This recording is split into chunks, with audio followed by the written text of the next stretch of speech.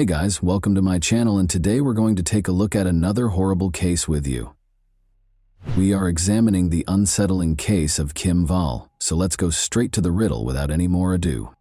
Denmark's capital, Copenhagen, known to the locals as Copenhagen, is situated on the picturesque islands of Amager and Zealand. Denmark is renowned for its excellent architecture and design in general, but Copenhagen in particular is the main draw. In addition to a vibrant food scene, the lush, verdant city has a rich and diverse cultural environment. Copenhagen, home to more than 600,000 people, is considered one of the happiest cities in the world due to its laid-back lifestyle and progressive social views. Even though Denmark is a pleasant country, it did record 54 homicides in 2017, including the August 2017 murder of Kim Wall. On March 23, 1987, Kim Wall was born in Trelleborg, Sweden. Journalists Joachim and Ingrid Wall were her parents. Tom Wall was the only sibling she had. Kim developed into an exceptionally intelligent youngster who never wavered in her commitment to her objectives. She did exceptionally well at the London School of Economics, where she studied international relations. However, it didn't stop there. Kim advanced her education by pursuing a master's degree at Columbia University's School of Journalism, sometimes referred to as the Oxbridge of Journalism. Kim won awards for her year and was at the top of her class among her peers. Kim's approach to her work as a journalist mirrored her deep interest in people and their stories. Kim would do whatever it took to share people's experiences and give them a voice. Kim was a journalist for the South China Morning Post in Hong Kong, the Swedish Embassy in Australia, and a European Union delegation in India. Numerous worldwide publications, including as the BBC, The Guardian, and the New York Times, have published her pieces. Kim lived in Copenhagen with her lover, Ole Stabi, a game and interface designer. Although she alternated between Beijing and New York, the two had big plans together and were incredibly in love. Relocating to Beijing, China was one of their goals. However, life had other ideas. Kim was spending time with her family on August 9, 2017, at her parents' home in Trelleborg, Sweden, so they could take their annual summer photo. Before August 9, 2017, her family had 29 photos since they had taken a family photograph every summer since Kim was a year old. Kim was also excited to get to Copenhagen because she wanted to see Ole. Before departing for China on August 16, 2017, Kim and Ole planned to host their friends at their apartment the next day to bid them farewell. Even though Tom, Kim's brother, was exhausted from working a night shift the day before, Ingrid, Kim's mother, realized that Kim's presence was an opportunity to take the family photo, so she made sure they did so before she left. They had no idea that would be the final photo they would take together. Ole and Kim prepared their house for the house party on August 10, 2017. Friends soon arrived at their flat, but Kim received a call before the celebration could start. Peter Madsen, a Danish submarine inventor, made the call. Kim and Peter had already discussed an interview over the phone. Kim wanted to interview Peter for a story she was writing for Wired magazine. It was intended to be a brief interview to wrap up her report. So, before the celebration began, she asked Ole to excuse her. Before it was too late, Kim wanted to do the work as quickly as possible so she could resume her partying with her pals. Kim left for the interview after apologizing to her friends who had already arrived for the celebration.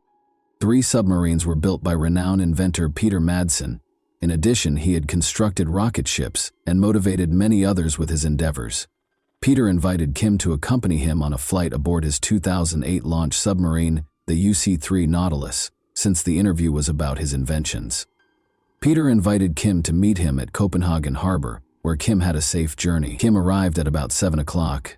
Kim, who was first afraid to board the submarine, gained the strength to do so and carefully walked onto it, where Peter was already waiting for her. She knew it wasn't a huge concern by the time the soft wind blew about her as she stood next to Peter on the submarine's tower. Notably, she contacted Ole at 8 p.m. saying, "I love you, but I'm going down now." She also texted Ole, "I'm still alive." Even though it was Kim's final text, Ole didn't think there was an issue because he expected Kim to concentrate on her work. Shortly after that, Ole received another text from Kim that said, "He bought cookies and coffee though." Ole, however, soon became concerned. Ole was unable to get in touch with Kim, so it started to become later and later. Kim was supposed to return early as promised. He began to fear about 10 o'clock at night. At 1:43 a.m., he called the police after phoning everyone he could think of and informed them that his girlfriend had vanished. After Kim Wall was reported missing, the Danish police started looking for her. Kim was not located despite their hunt for the submarine she boarded prior to her disappearance, the UC-3 Nautilus. Throughout the night, the Danish Emergency Management Agency, DEMA, officers helped the police search the sea. They looked everywhere, trying to find Kim. In addition to utilizing cadaver dogs, the divers explored a huge area of the sea that was dark, traveling in all directions, front, back, right, left, center, and deep into the ocean. Approximately 5:31 a.m., Ole called Kim's mother Ingrid on August 11, 2017, to inform her that Kim had gone missing. Joachim and Ingrid were both in a panic and could only pray that Kim was still alive. Even after a thorough search, the police would not discover anything until approximately 10:30 p.m. The sub was discovered at a depth of 22 feet south of Copenhagen by a rescue aircraft in a harbor southeast of Amager, close to the Dragor lighthouse. Kim was not there, but the police did find Peter Madsen. Peter explained to the reporters who were on the search that a malfunctioning ballast tank was the reason the submarine sank. He added that he swam to a nearby fisherman's boat to get away after spotting it. The cops asked Peter about Kim's location because he never mentioned her in his account. He said that on the evening of August 10, 2017, just before the accident, he left Kim off at a local restaurant. When the police raised the submarine to examine it, they found something fishy. They found that the defective ballast tank had been intentionally tampered with. Additionally, investigators searched the submarine and discovered evidence of Kim's personal possessions and blood. Peter's story evolved once they asked him more questions. He reported to the police that he lost his hold on a large hatch door, which collapsed and struck Kim's head, causing an accident. When he checked, Kim had no pulse, according to Peter, and there was a lot of blood where she landed. The cops were aware right away that they needed to suspect Peter, but why? Nothing material was there to cling to. Since Kim's body had not been discovered, they were unsure of what actually happened to her. On August 21, 2017, 11 days after Kim Wall vanished, a cyclist made a gory find while crossing the beach south of Copenhagen. The torso of a human washed ashore on the beach. Following a call to the police department, they examined the torso and concluded it belonged to Kim Wall, the Swedish journalist who had been missing for 11 days. The remainder of the corpse was not connected to the torso, which had been horribly stabbed 14 times. Although Kim Wall's friends and family were aware that their loved one had passed away, they were still curious about what had happened to her on August 10, 2017. Until October 7, 2017, when divers discovered plastic bags in Kogi Bay, less than a mile from where Kim's torso was discovered, the authorities continued their quest for explanations without finding anything. When the plastic bags were opened, Kim's head and legs were within them. Metal fragments were fastened to the sacks to keep them from floating. Following these revelations, Peter was questioned once more and altered his account once more. This time, he claimed that Kim Wall passed away on his submarine due to poisonous gases. The cops were aware that Peter was concealing something because of his contradictory accounts. Because he was the last person to see Kim alive, and because he was unable to give precise information about what transpired while they were together, he was also the only suspect in the case. No one was arrested, since Peter never admitted to killing Kim and there was no solid proof to convict anyone. Nevertheless, the police continued their investigation, as they were unable to operate on their presumptions. One of Peter's claims that Kim's head was struck by a hatch was refuted by the autopsy, which found no blunt trauma on her head. Additionally, the autopsy showed that Kim had been stabbed and shackled. Additionally, it revealed that she had asphyxia, indicating that she had either been stabbed in the throat or strangled. The police had grounds to detain Peter for additional interrogation in light of this evidence. When the authorities inspected his phone during the investigation, they discovered that on August 9, 2017, Peter had viewed a video showing a young woman in agony as she was gradually decapitated with a little knife. Additionally, his search history revealed that he looked up how to remove every photo from his iPhone. Investigators also discovered movies of women being killed on Peter's computer, and witnesses testified that Peter was observed practicing asphyxiation and watching videos of decapitation.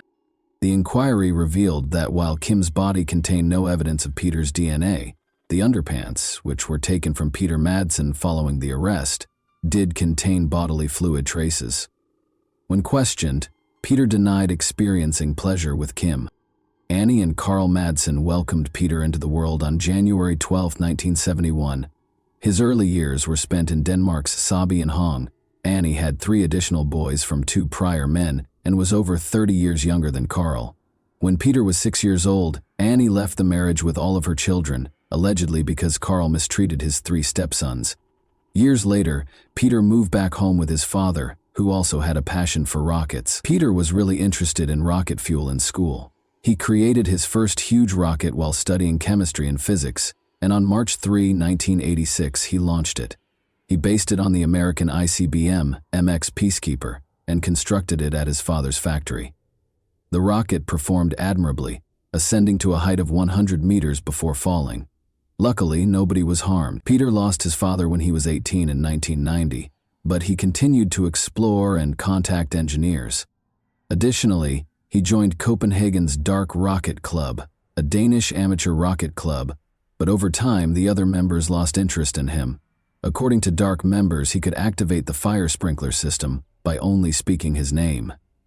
Although he never completed formal schooling, he did take engineering and welding classes to gain some knowledge of submarines. His passion paid off as individuals, businesses, and organizations saw his potential and provided financial support for his work and way of life. He constructed the UC-1 Freya, UC-2 Praka, and UC-3 Nautilus submarines. The Nautilus was a 3-year-long, privately manufactured midget submarine that was launched on May 3, 2008, in Copenhagen, Denmark. The construction cost was about $200,000. Together with Danish architect Christian von Bengtsen, Peter co-founded Copenhagen Suborbitals on May 1, 2008. He departed the project in June 2014. Peter was in charge of the booster rocket engines, launch pad, and launch systems. Because of his inventions, Peter was already well-liked, and many people became interested in him without realizing that he was a different person on the inside. Only the murder of Kim Wall revealed who he really was. Peter Madsen, 47, was accused on January 26, 2018 with murder, assault from stabbing, and indecent handling of a corpse because of the dissection. On August 10, 2017, Peter was charged by the prosecution with binding, striking, placing, and strangling Kim on his submarine. Throughout the investigation, Peter refused to acknowledge that he had slain Kim. When Peter's trial started on March 8, 2018, he entered a not guilty plea to the allegations. According to the psychiatric evaluation, Peter was not delusional or psychotic, but rather a narcissistic psychopath. Peter was convicted guilty of all charges and given a life sentence on April 25, 2018. In court, Peter reportedly displayed no remorse. Instead, he intimidated people in the courtroom by staring at them from time to time. Because of Peter's behavior, the Wall family was once instructed not to let him pass in the courtroom. Peter insisted throughout the proceedings that Kim's death was an accident, even though he acknowledged that he had dismembered her body. He told the court, "I don't see how that mattered at the time, as she was dead." The family and friends of Kim, who never imagined that she would be murdered so near to her home, found closure in this sentence, even if Peter would not confess. They were all aware that Kim was a fearless journalist who would venture into hazardous areas to obtain the information she needed for her job. If they were ever concerned about Kim, it would be because she traveled far and wide for work, and they were all unaware that she would die suddenly in Copenhagen, where she lived. Following his life sentence, Peter attempted to appeal the decision, but it was denied. After he was caught, his wife, whom he married in 2011, requested that her name be kept secret and filed for divorce. He was hospitalized in August 2018 after being attacked by an 18-year-old prisoner who threatened to keep him there for the rest of his life. By frightening inmates with a phony firearm and fictitious explosives he had manufactured while incarcerated, he managed to break out in October 2020. He was surrounded by police in a residential neighborhood close to his Sylvest prison as they pursued him. However, because they believed he was carrying explosives, the police were unable to approach him. The cops waited for the explosive specialists to come after they were called. The cops detained him and returned him to the prison after the specialists arrived and discovered that everything had been a ruse. He had to appear in court once more for that offense, and on February 9, 2021, a Copenhagen court sentenced him to an extra 21 months in prison for attempting to flee. It appeared that the additional sentence would not impact Peter's jail term, even though he was already serving a life sentence. However, if a probation request were ever submitted, the extra sentence would be relevant. Throughout the case, Peter insisted that the death was an accident. However, the Danish tabloid Ekstra Bladet claims that Peter Madsen confessed during a documentary series in which he was secretly recorded. The show was based on almost 20 hours of telephone talks with Peter while he was incarcerated, which were secretly recorded. During one video, he is asked if he killed Kim, and he answers, "Yes." He also states, "There is only one who is guilty, and that is me." Kim's parents, journalists Joachim and Ingrid, were determined to publish their daughter's tale 3 years after her murder. They decided that the narrative would portray Kim as her family, friends, sources, and readers knew her to be, rather than the events leading up to her passing, since they found telling her tale to be therapeutic. According to Ingrid, the book serves as a means of introducing the world to Kim as a human being, a journalist, and a daughter. The book, A Silenced Voice, is a joyous chronicle of a life well lived amid a family's struggle to deal with a life being extinguished. It is a tapestry of history and present at the same time. It chronicles Kim's journey from London to Cuba, New York to Haiti, Beijing to Sri Lanka, gathering anecdotes from bylines and cherished companions along the way. It also follows the hours, days, and weeks that followed Ingrid and Joachim's awakening to the news of their daughter's disappearance and their discovery on TV that a stranger was facing murder charges. The establishment of the Kim Wall Memorial Fund, a grant intended to assist female journalists, was another development that provided comfort to the Wall family. The life and death of Kim Wall are depicted in many TV shows in addition to the narrative penned by Kim's parents. The first is Tobias Lindholm's Danish-language television dramatization, The Investigation, which depicts the case's criminal inquiry. The 6-part series, which stars a variety of professional actors, debuted on September 28, 2020.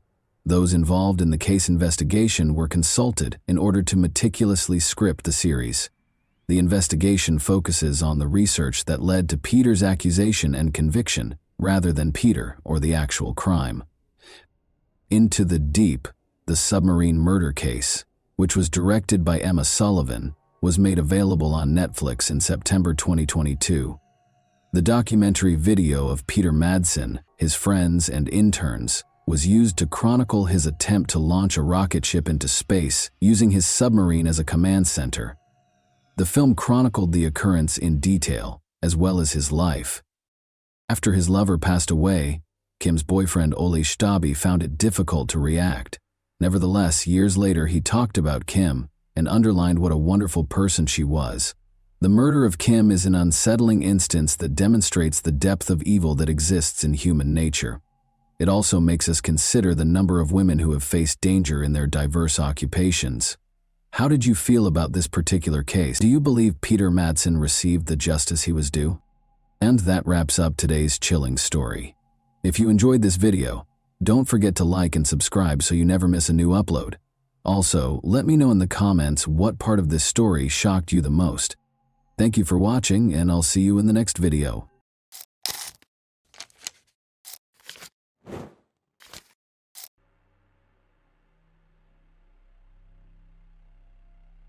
According to psychologists, teenagers typically commit crimes for 3 reasons: a desire to assert themselves and gain authority among their peers, an addiction to alcohol or illegal drugs, and, most importantly, a sense of impunity. Even for the most serious crimes, minors frequently face lenient sentences due to their young age. In our story today, a schoolgirl named Mackenzie Sharilla became the perpetrator of a terrible tragedy that claimed 2 lives at once. However, the girl did not feel remorse for her crime and stated during the trial that she could do almost anything to stay alive. However, she does not consider herself cool. Mackenzie repeatedly changed her testimony, blaming everything on a lapse in memory, and appeared to be confident until the very end that she would get away with it. But the judge's verdict literally stunned the young criminal and her mother, who was desperately defending her daughter. But let's get to the bottom of this. Who is Mackenzie Sharilla? Mackenzie Sherilla was born in August 2004 in the quiet town of Strongsville, Ohio. As the family's third child, her parents, John Gorilla and Natalie Stevens, tried to raise their heirs with love and care, providing a good education and encouraging all endeavors. The youngest daughter was the family's favorite. She was forgiven for many pranks as a child, and even serious misdemeanors were frequently overlooked. Mackenzie grew up to be a capricious, demanding, and selfish girl. She was accustomed to the fact that her parents always did what she asked, and she was also confident in her own impunity no matter what she did. The girl's classmates and teachers observed that she was a pleasant and open child when she was younger. However, as she grew older, her character and behavior deteriorated. If something went wrong, she would throw a real tantrum, act impudently and impatiently, swear, and even get into a fight. Mackenzie did not consider anyone else's opinions except her own. Her words should always come last, and she prioritized her own interests above all else. The girl's personality deteriorated during adolescence, but her parents saw nothing wrong with this, believing that her daughter is in a transitional period and should be treated with understanding and patience. However, bad character was far from the worst of the issues. Mackenzie was addicted to alcohol during high school and occasionally dabbled in illegal drugs, but she got away with it. Often the girl's actions were reckless and posed a direct threat not only to herself, but also to those around her. Parents continued to ignore or refuse to acknowledge the obvious problem. Mackenzie, like many of her peers, was an avid social media user who rarely took her smartphone out of her hand. She frequently posted provocative photos of herself smoking or drinking alcohol on her account, with equally provocative comments.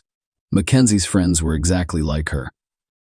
They vandalized organized pogroms, fought, stole, and were repeatedly apprehended by the police. However, the young people were only given warnings and educational talks, reinforcing their belief in their own impunity. Dominic Russo, a young man, was also a Strongsville native. He was born in September 2001, the fourth of 7 children for Frank and Christine Russo. The boy grew up with 3 brothers and 3 sisters, with whom he was always very close. Dominic excelled in school, was an active participant in sports from a young age, and strived for a healthy lifestyle, despite having grown up in a large family. He and his brothers and sisters were not denied parental love, attention, or care. Frank and Christine were moderately strict with their children, while also encouraging their overall development. Dominic always had a lot of friends. He was accustomed to being the center of attention and became the heart of any business. The young man had a bright and attractive appearance, was trim and interesting, and he had many admirers from a young age. He tried to avoid fleeting romances, instead focusing on serious and promising relationships. Rousseau enrolled in a local university after graduating from high school, where he chose to specialize as a performing arts producer. He aspired to be a well-known music producer. In addition to being talented and versatile, Dominic writes and performs his own songs. By the age of 20, the man already had his own small business, so he purchased a car and rented a separate apartment in a desirable neighborhood. At the same time, he continued to participate in sports and was regarded as one of the university's top students. First love. Dominic and Mackenzie first met as members of the graduating class. It happened at one of the parties in the company of mutual friends, and this unintentional encounter proved fatal for both of them.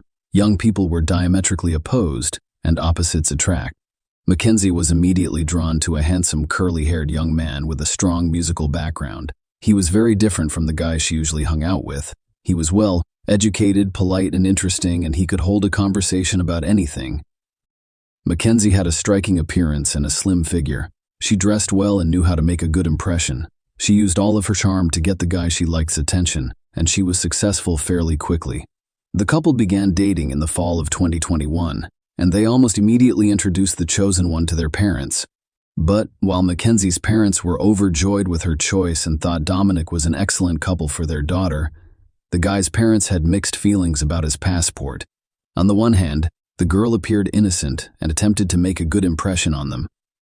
However, something in her immediately alerted Frank and Christine Russo, Cheryl's friends and family members.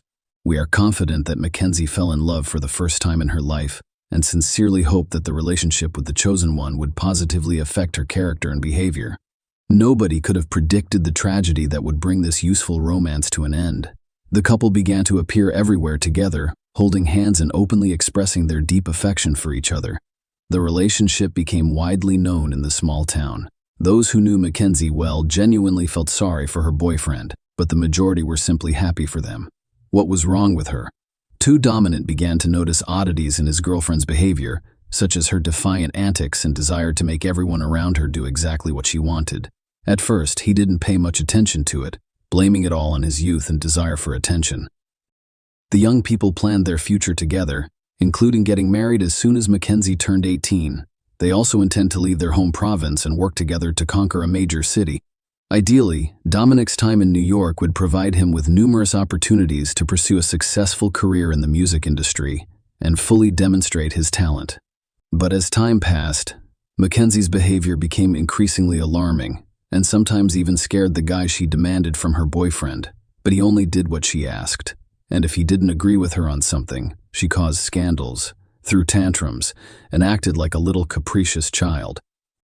Dominic initially attempted to turn everything into a joke, but quickly realized that this is the true face of his chosen one. In public, she was still trying to hold on, but when she was alone with her boyfriend, he unleashed the full force of his emotions on him, sometimes even pounced on him with fists. Mackenzie's behavior became increasingly aggressive, and eventually, the young man decided he'd had enough. He suggested that she take a break from the relationship and sort out her feelings. However, when Mackenzie learned of this, he had a public fight in front of their mutual friends. She screamed, threatened dominance, said she would kill him if he left her, and threatened to burn down his house and destroy his car. However, she only increased his confidence that he was doing the right thing by ending this toxic and unsatisfactory relationship. Obsessive stalking. Mackenzie had no intention of abandoning her boyfriend, and at first she pretended nothing had happened. She continued to invite him to various parties and events, as well as post photos of them together on social media, accompanied by declarations of love. When Dominic firmly told her that their relationship was over, she exploded with rage. Mackenzie went to his house almost every day and shouted a variety of nasty things, insults, and threats through his windows. She called him from various numbers, left messages on his answering machine, posted on social media, and emailed him. Mackenzie then swore in love and offered to try to start over. The insulting and threatening behavior resumed. Russo was puzzled. He simply did not know how to respond to such behavior because he had never encountered it before. He tried talking, ignoring the ex-lover and even recording her threatening moments on several occasions. Tantrums on his phone. When Sharilla saw his ex-boyfriend on the street or in another public place, he began to scream and insult him in front of passers-by.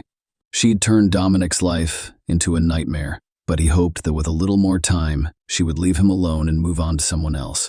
Mackenzie declared in front of witnesses that killing Dominic was easier than letting him go. Mackenzie stated that if he did not return to her, no one would have him, and she would handle the situation. The young man didn't take these words seriously. However, those around him realized Mackenzie was not joking. The schoolgirl's most frequent threats included promises to hit and run over the guy with a car, to put him in the car and drive off a cliff, or to stop on the railroad in front of a rushing train. Each option sounded terrifying, and Mackenzie described each one in detail, as if she had it all planned out long ago and was just waiting for the right time and unexpected reconciliation. When Mackenzie realized that threats and insults would not help her get Dominic back, but would only alienate him, she decided to change her tactics. Mackenzie became sweet and charming again, stopped pressuring and harassing her ex-boyfriend, and instead tried her hardest to pretend that she realized her mistakes and wanted to change for the better. She discussed her upcoming enrollment, asked for help getting to university, claimed to have gotten smarter, and was most concerned about the final exams. Such changes pleasantly surprised Dominic D., who despite everything still had tender feelings for his former girlfriend, and decided to assist her with university enrollment. As a result, they resumed contact and communication with one another. Gradually, the couple grew closer again. Dominic began to invite Mackenzie on dates, desired to spend all of his free time with her, and believed she had changed, matured, and become more serious and responsible. He didn't notice how he fell in love with her again, and all of his previous offenses remained in the past. However, this time around, the young people were not in a hurry to inform all of their friends and acquaintances about their reunion. Their meetings were more like secret dates, where they simply enjoyed each other's company while avoiding the close attention of others. When Dominic's own brother Angelo learned about what was going on, he predicted that nothing good would come of it, but the young man in love ignored his words. A devious plan. While Dominic naively rejoiced at being reunited with his girlfriend and the changes he believed had occurred to her, Mackenzie devised a terrifying revenge plan against the young man. She became so fascinated by the concept of a car and a spectacular car crash that she began to plan out the scenario in detail. In her spare time, she spent hours driving around the city, looking for a location suitable for the execution of her plan. However, there were no high and steep cliffs nearby, and she thought going out on the tracks while waiting for a train was a bad idea. One day, she drove into a nearby industrial area, which was fairly secluded with no cameras and few cars. The schoolgirl's attention was drawn to a massive brick wall, and her vivid imagination immediately devised a new, no less heinous plan. She decided that if she accelerated to the maximum possible speed and crashed into the wall, it would be just as spectacular as falling off a cliff into an abyss. It should be noted that Mackenzie originally intended to die alongside her lover so that their story could be retold by the entire city. She even informed her best friend about it. But her friends simply did not believe in the seriousness of her intentions because Mackenzie had previously entertained such delusional ideas. But everything was limited to empty conversations, a disastrous execution of the plan, and an unintentional victim. At the end of July 2022, just a week before her 18th birthday, Mackenzie suggested to Dominic that they attend an upcoming party hosted by their mutual friends. It would be a good opportunity to have fun, unwind, and let everyone know that they were back together and loved each other dearly. The young man readily consented. He still didn't feel threatened by Mackenzie and trusted her sincerity and intentions. The event was scheduled for Saturday, July 30, and Dominic and Mackenzie appeared in the middle of the party, holding hands, drawing the attention of everyone present. They appeared happy, smiled, and openly expressed affection and feelings for one another. Friends were overjoyed with their reunion, remarking that they are a stunning and harmonious couple. The young people had a great time all evening and night, willingly being photographed and kissing in public without China's permission. But no one expected such a terrible tragedy to end this party. The couple drank a little, as did everyone else at the event, but Mackenzie secretly took a dose of illegal drugs for courage so as not to change his mind, and did not hit the brakes at the last minute. In the morning, Russo and Sharilla said their goodbyes and drove away, but then a friend of the guy, Ivan Flanagan, followed them and asked for a ride home. Mackenzie tried to object, claiming that they had their own plans, but Dominic saw nothing wrong with giving his friend a ride. Mackenzie agreed to sign Damien's death warrant because he did not want to fight, raise suspicions, or change plans. Despite her lover's objections, Mackenzie drove the car. Her boyfriend sat beside her in the passenger seat, and her friend sat behind him. The car started and slowly moved away from the party venue, embarking on its most recent journey. Mackenzie drove quietly down the main street, staying within the speed limit and trying not to draw attention to herself. She came to a complete stop at a traffic light, although the road was empty. Mackenzie reconsidered her strategy as their passengers dozed off. She later claimed that she wanted to die in the accident, but the perpetrator was clearly lying because she had fastened her seatbelt during the last stop while their passengers remained unbuckled. When the light turned green, she accelerated and then made a sharp turn onto a poorly lit secondary road leading into an industrial area. Obviously, the guys did not immediately realize what was going on. The car accelerated to top speed, almost as if the devil himself had possessed the driver, but Mackenzie continued to press hard on the gas pedal, steering the car into a blank brick wall, a bystander, and a miraculous rescue. There was no one in the industrial area early Sunday morning, so no one noticed the accident or rushed to help. Only one woman who lived on the outskirts, not far from the accident site, heard the bang and wasn't too lazy to go outside to investigate. She noticed smoke, and as she got closer, realized there had been a car accident, so she ran back inside to call emergency services. Medics arrived on the scene about a half hour after the accident, but the two men in the car could not be saved. They died on the spot. The girl behind the wheel was alive. Her seatbelt and airbag saved her life. Mackenzie was unconscious and her legs were trapped inside the mangled car, but she was breathing, and her pulse was clearly palpable, giving her hope for survival. She opened her eyes several times while being released from the car, but she was clearly unconcerned about what was happening around her. Mackenzie was immediately transported to the hospital, where she was diagnosed with multiple fractures and internal organ damage. Blood tests revealed that she was under the influence of both alcohol and drugs. However, the doctor believes that is what kept her from dying of painful shock. While help was on its way, the investigation leads to a confession. When the police received the results of Mackenzie's test, they assumed that she was under the influence of illegal substances and did not realize what she was doing, possibly trying to drive through the wall or not seeing any obstacles in her path. This version's lack of braking distance worked in its favor. Cherie Bella was unconscious in the intensive care unit following a complex operation, making it impossible to speak with her. However, she quickly realized what she had done and began to sob and pour out her soul to the doctor on duty. She admitted that she purposefully drove into the wall at high speed because she wanted to kill her boyfriend and had planned to die alongside him. Mackenzie also stated that Ivan was an unintentional victim due to his own obsession because he asked to accompany them. The doctor dismissed the patient's rambling story as a delusional state caused by anesthesia, painkillers, and guilt over the death of a loved one. When the police were allowed to speak with the recovering Mackenzie, she abruptly changed her testimony. Mackenzie now claims she has almost no memory of what happened that night because she drank and used illegal substances. According to the girl, she had a lapse in memory after getting behind the wheel, including how Ivan was in the vehicle. She has no idea. However, the facts indicated otherwise. The surveillance cameras were able to track the first part of the car's route, and the footage clearly showed Mackenzie driving slowly and following the rules until she abruptly turned onto a road leading to an industrial zone.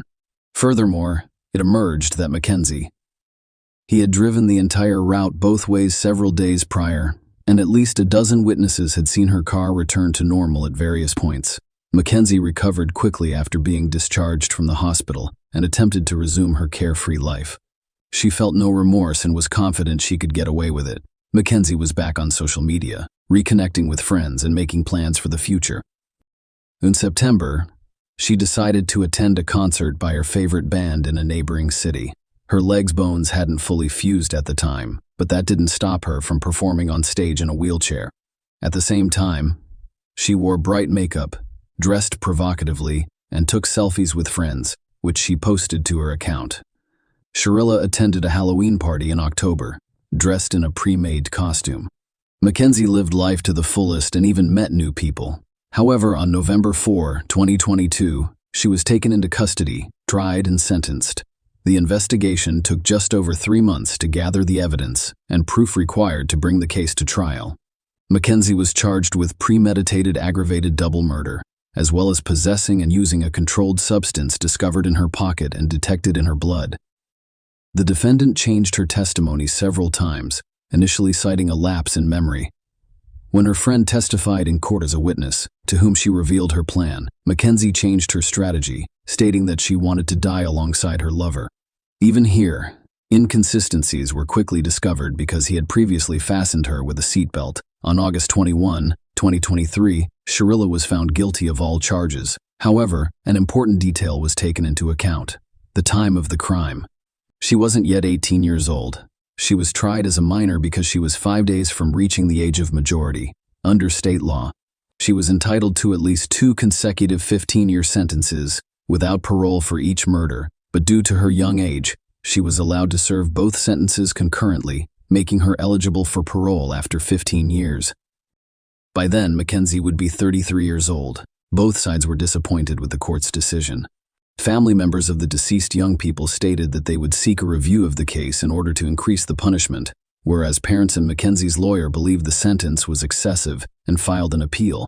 However, the judge left the sentence unchanged, noting that he did not believe Sharilla would be released after 15 years in prison. The defendants, in his opinion, did not repent for the evil they had done and acted arrogantly and even insolently in court. But now she will have enough time to reflect on her heinous act. Share your opinion with us in the comments and subscribe to the channel for more.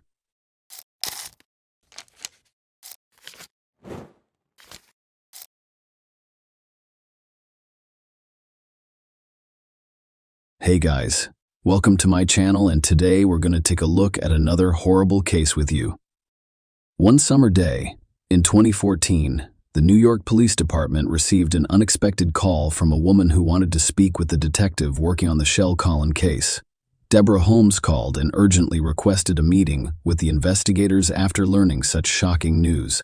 They hoped that this unexpected call would help thaw the long, stagnant investigation into a tragic loss, which had been stalled for 5 years. It was about the tragic death of Shel Danishevsky, which caused a stir in Manhattan on New Year's Eve 2010. Shel Kovlin grew up on the West Side, surrounded by Orthodox Jews. Her family's deep roots in this close-knit community shaped her upbringing. Shel's transition from a happy childhood to a successful adulthood was marked by her love of learning and academic excellence. This thirst for knowledge eventually led her to a prestigious asset management degree, which opened the door to a successful career in the Swiss banking industry. Her rapid rise in the financial world saw her managing multi-million-dollar portfolios for clients in 1998. Despite a successful career in one of the world's wealthiest cities, Shel felt unfulfilled. She had a stable financial situation and a loving family. However, her dream of starting her own family and becoming a mother remained unfulfilled. In February 1998, you were determined to change your fate. Shel attended a Jewish singles event aimed at assisting those looking for a significant other. There, she met 26-year-old Rod Kovlin, a fellow banking professional. The young couple shared many common interests, both motivated by a desire for success and stability in life. Their connection was instantaneous and profound. The relationship blossomed quickly because they complemented each other perfectly, disregarding the significant age difference. Shel and Rod were inseparable, sharing every moment together. They were so in love that they decided to marry soon after meeting. Despite the fact that some acquaintances thought Rod and Shelley had made a hasty decision, everything felt right. The happy couple soon welcomed 2 beautiful children, a boy and a girl, to complete their family. On New Year's Eve, 2009, the Kovlin family's idyllic life was shattered by a tragic accident that killed Shel. At first, the police thought it was a freak accident. They were convinced it was only that early on December 31. At the Manhattan police station, 2 officers are finishing up their night shift and were having coffee to talk about their holiday plans. However, the peaceful atmosphere was abruptly disrupted at 7:30 a.m. An urgent phone call. Rodney Kovlin. In a frantic state, he informed the officers from the Upper West Side of strange occurrences, including the discovery that his ex-wife, Shel Danishevsky, was dead in her bathtub, submerged in blood-stained water. Emergency services hoped Rod could help save the victim. Following the operator's phone instructions, Rod pulled her out of the water and attempted resuscitation, but it quickly became clear that saving her life was not possible. Shel's body remained cold and motionless. A distraught Rod wrapped her in a blanket he found in the bedroom and waited for the police to arrive. Thus, on December 31, 2009, Manhattan witnessed a heartbreaking event in Rod Kovlin's life. The police responded quickly to the incident. Upon arrival, they quickly assessed the situation and cordoned off a major street in Manhattan. They were greeted by a luxurious home just a few steps from the city park. The Upper West Side was known for its safety, so officers assumed Shel Danishevsky's death was another tragic case of self-harm. When they entered the apartment, they discovered children's toys scattered throughout, which was not surprising given the upcoming holiday. They then went to the bathroom, where a woman's body was wrapped in a blanket by her husband.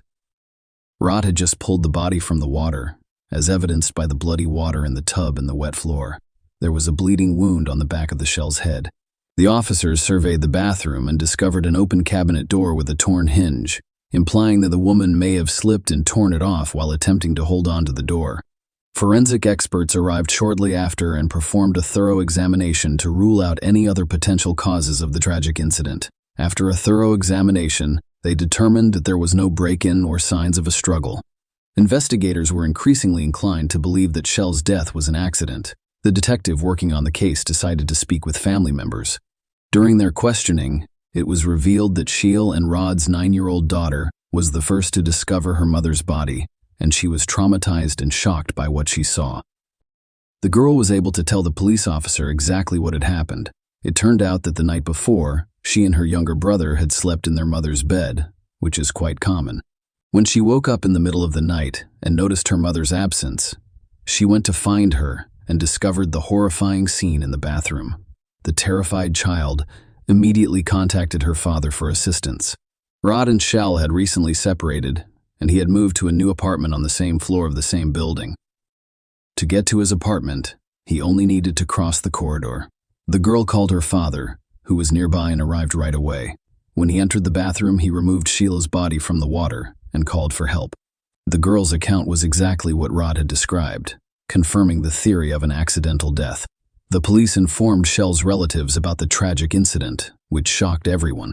The autopsy and forensic examination were scheduled the day after the body was discovered. However, surprisingly, it never occurred. When the medical examiner called the investigators to begin the examination, he was surprised to learn that, despite the necessity, the procedure would not be carried out.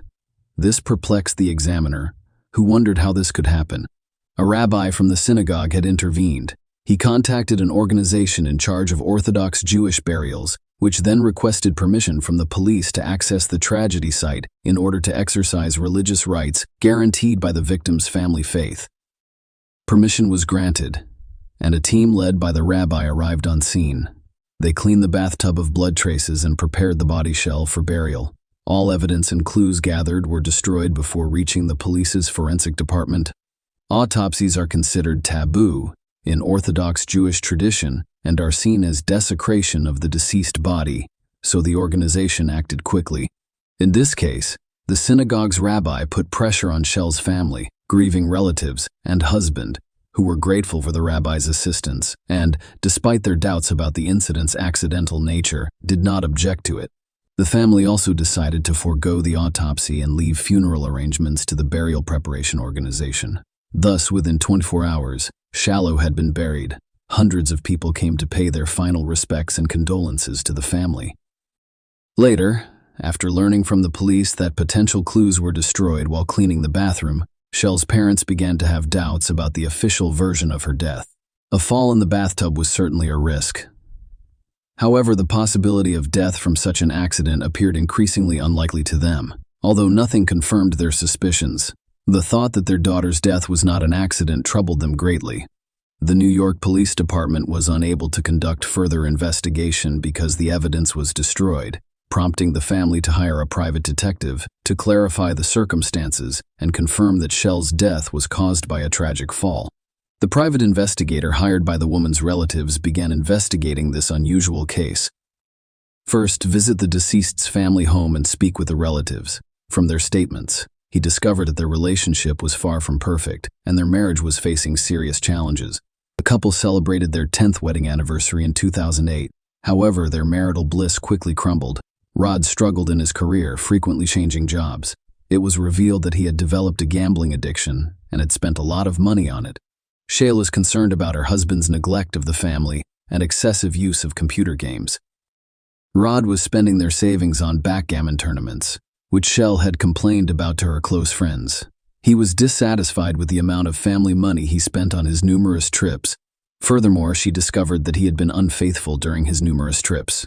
It's important to note that Shelley wasn't passive or naive about her husband's behavior. After discovering his infidelity through his emails, she decided to end their marriage and obtained permission for a religious divorce. Externally, the couple still appeared to be married, but Rod had moved in to another apartment in the same building, and an official divorce took some time to complete. Despite their estrangement and strained relationships, Shelley and Rod attempted to maintain a friendly demeanor, particularly for their children. However, Rod's behavior frequently caused conflicts and disagreements.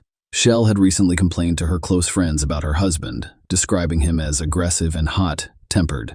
She suspected he was monitoring her entry into her apartment when she was not present and checking her emails. She also suspected Rod had installed a camera in the building's corridor to monitor when she returned home. These complexities in their marital life could have prompted further investigation into Shell's death. After gathering all of these details, the private detective proposed the theory that Rod was involved in his wife's death, and that he needed to conduct additional investigations to learn the whole truth. The detective's first goal was to determine whether a crime had occurred at the location where the body was discovered. He intended to inspect the Shell apartment but encountered a problem. The door was sealed. He quickly obtained a court order to gain access to the site and arrived at the scene, accompanied by New York police officers. He tried to unlock the door with the key provided in advance, but the stubborn lock resisted for a while. After a few moments, Rod Coughlin emerged from his apartment at the end of the corridor. He claimed to have heard noise and came to see what was going on. When confronted by the police, the detective Rod took the key and effortlessly opened the door. This prompted some questions for the detective. Did Rod hear sounds in the corridor by chance, or was he deliberately keeping an eye on things? Once inside the apartment, the detective was determined to find evidence to back up his murder theory. Shell's relatives say she was home on December 31, but her phone was missing. The detective thoroughly searched every room, but only found the woman's phone charger. While the phone was not found, the detective was tasked with investigating the bathroom at the scene of Shell's death. He paid special attention to the hinge that investigators suspected she had severed during a fall. The more he examined this item, the more he questioned whether the shell could have torn off the metal detail, which was securely attached to the cabinet. Even with the woman's weight, it would have required immense strength. There were serious concerns about such a possibility. After a lengthy discussion with law enforcement, the detective attempted to persuade them that this was not an accident, but rather a homicide. The investigators were not persuaded and cited a lack of evidence. As a result, it was decided to conduct an autopsy to definitively determine the cause of death. The impending exhumation of Shell's body sparked intense thought and debate among her family. More than 2 weeks had passed since her burial, and it was a difficult decision for her family to make. In the Jewish faith, such interventions are viewed negatively, and religious leaders frequently oppose them. The family needed time to make their decision. Despite the prohibitions, they believed it was critical to learn the truth about their daughter's death and consented to the exhumation. However, this step was complicated not only by moral considerations, but also because carrying out the exhumation required a special order from the prosecutor's office, which was difficult to obtain. Despite the family's consent, it took nearly 3 months to obtain the necessary documents. The exhumation and autopsy were performed. The results were startling. The examination revealed that Shell died as a result of asphyxiation caused by violent strangulation, which had broken her neck bones. As a result, the official account of her death changed. Her death could no longer be considered an accident, and the young woman was officially identified as a murder victim. The New York Police Department resumed their investigation into Shell's death after the autopsy results confirmed the detective's suspicions.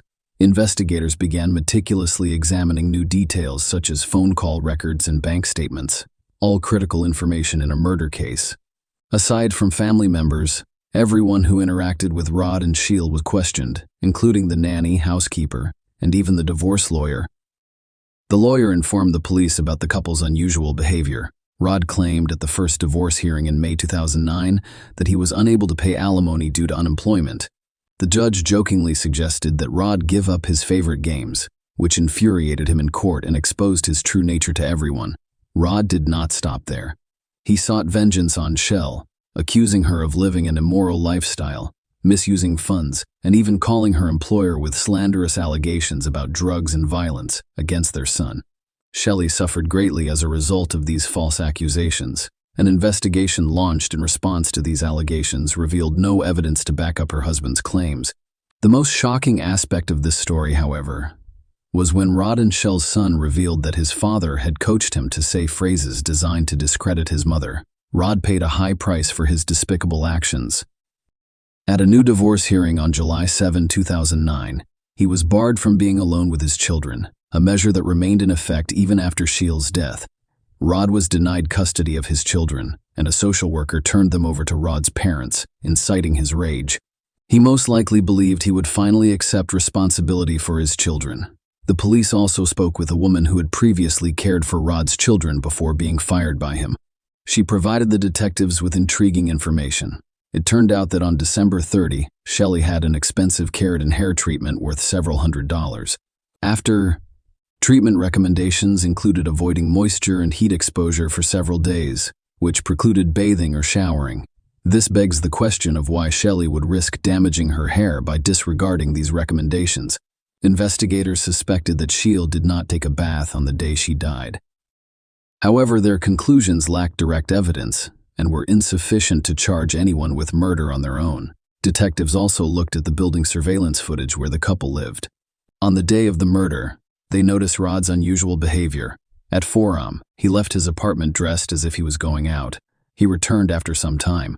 The night watchman at the building's entrance, who was interrogated, found Rod's early morning departure unusual because he had never left so early before. The watchman remembered Rod asking if he needed anything, to which he said no. However, Rod returned a few minutes later with chocolate bars and offered them to him. The investigators believed Rod's actions were deliberate in order to create an alibi for himself. Rod was now the primary suspect, and the investigators' task was to prove his guilt using any means necessary. Their main question was what possessed Rod to murder his wife during the investigation. Despite 2 divorce hearings, Shelley and Rod remained legally married, which meant that without a will or divorce, the property would automatically go to Rod. It amounted to more than $5 million. Another critical point was that on December 31, 2009, Sheila scheduled an appointment with her lawyer to change her will, intending to exclude her husband. This was undoubtedly a blow to Rod, providing a motivation for the crime. Rod's potential loss of $5 million was undoubtedly a motivating factor. Because he was already a suspect, all of Shell's assets were transferred to a secure account pending further investigation into his involvement in the crime. It was obvious that if Rod had been monitoring his wife, he would have known about her meeting with the lawyer to remove him from the will. Investigators suspected Rod of installing spyware to track his wife. Shell was also seen returning home around 8 p.m. on surveillance footage. The night before, they were talking on the phone, which was never found after the crime. Now that they had confirmed that the phone was in the apartment, they decided to conduct another search of the crime scene. When the investigators returned to the apartment, they didn't have to search long. They couldn't believe their eyes when they saw Shell's phone calmly lying on her bedside table, plugged into the charger. No one noticed the device in this location during the initial search by the New York police or the examination by private detectives. Furthermore, during previous searches, investigators photographed the room, but the phone was not on the bedside table. There was only one explanation. Rod had returned the mobile phone to the shell-sealed apartment. It was unclear whether this was a foolish mistake or a deliberate taunt to the investigation. Rod was called in for questioning, but he had already retained a lawyer who advised him to remain silent. The investigators had to look for more evidence of his involvement. When police examined Rod's phone records, they discovered frequent calls to a number registered in Jacksonville, North Carolina. Deborah Holmes, a married mother of 3, owned the phone number. She was 14 years older than Rod. They met at a backgammon tournament 5 months before Shell's murder and had a passionate affair. The lovers met at backgammon tournaments and later played online together. The investigator saw an opportunity to find a leakhead and called the woman to ask her some questions. To their surprise, Deborah explained that her lawyer had advised her not to speak with them. Faced with another refusal, law enforcement officials decided to inquire about the attorney's name. It turned out to be the same lawyer who represented Rod Kovlin. The police's last hope was to find compromising messages or electronic correspondence between Rod and Deborah. They hoped to find these on Shell's newly discovered phone. Unfortunately, every message has been professionally deleted. Even expert programmers were unable to retrieve the data. Rod had meticulously planned everything, apparently mocking the authorities.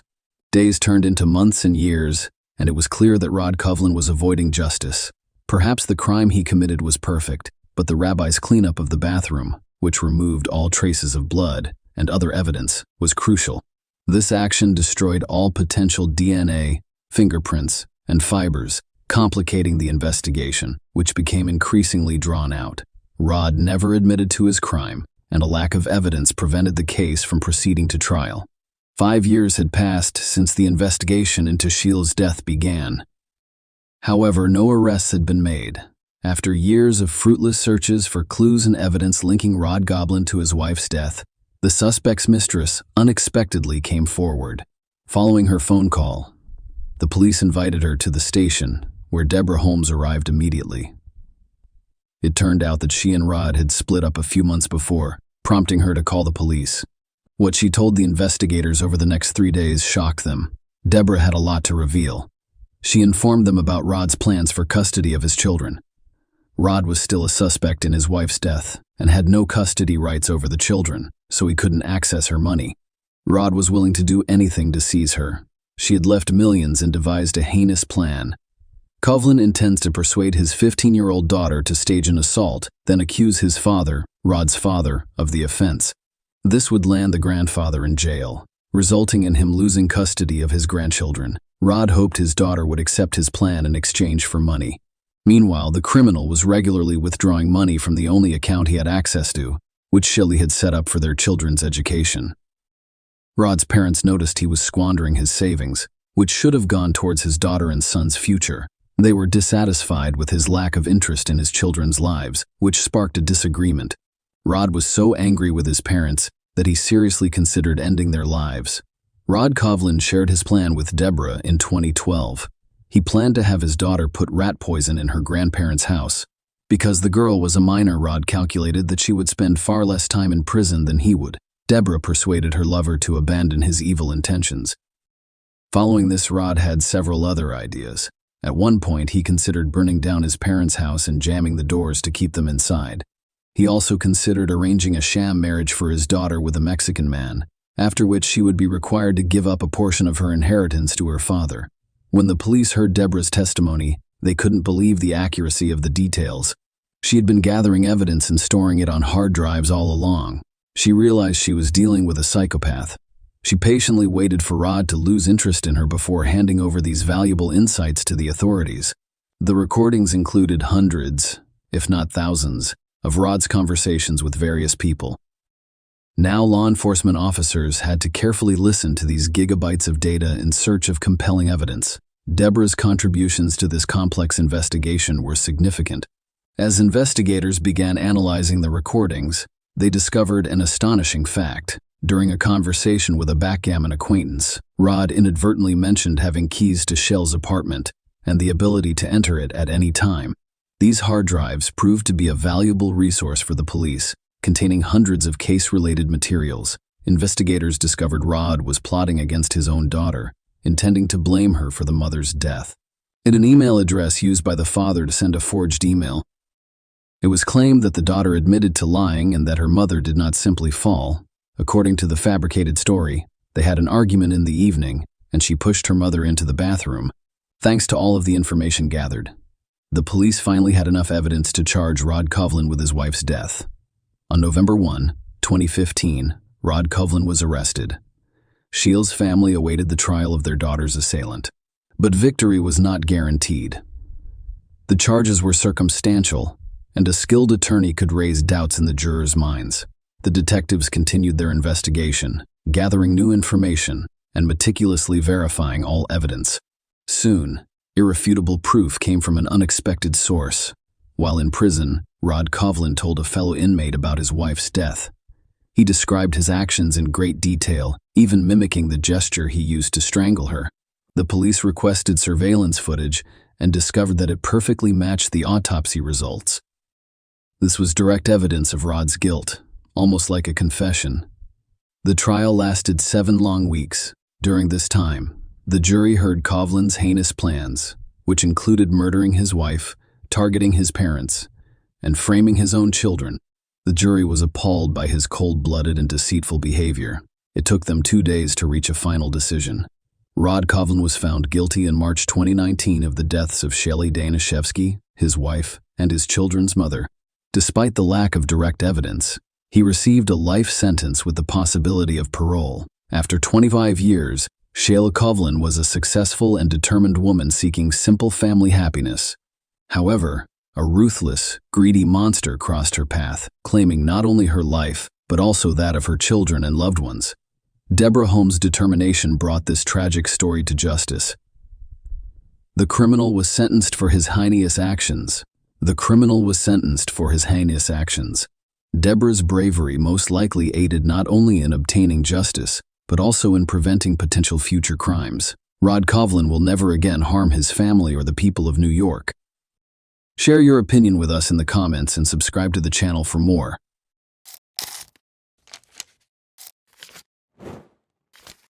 Hey guys, welcome to my channel, and today we're going to take a look at another horrible case with you. When 16-year-old Carol Hutto got a phone call at 7:45 p.m. on December 13, 1976, it made her happy and excited. She hurriedly informed her mother, Norma Hutto, after the call that she would return in roughly 30 minutes after visiting a nearby store that was just a 10-minute walk away. Her mother had no idea that it would be the final time she would see her cherished daughter. After that, Carol never came home. It took 24 agonizing years for the truth to be revealed after interrogation. Who might have made the enigmatic call? What caused Carol to vanish without a trace? We'll examine the 1976 cold case of Carol Hutto, a mystery that remained unsolved for an incredible 24 years. Carol vanished from Largo, Florida, a vibrant city renowned for its sunny weather and welcoming community. With a population of more than 82,000, this city in Pinellas County offers a combination of urban conveniences and stunning natural surroundings. Largo offers a wealth of enjoyable activities and a rich history. Both local residents and visitors find it to be a welcoming environment. However, a crime that occurred here in 1976 altered everything. Let's go back in time to February 6, 1960, when Edward and Norma Hutto welcomed a lovely little girl into the world in the small Florida town of Largo. Carol Dean Hutto was her given name. Everyone in the family lavished her with love and care because she was the youngest. Carol was adored by her classmates at Largo High School, where she grew up, thanks to her kind and compassionate disposition. Carol came from a large family. Although not much is known about her half-brother Jerry Arent Hutto, it is evident that Carol and Jerry had a unique and intimate relationship. Jerry always made an effort to grant his sister's wishes because he loved her very much. Jerry's strong sibling bond was demonstrated by his willingness to do everything Carol asked for. In addition to Jerry, Carol had two sisters, Melinda Darlene and Pamela Beal Hutto, and two brothers, Maurice Barnett and Frank Hutto. Carol was a girl who made her mother and her family happy. Attending exhilarating NASCAR races and amazing wrestling fights were among their favorite hobbies. Her mother remembers her as a devout Christian who was selective about who she hung out with. Unfortunately, Carol never had the opportunity to live out her aspirations, despite having a big heart full of adventure. Carol Hutto, her mother Norma, and her half-brother 17-year-old Jerry Irwin were at her Corvette drive home on December 13, 1976. It all appeared to be a typical evening. They were all having a good time, laughing and telling jokes. Jerry was getting ready for a date, while Norma was busy making dinner for the family. But as the house phone began to ring, their evening took an unexpected turn. When Norma went to answer the phone, she saw that it was Carol's buddy. She gave Carol the phone, and they spoke to each other for a few minutes. However, Norma abruptly canceled the call when she returned. Curiously, Carol's mood abruptly changed after the call. Norma noticed that she was getting really enthusiastic and pleased. Carol rushed to her room, straightened her hair, and looked in the mirror to see how she looked. After 15 minutes or so, she informed her mother that she was going to a neighboring store, which was only 10 minutes' walk from their home. Carol was almost out the door before Norma could ask the store what she wanted, but Carol promised herself she would return shortly before she left. Jerry, Carol's half-brother, likewise said goodbye to Norma and left the house for his date. Carol could generally walk there and return in 20 minutes or less because the store wasn't that far away. Norma therefore anticipated that Carol would return home in 30 minutes, but an hour had gone by and Carol had not returned. Carol was taking longer than expected, and Norma began to worry whether she had run into her friends on the way and was conversing with them. However, when Carol hadn't returned after 2 hours, Norma's anxiety increased. Carol had never missed her curfew before, so her disappearance was worrisome as it was growing dark outside. When Jerry got home at around 10 o'clock at night, Norma, who was rather worried, asked if she had seen Carol. But Jerry had no idea where she was, and neither did Norma. Jerry was even more concerned when he found out that Carol had not come home since she left. He should go out and find her, Norma insisted. He began searching the streets and yelling her name, but got no answers. The store employees said they hadn't seen Carol today, so they raised the alarming subject of where she might be if she didn't go to the store as planned. He even went to the store next to their house, where Carol was meant to go. Unfortunately, Jerry came home and told Norma that he had been unable to locate Carol. They chose to wait until morning in the hopes that Carol would return home by herself, despite their worries. But when the morning sun came out, Norma's anxiety increased because Carol was nowhere to be seen. Norma made the decision to report Carol missing to the police without further delay, but the police told her that they couldn't declare Carol missing because it had been less than 24 hours since she vanished. At this point, they also thought about the likelihood that Carol had fled her house. However, Norma was not prepared to believe that Carol would ever run away from her family or leave her house by herself. She was convinced that her daughter had suffered a terrible fate. Norma and Jerry didn't want to wait for the police to take action because of this. They made the decision to act independently and actively look for Carol on their own. In order to find out if anyone had seen Carol the night before, they went around their area and spoke with neighbors. No one had seen Carol returning home that evening, although most of the neighbors recalled seeing her when she left at around 8 p.m. To see if Carol had spoken to anyone or visited any of her friends' homes, Norma and Jerry also went to each one, but they were unable to locate her.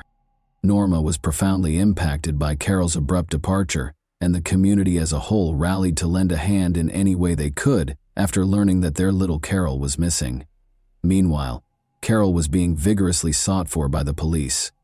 To find out if Carol had gone to any of the doors that night, they looked both close to and farther away from her home. Regretfully, nobody was able to verify that they saw her at any of those places. The store Carol was intended to visit had a security camera outside, which the police observed. But after watching the video, they were unable to discover any proof that Carol had been at the store the night she vanished. It was difficult to follow Carol's travels since security cameras were not as widely used as they are now, and only a small number of stores had them installed. However, a fatal discovery was made very quickly. Under strange circumstances, Carol's half-brother Jerry discovered her dead body on the evening of December 14, 1976. Desperate to find Carol, he had been scouting the area alone. He followed his search till he came to a building that was still under construction at the end of the block. This structure was beside a lake at 418 Imperial Drive. The body of Carol was found there, according to Jerry. How exactly he had found her in this particular location was still unknown. Carol's partially undressed body was discovered floating in the ocean.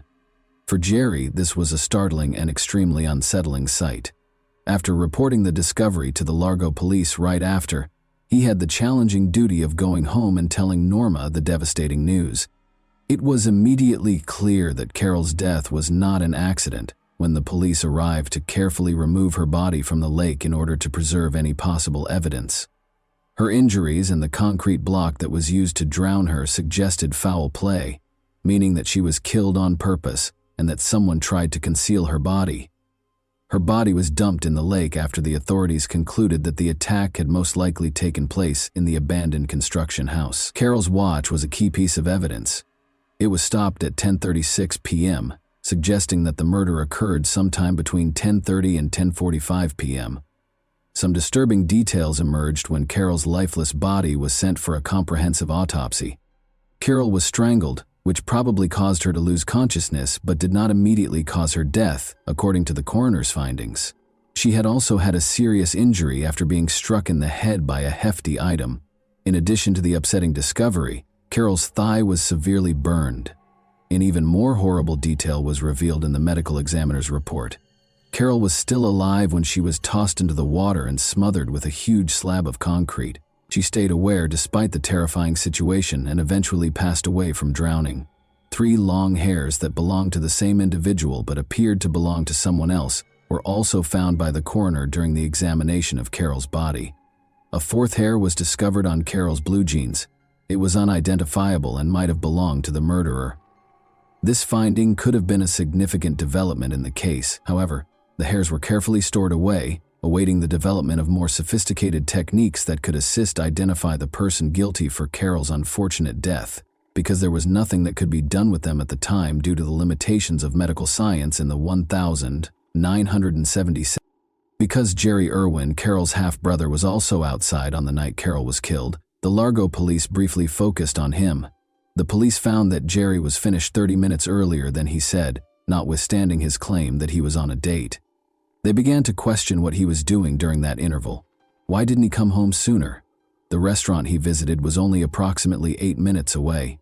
Since Jerry was unable to offer an alibi for that period of time, The police began to suspect that he was involved in Carol's death. He was the focus of their investigation, but no conclusive proof was found.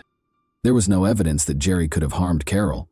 Carol's mother, Norma, was certain that Jerry loved his sister dearly and would never harm her. Even though they were suspicious at first, concentrating on Jerry didn't help them discover the truth. Jerry was eventually exonerated by the police, since they were unable to locate any additional evidence against him. The police worked hard over the next 18 months to follow up on every lead, but they were unable to uncover any information that would help them solve the case. Thus, the inquiry continued in circles. The case became chilly as time passed and the investigation lost steam. The Hutto family was left with burning questions as a result of this. What actually happened to Carol on that pit bull night? Who was to blame for her passing? Along with losing their cherished daughter, they were also frustrated that justice had not been served for her. The murder of Carol remained unsolved for over 2 decades until a chance event in March 1994 gave the investigation a new perspective. Due to a work injury, Officer Brad Hoyes was forced to spend his desk duty looking through cold case files. He discovered the disturbing circumstances of Carol Hutto's murder case while going over the lost files, which rekindled an old inquiry. Officer Brad felt that there were undiscovered aspects of the case that hadn't been fully examined in the first 1976 investigation. His instincts led him to take the risky step of reopening the investigation and retrieving the evidence box that had been stored for years. He found Carol's personal diary among the materials. In the hopes that the diary would have the missing parts required to solve the riddle of Carol's terrible demise, Officer Brad found promise in those pages. And it starts around a month before she passes away. Carol wrote about her covert relationship with her classmate a few pages into the diary. Carol was 16 years old at the time, which was in 1976. The 17-year-old James Brian Kuhn, also known as Jimmy Kuhn, who was born on July 20, 1959, was the object of her intense crush. At Largo High School, where they were both juniors, they would frequently converse with one another. Although there were rumors of their intimacy circulating around the school hallways, they decided to keep their distance and never publicly recognized it. Kuhn requested that Carol keep the connection a secret, because his family was very strict and they wanted to keep it a secret from everyone. Carol also said that she was deeply in love with Kuhn at one point.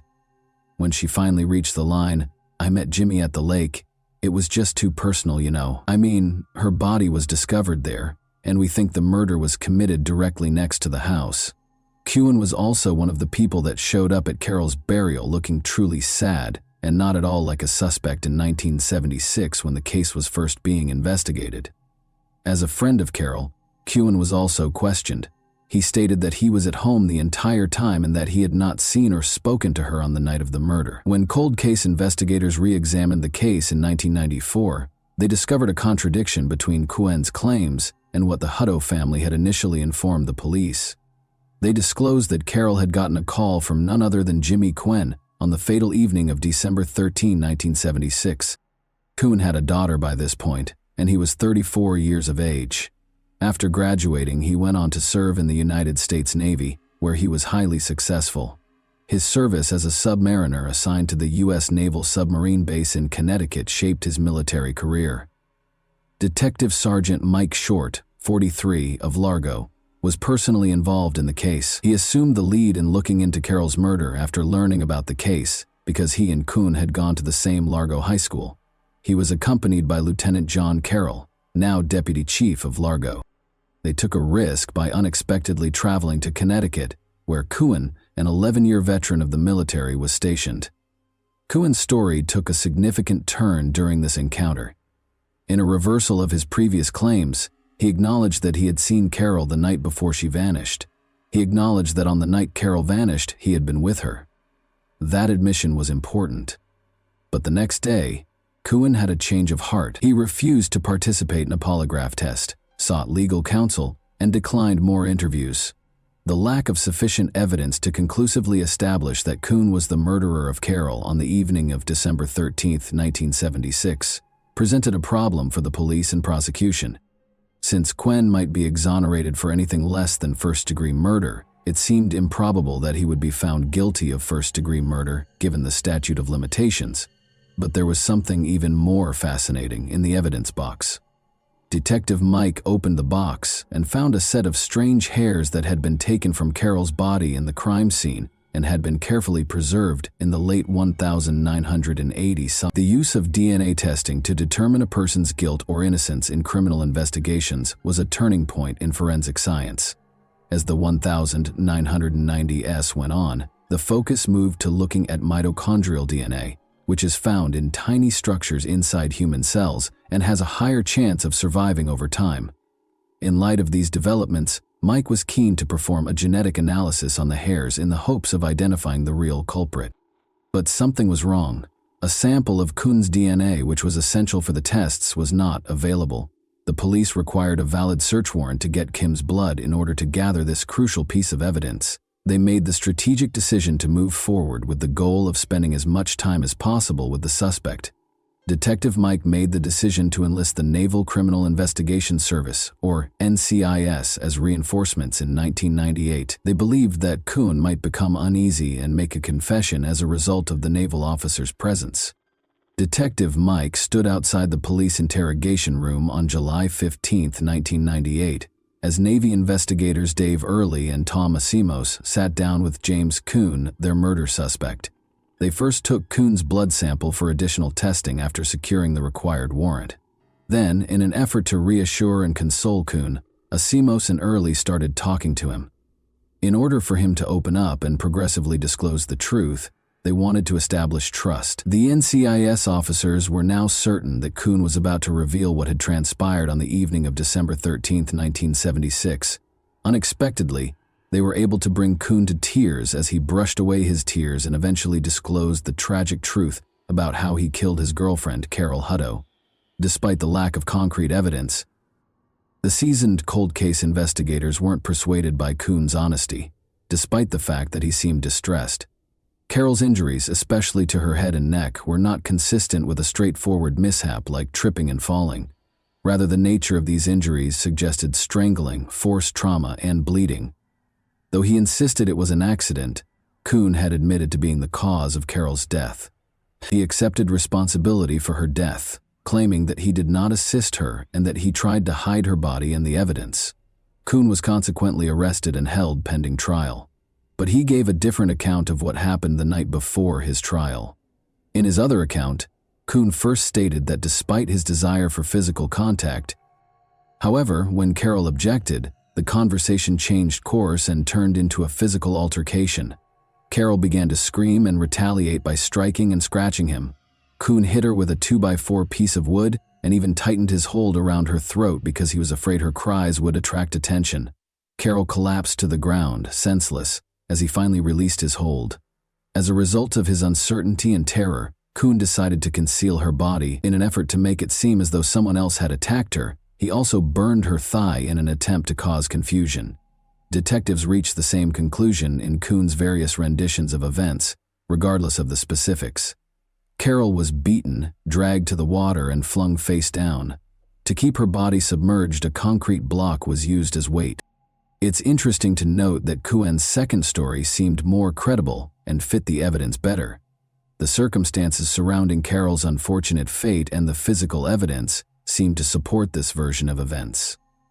On February 9, 2000, the day of the trial, the prosecution sought to convict Kuhn of first-degree murder. Although his attorneys admitted that he was partially responsible for the act, they maintained that manslaughter or perhaps third-degree murder would be a more appropriate punishment.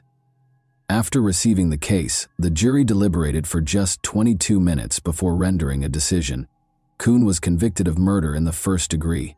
The fact that the offense was committed in 1976 gives Kuhn the opportunity to enjoy freedom again. Judge Philip Federico of the Pinellas Pasco Circuit Court interpreted the state legislation of that year.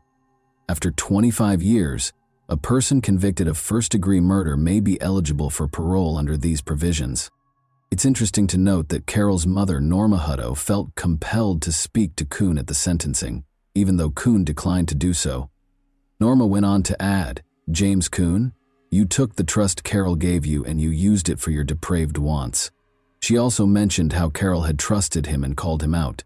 She brought up the fact that Kuhn had attended Carol's funeral, disguising his true motivations by acting like her friend and feigning distress. Norma expressed her wish that he would never be released from prison and that he was unworthy of a fresh start, pointing out that he had denied her daughter the opportunity. A hopeful mother, Norma had a bright future in mind for her newborn daughter, Carol. She looked forward to the day Carol would graduate from Largo High School with pride. She envisioned her 16-year-old daughter in a gorgeous white gown, walking down the aisle to begin a happy life with her husband and perhaps even starting a family. But all of those hopes were dashed in a single night, and it was fervently hoped that Kuhn would never be allowed to leave prison. Let's now discuss Kuhn's case. Do you believe that he truly felt regret for his actions, and do you think that he deserved a life sentence? And do you think Kuhn's behavior with Carol was premeditated or just an accident? If you have any specific sections or sentences you'd like to clarify further, please let me know. And that wraps up today's chilling story. If you enjoyed this video, don't forget to like and subscribe so you never miss a new upload. Also, let me know in the comments what part of this story shocked you the most. Thank you for watching, and I'll see you in the next video.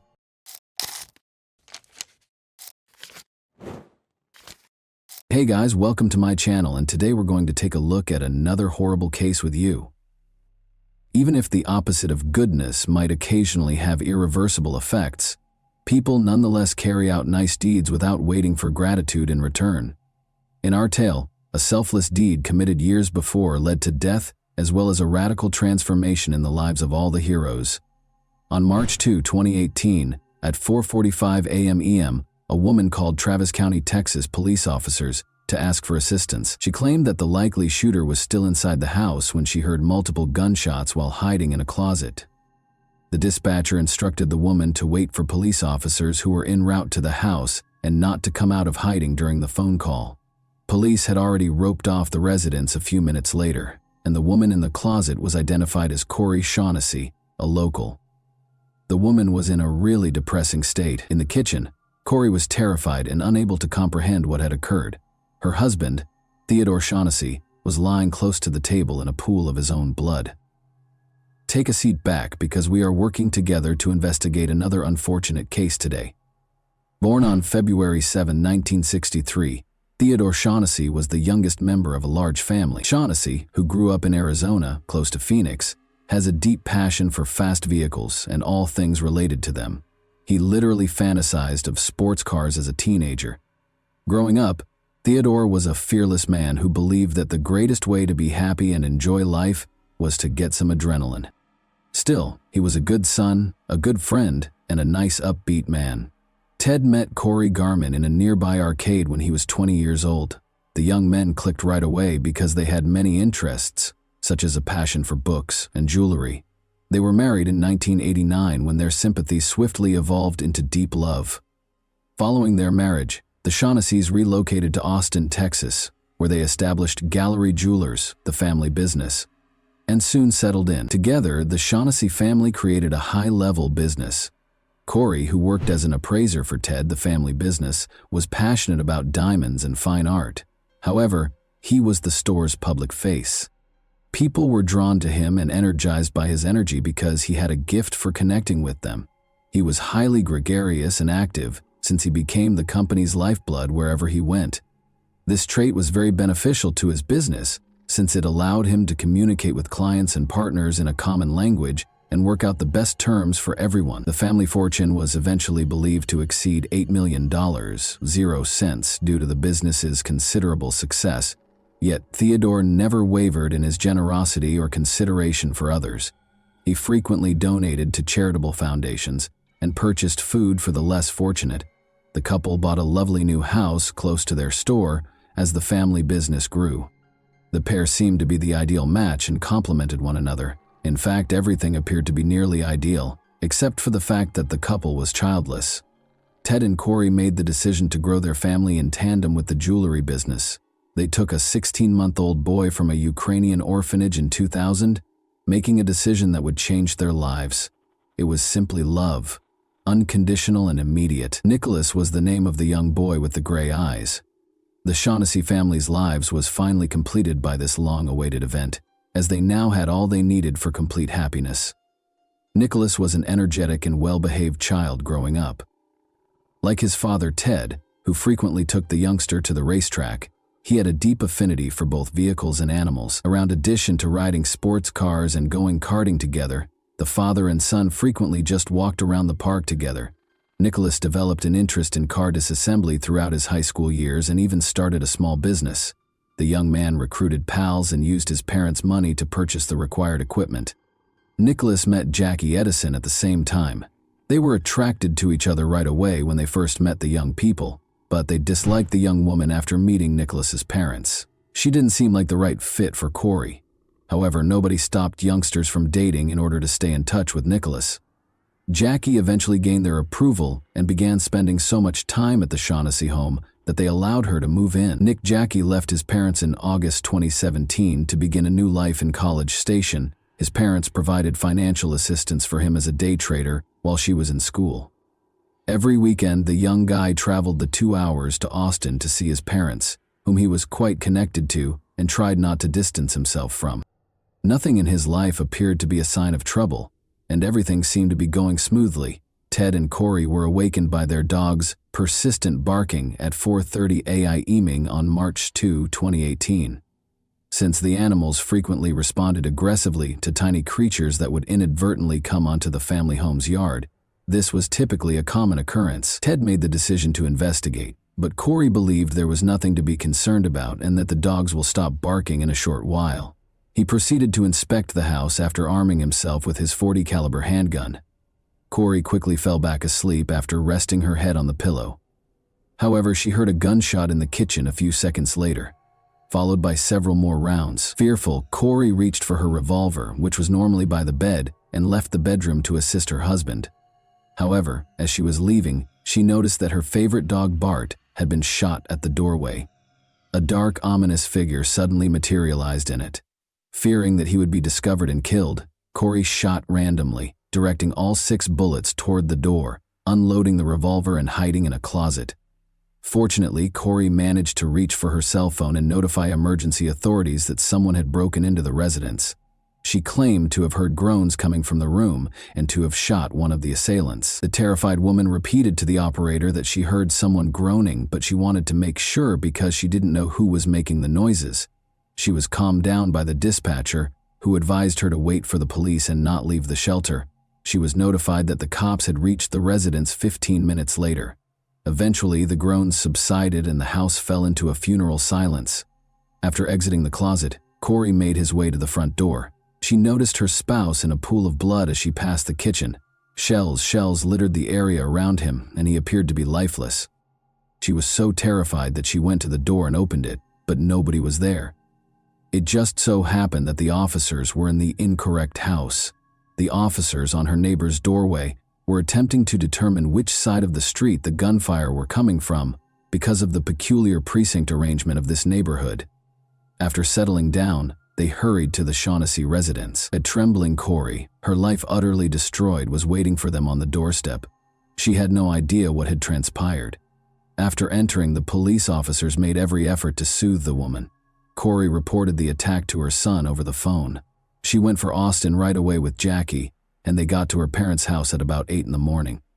Theodore Shaughnessy, 55, was shot many times in the head, back, and thigh, and died as a result. Friends, family, and acquaintances were appalled by what had occurred. Nobody had any idea that they could have homicidal adversaries who could be shot at close range in such a heartless manner in the middle of the night in their own house. In order to assist Corey and help with the inquiry, Nick and Jackie remained in the house with her after the tragedy.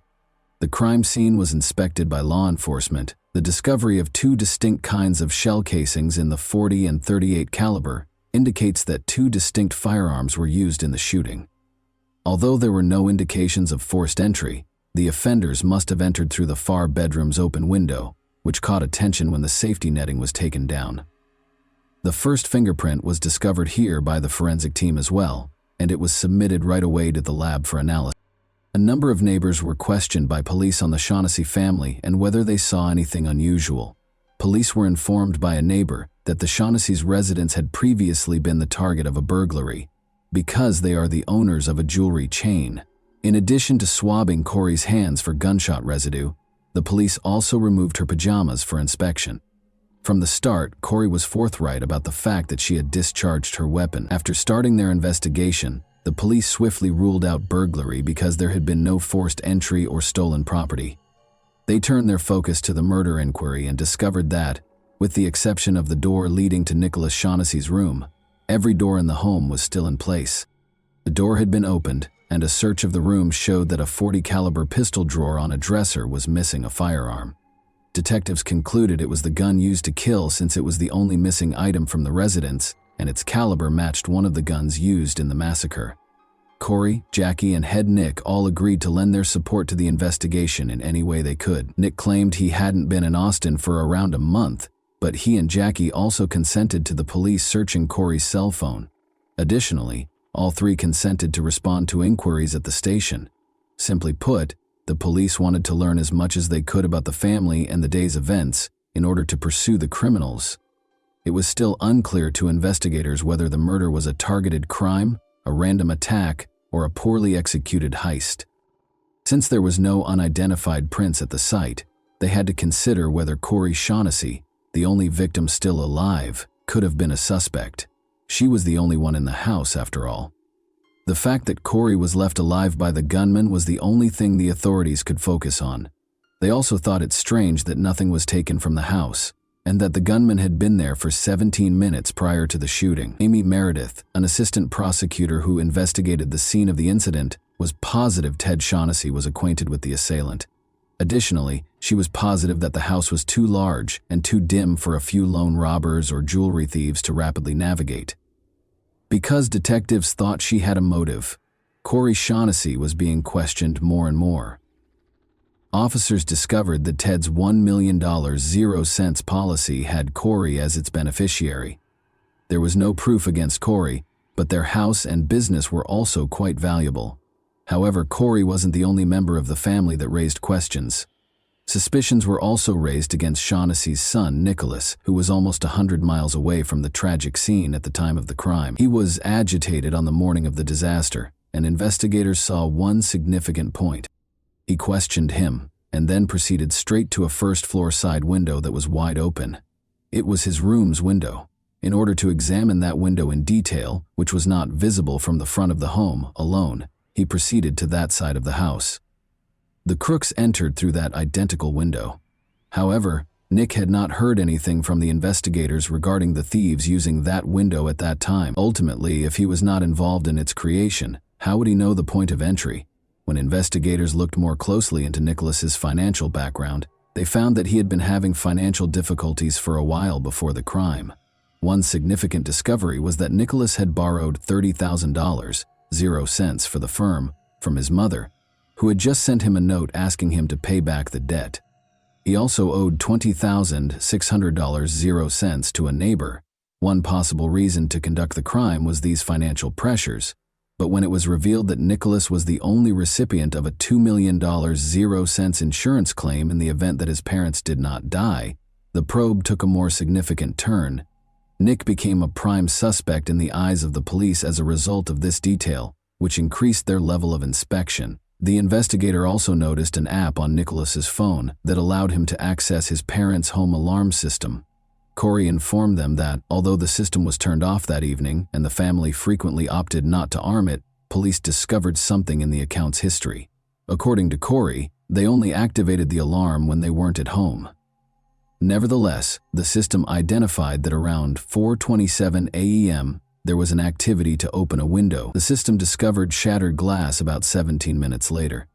The marriage certificate between Nicholas and Jackie was another unexpected discovery during the house search. The more closely the police investigated, the more embarrassing evidence they discovered that Nick and Jackie were, in fact, preparing to kill Shaughnessy's parents. It turned out that they were secretly married in August 2017 and didn't reveal their marriage until after the murder. Phone records revealed that Nick was lying when he claimed to have been out of Austin for a month, even though he recalled that he was more than 100 miles away at the time of the crime. Ted's cell phone use was captured in Austin on February 28, 2 days prior to his murder. Investigators questioned whether he had been in town for last-minute planning. The phones of Jackie and Nicholas were inspected. A number of text messages that had been synced with Nicholas's computer were erased. When Nick texted Jackie on February 24 to let her know he was working on it, Jackie replied, "Do they want $50K or not? Paying half that early is beyond our means." Nicholas and Jackie's flat was searched by the police. The number of cameras placed throughout the apartment astounded everyone. The cameras demonstrated this. On the morning of the crime, they were at home. The safe included firearms, ammo, and valuables. The make and caliber of one of the murder weapons and one of the ammunition boxes were identical. It was a .38 caliber handgun with 6 bullets missing. Nick requested that Jackie take money out of the account.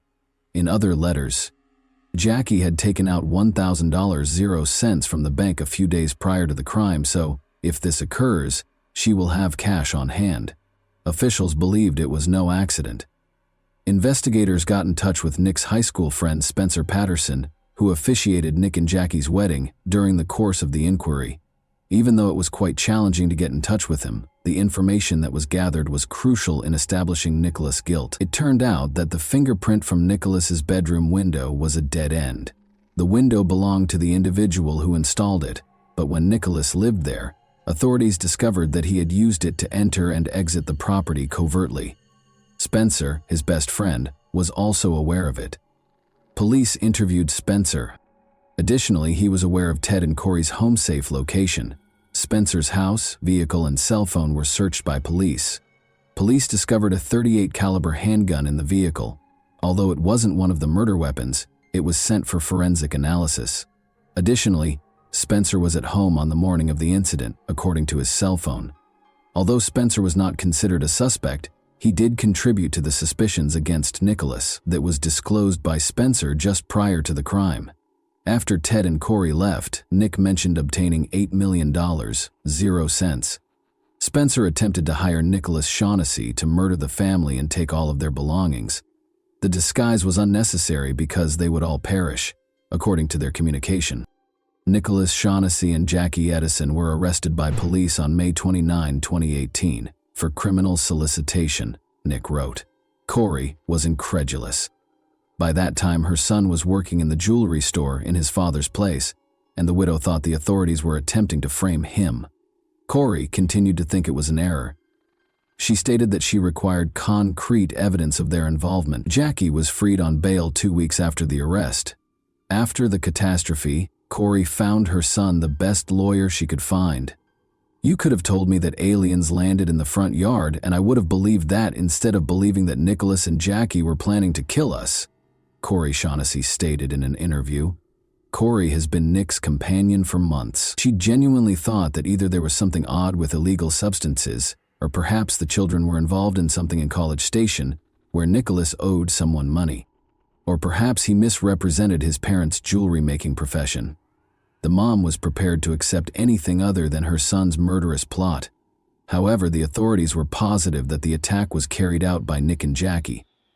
There was still the difficult chore of identifying Ted Shaughnessy's shooter.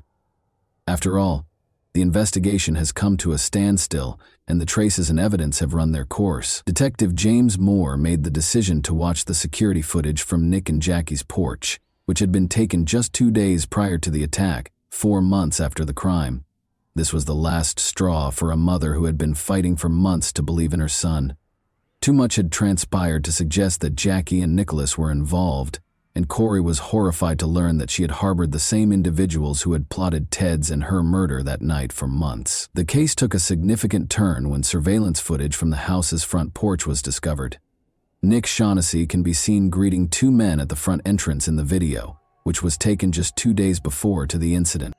Anderson is printed on a green t-shirt that one of them is sporting.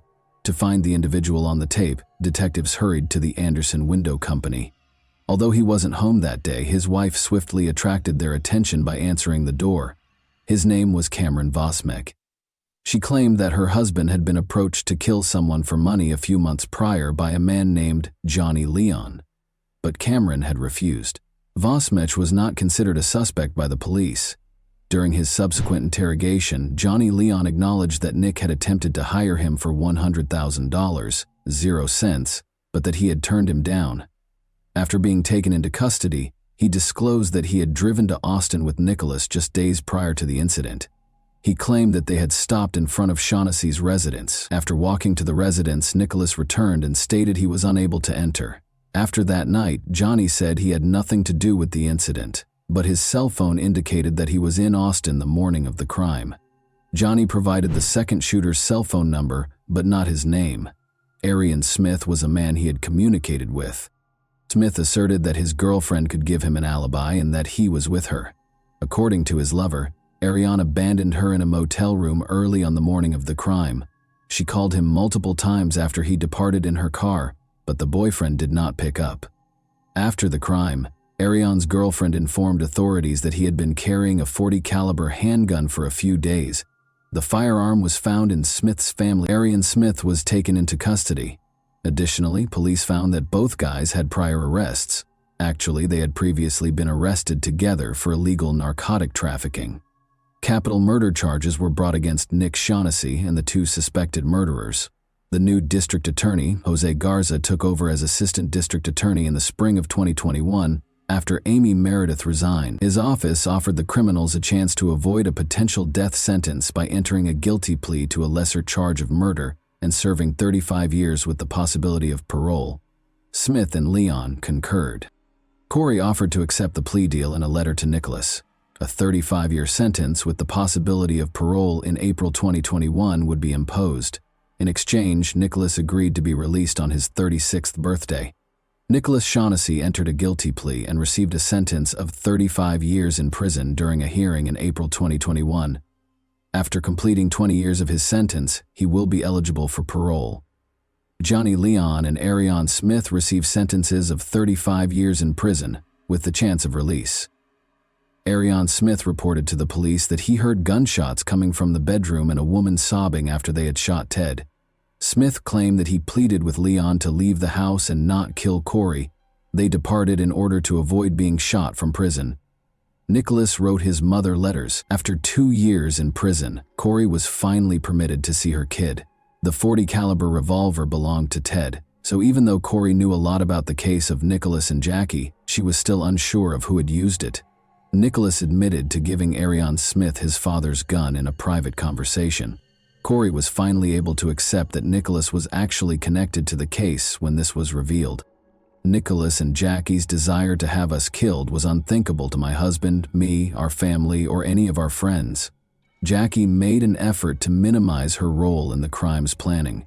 She said she had no knowledge of it. According to the deleted text messages, she acknowledged that she had visited Austin multiple times with Nicholas, but she claimed that she had never taken Nicholas's claims of massacring her parents seriously, which is how the police knew she was lying. In March, while Nicholas was incarcerated, Jackie filed for his divorce. Jackie was charged with conspiracy to commit a criminal in June of 2022. Jackie entered a guilty plea to attempted conspiracy to commit a criminal in 2023. She was given a suspended sentence, which allowed her to enter a guilty plea and be placed on probation. She was incarcerated for 120 days. She will spend 10 years on probation. She will have to spend 2 days in jail on the anniversary of Ted Shaughnessy's murder every year for 10 years. Nicholas was interviewed while incarcerated. He claimed he aspired to become wealthy and win Jackie over. With their adoptive son Nicholas, Ted Shaughnessy, a licensed jeweler, and his wife Corey Shaughnessy, a trained gemologist appraiser, could have led a successful life. Ted, who established Gallery Jewelers in Austin in 1995 and saw success, establishing the family as a respected name in the town, was killed by his son Nick, who sought to ruin his parents' happy existence by placing a $1.00 sign on their lives. The victim's kid is currently still being held at the Clemens unit in Brazoria, Texas.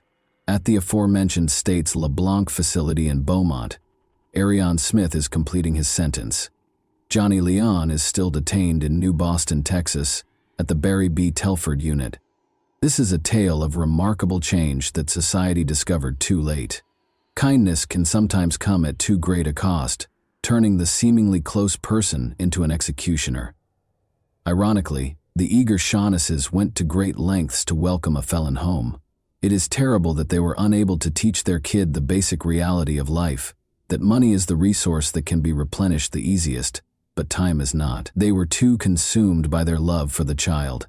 Nicholas expressed his heartfelt apologies to his mother in a prison interview. Is it feasible, though, to take an apology that never should have been given? Corey Shaughnessy has gone through an incredible emotional journey over the years of the investigation, coming to the realization that her own son hired hitmen to kill her and her husband for financial gain. She still loves her son, the same 8-year-old boy who hugs her affectionately in pictures and races cars with his father, but the life that Corey and Ted attempted to build around him is gone forever. Presently residing in a different location under a false identity, Corey Shaughnessy makes an effort to regain faith in those around her every day. Indeed, a terrifying concept haunts us throughout our story. Many people are far from what they seem at first glance. You lived in your own house with the 2 individuals who attempted to murder you? And that wraps up today's chilling story. If you enjoyed this video, don't forget to like and subscribe so you never miss a new upload. Also, let me know in the comments, what part of this story shocked you the most? Thank you for watching, and I'll see you in the next video.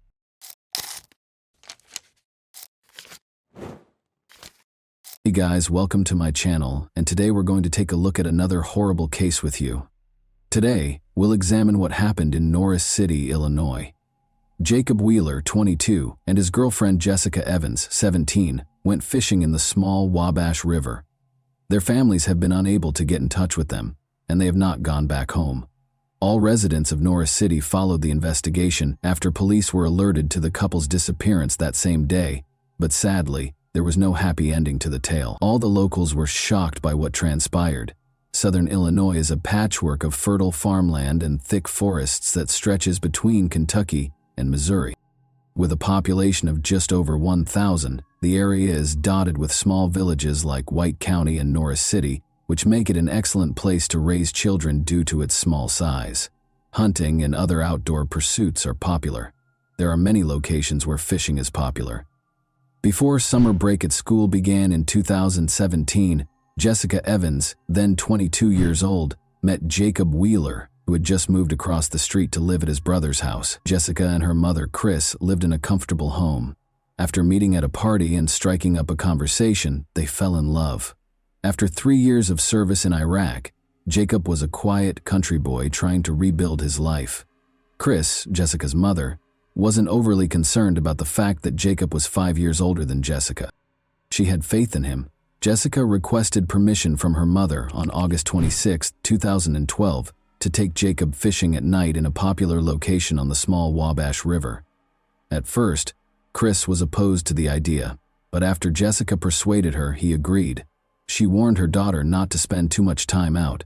On a nearby street lived Megan, Jessica's older sister, and her son Miles. Jessica had to watch her son at 5 a.m. the following day, while Megan had to leave for work.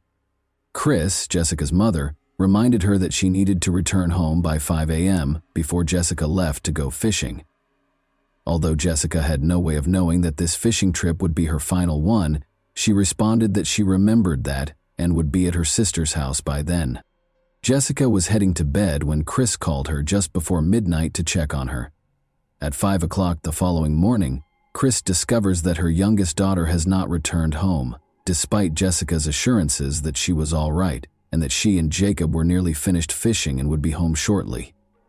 Jessica was not known for being late, especially when she knew she had to watch her nephew. Jessica didn't answer when Chris picked up her cell phone and began calling her daughter. Chris's text messages also went unanswered. Chris knew right away that something wasn't right. She was certain that she would have alerted Jessica if her plans had changed. When Chris arrived at Jacob's house, his brother Jeremy informed him that Jacob had also not returned home.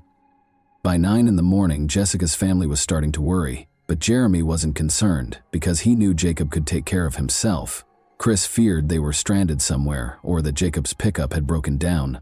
Chris finally called the White County Sheriff's Office after the couple had not been seen for 12 hours. Sheriff Doug Mayer wasn't overly worried when he got the call about the missing couple on Sunday night while he was lounging around his house. Maybe Jacob and Jessica had escaped, he thought. He needed to know where they had disappeared to, but he assumed they were safe.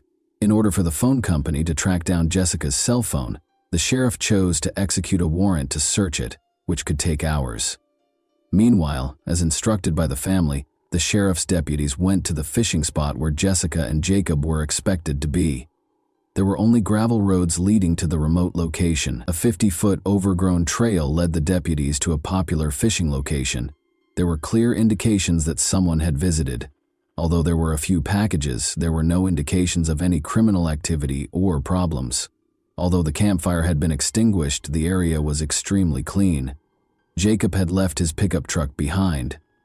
The sheriff had trusted his instincts about the young couple thus far. He didn't initially think that something negative had occurred. He did believe that they had most likely traveled somewhere voluntarily. Ultimately, Jessica's cell phone carrier provided the records to the sheriff's deputies. Attempting to track the phone and determine which tower it was closest to was a great way to locate them. They discovered that a tower in the campground area was the source of the signal. That was the implication. Jessica was somewhere close to where she and Jacob had gone fishing, and her phone was still on. The sheriff was not prepared for it at all.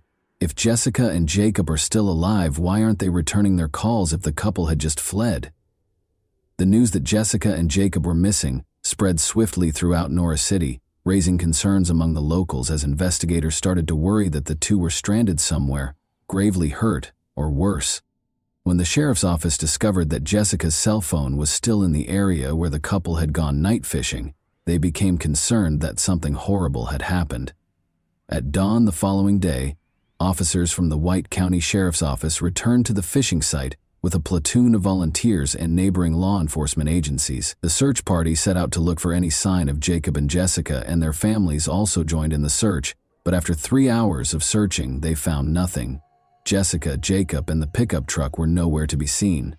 The pickup had to be there, though, even if something were to happen to Jacob and Jessica.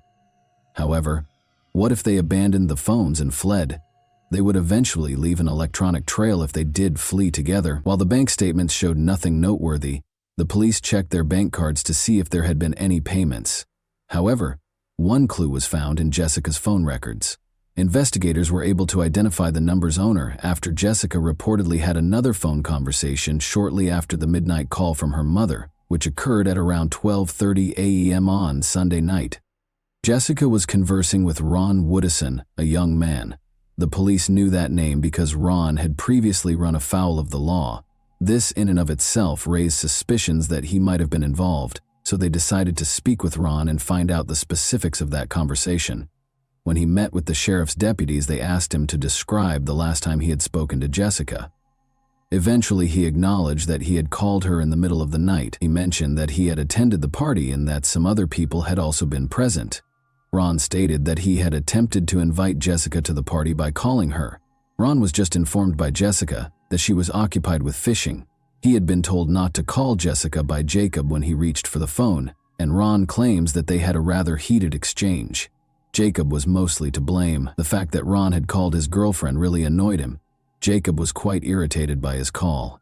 The other partygoers' names were noted by the sheriff's deputies, who also verified Ron's alibi, and essentially attested to the fact that he remained there following that phone call.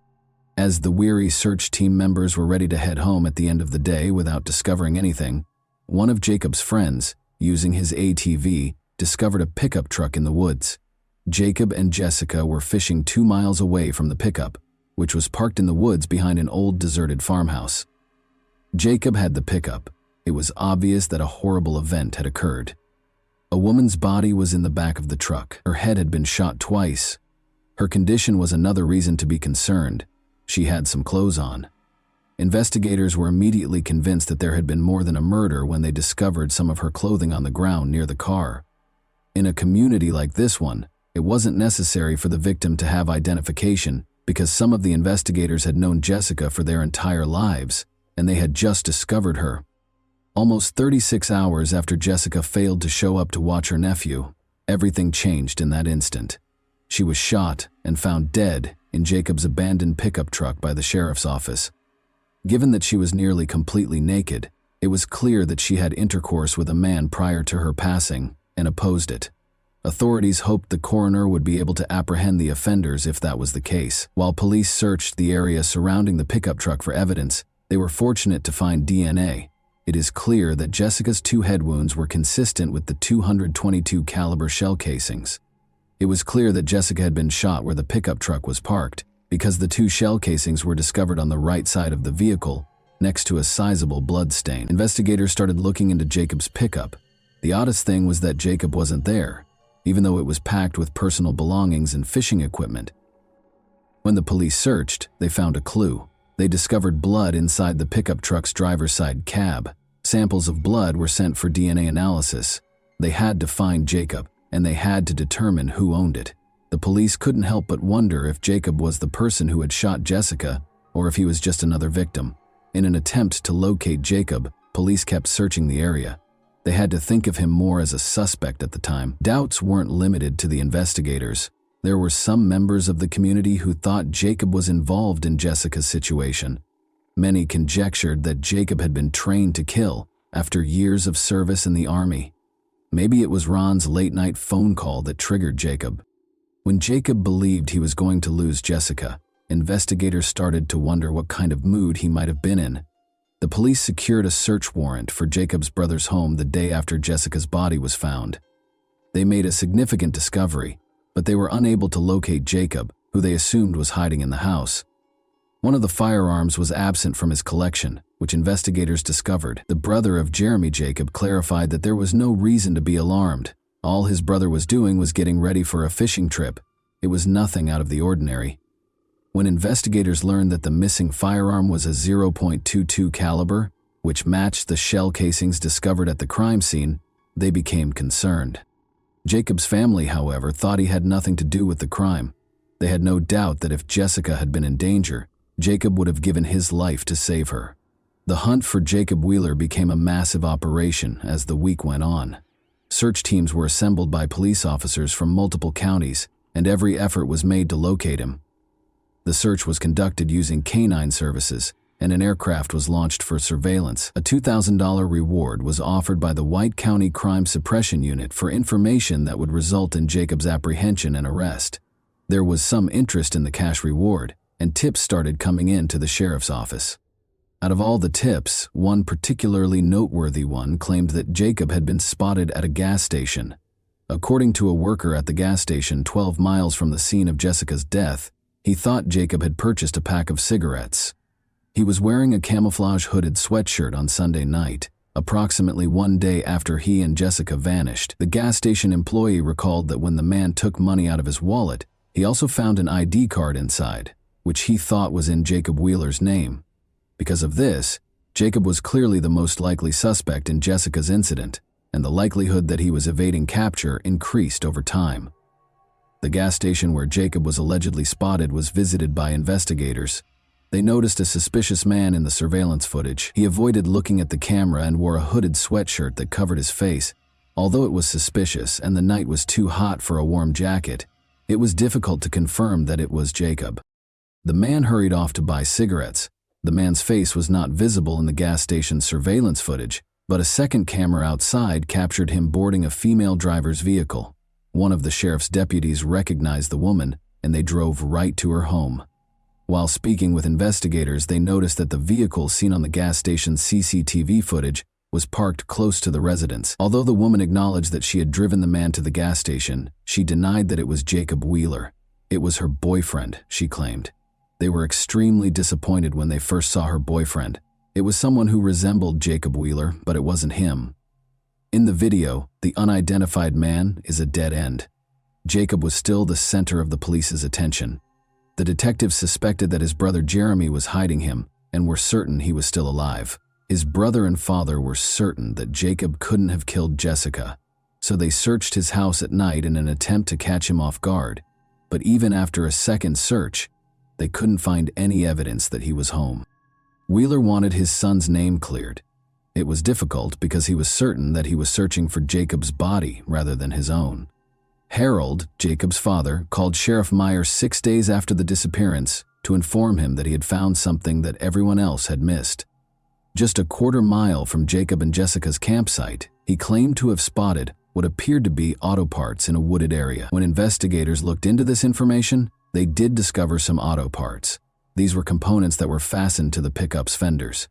It was definitely not Jacob Wheeler's pickup truck, but there was damage to the trees in the area where they found these parts, indicating that someone had driven the pickup into the woods and between the trees, damaging the vehicle. The investigators had no other leads and were unsure if the find was related to the crime, but it was unquestionably of interest. There was a serial number on one of the parts. The police were able to identify the exact type of pickup truck by looking it up online. Once more, locating this truck in a small city cannot be difficult. A man who drives a car like this was known to one of the sheriff's deputies. It was White County native Danny Costin, a 36-year-old electrician. Could he have been a part of such a violent crime, though? Danny was never one to cause trouble. His criminal history was clean. He lived in White County and was easily located. Investigators made the decision to speak with Danny at his place of employment. In the parking lot was his pickup truck. The parts discovered in the woods matched the truck's extensive damage. Sheriff Meyer questioned Danny while the investigator examined the pickup truck. He inquired about his pickup truck's damage. Danny clarified that he had attempted to fish on the small Wabash River but struggled to get the boat started due to his extreme drunkenness. He remembered the date, but not much else about the evening. It was around 1 in the morning on the night that Jacob and Jessica went fishing, and he reported that during his entire stay in that section of the river, he never saw anyone else. In the meantime, researchers made a significant finding. In the rear of Danny's pickup truck, they discovered a significant amount of blood. When they told him about it, he appeared taken aback. The sheriff advised Danny that this would be a good time to tell him anything he wanted to. Analysis revealed that the blood in the back of Danny's pickup truck was human blood, despite Danny's claim that he witnessed Jacob shoot Jessica twice while he was in the woods that evening. Danny was taken to the police station and subjected to additional interrogation by investigators. He claimed to be intoxicated. He saw Jacob and Jessica when he descended to the small Wabash River. He was alone with Jessica because Jacob had gone into the woods. According to Danny, Jessica allegedly began approaching him on her own. He claimed that he and Jessica drove off in his truck and parked behind an old deserted farmhouse 2 miles away. They allegedly made intimate consenting contact. Then, as Danny said, Jacob discovered them in the dark. After he and Jessica got into a fight, Jacob shot Jessica. Danny claims that he was afraid when he saw Jacob approaching and managed to grab him, which led to a struggle between them. The gun went off somehow, wounding Jacob. According to Danny, the shot was unintentional. Panic set in. He loaded Jacob into his pickup truck. He concealed the body where no one could find it because he was worried that no one would believe him when he claimed it was self-defense. Danny gave a detailed account of where he had left Jacob's body. Danny's story was disbelieved by the police. Jessica didn't seem likely to do that. Although Danny's account of Jessica accompanying him and Jacob unexpectedly appearing didn't make much sense, they now knew that Danny had shot Jacob, proving that Jacob's family was correct all along. Danny Costin was taken to jail after being arrested. The investigators then proceeded to the location where Danny claimed to have left Jacob's body. They had to venture a bit farther into the woods because it was a dirt road. They searched for 6 days before locating Jacob, who had been shot in the head. The evidence they discovered did not support Danny Costin's account of what transpired that evening. The driver's seat and the door of Jacob's pickup were covered in blood, and it was Jacob's blood. Danny's story simply didn't fit it. He claimed that after Jacob killed Jessica, they got into a fight in the woods, and Jacob was accidentally shot and killed. According to what Danny had previously said, he loaded the body into the back of his own pickup truck and drove it to a faraway place. So where did Jacob's pickup truck's interior contain blood? After being reinterrogated, Danny Costin agreed to tell the truth after being made aware of discrepancies in his testimony. He claims that the woods were too dense when he attempted to drive his truck to the water that evening in order to launch the boat. He was also inebriated. He attempted to enlist the aid of Jacob and Jessica. When Jacob realized he was intoxicated, he advised against it. Then Danny requested assistance from the couple to get home. Jacob concurred. Danny climbed into the back of Jacob's pickup truck after he and Jessica got inside. For some reason, he chose to use his .22 caliber pistol. He got out of the truck's back and left. Through the downed window, the driver shot Jacob in the head. Everything took place in front of Jessica. She began to scream out of terror. Then he pulled Jacob out of the truck, Danny said. He swore under interrogation that he had no idea why he killed Jacob or what he was doing.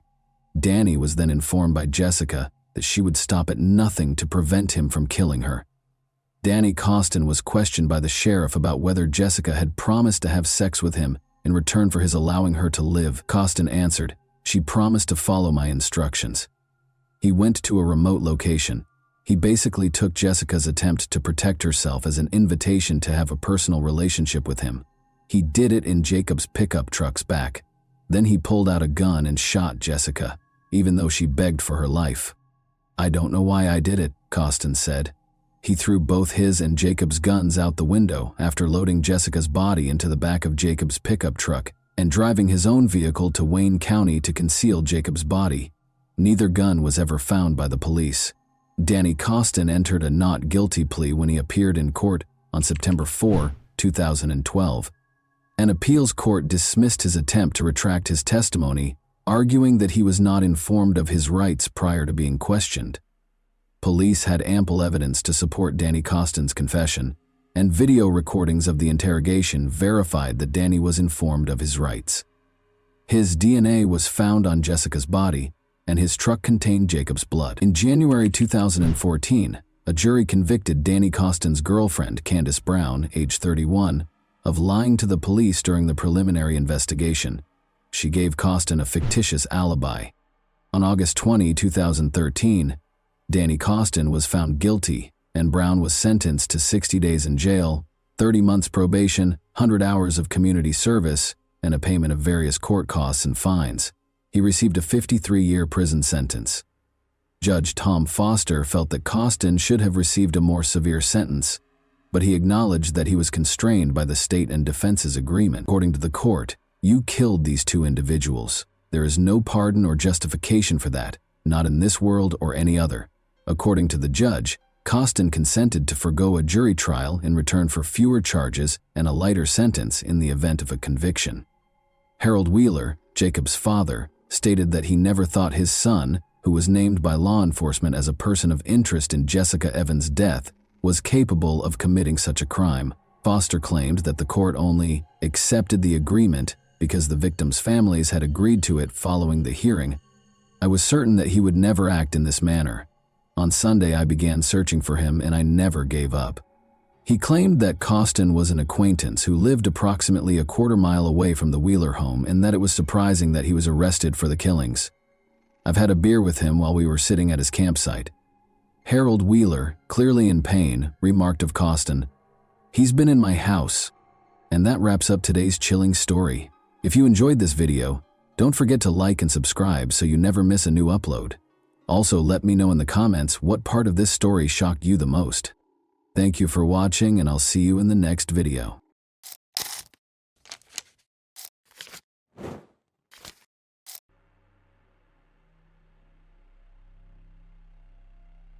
Hey guys, welcome to my channel, and today we're going to take a look at another horrible case with you. Today we'll look at a case involving a very unusual plot that occurred in London in 2011. Alice Adams and Tibor Vass's bodies were discovered in a house near Heathrow Airport. They were both 20 years old. The investigators working on this case will describe it as one of the most unusual for someone who works full-time in law enforcement. Alice Adams and Tibor Vass worked for the Radisson Blu Edwardian Heathrow Hotel. Alice was a local, and her family home was approximately 6 miles from the hotel where she worked. She had started the job 3 weeks earlier and had made friends with other hotel employees, particularly her peer Tibor Vass. Tibor was born and raised in Budapest, Hungary. He was his parents' second child, and he had a younger sister, Tibor, who enjoyed being around other people. He could play almost any musical instrument, with the piano being his favorite. He taught his sister Isabella how to play the piano, and they sang and played together while their parents listened. His mother, Rosalia, struggled to move on after his father died unexpectedly in 2007. Tibor spent the majority of his free time with his sister. He was both her brother and father. He wanted to share his mother's burden, so he started working full-time when he was 15 years old. In 2008, he applied to the University of Budapest, hoping that a college degree would help him get a good job and better support his mother. Despite his exceptional abilities, he was denied admission to the university. Tibor discussed with his mother the possibility of moving to Great Britain and finding work there. Tibor's mother must have supported the idea, as he moved to the United Kingdom in July 2010. At the age of 19, he relocated to London. He began working at the Radisson Blu Edwardian Heathrow Hotel. He enjoyed his job, his responsibilities, the people he worked with, and the new clients he met each day. Alice was an accomplished musician who quickly bonded with Tibor. They never ran out of topics to discuss. Tibor Vass and Alice Adams were the hotel's receptionists. Another receptionist was Attila Ban, who was 31 years old. Attila had been with the hotel the longest of the three, and he was named the best employee in 2010. Both Attila and Tibor were from Hungary, which brought them closer together. The hotel provided company apartments to its new employees. Attila and Tibor lived in a house behind the hotel. It was extremely convenient. On the one hand, it was more cost-effective. On the other hand, you did not have to spend much time getting to work. Despite Tibor's happiness to be in England, he did not abandon his plans to pursue higher education. He applied again to Budapest University, and this time he was accepted. He was very happy, but he had to return to Hungary in August 2011. Tibor's departure was marked by a small farewell party, which was held on August 9, 2011. Other hotel employees attended the party alongside Tibor, Attila, and Alice. The next day, this trio was supposed to work, but none of them showed up. Colleagues raised the alarm when they failed to arrive for work at 7 a.m. The police were notified at 7 a.m. The police were notified at 7:53 a.m. The police arrived at the house and knocked on the door. No one opened the door, and everything was quiet inside. The door was unlocked. When one of the officers opened it, he discovered a terrifying sight. Alice lay on the living room floor, her face hidden by a pillow. Later, the medical examiner who performed the autopsy found 22 stab wounds on her body. The naked body of the man who had died from stab wounds to the heart lay on the bed in his bedroom. The killer was nowhere to be found. The police cordoned off the house, and investigators and forensic experts quickly began their work. When investigators examined the crime scene, they discovered that the bed on which Tibor lay was not where he died. It was too clean. The perpetrator had wounded him elsewhere before removing his clothes, cleaning him up and placing him on the bed. Alcohol bottles and illegal substances, which appeared to have been consumed at the party, were discovered in the apartment. Police officers searched the house, the surrounding area, and the attic but found no Attila bands. His personal belongings, including his papers, remained inside the apartment. As Attila became the prime suspect, investigators began interviewing his co-workers while experts worked the crime scene. Hotel employees claimed that as soon as Tibor started working at the hotel, Attila took him under his wing because they were both from the same country. It wasn't long before Attila asked Tibor to live with him in an apartment near the hotel. He even planned his work schedule so that they worked the same shift. Tibor was young and attractive, and he received plenty of female attention. The problem was that prior to falling in love with Tibor, Ban made no secret of his preference for male relationships. According to the hotel staff, Tibor rejected his advances, which made him unhappy. Alice had taken a job at the hotel 3 weeks before her death, and Tibor began to show interest in her, which naturally irritated Attila, who was jealous despite knowing Tibor was only interested in women. Investigators began to wonder if Attila had committed the crime out of jealousy and unrequited love. Even before police discovered Tibor Vass and Alice Adams' lifeless bodies, Ban had posted an ominous message on his Facebook page. He wrote, "I want to wake up from that nightmare." This was posted at 6:23 a.m., and several friends expressed their concerns, to which they received no response. The message convinced investigators that Attila Ban was involved in his colleagues' deaths. This was also demonstrated by the number of wounds. Alice was stabbed 22 times and Tibor twice. In addition, Alice was lying on the floor with a pillow against her face, while Tibor was on the bed. The investigators interviewed the other party members, who stated that when everyone left, only Attila T., Boher, and Alice remained in the apartment. This indicated that something had occurred between these three people in the time remaining before dawn. Alice and T. Boers' deaths were reported to their families. What happened was devastating for both the Adams and Vass families. In a statement released by the Adams family, Alice's mother, Sarah, honored her daughter with the words, "My heart is broken, and my life will be forever tinged with sadness. I miss Alice so much. I'd give anything for one more Alice squeezy hug and smile. Alice's death has caused my family to experience extreme emotions such as grief, anger, and overwhelming sorrow, and it has forever changed our family. As a mother, you are supposed to protect your children, and every day and night I have to face the fact that I failed. The most difficult thing to deal with is not knowing exactly what happened to my beloved Alice that night. As horrifying as it would be to learn the truth, it would be preferable to the constant struggle in my mind to figure out the sequence of events leading up to Alice's murder.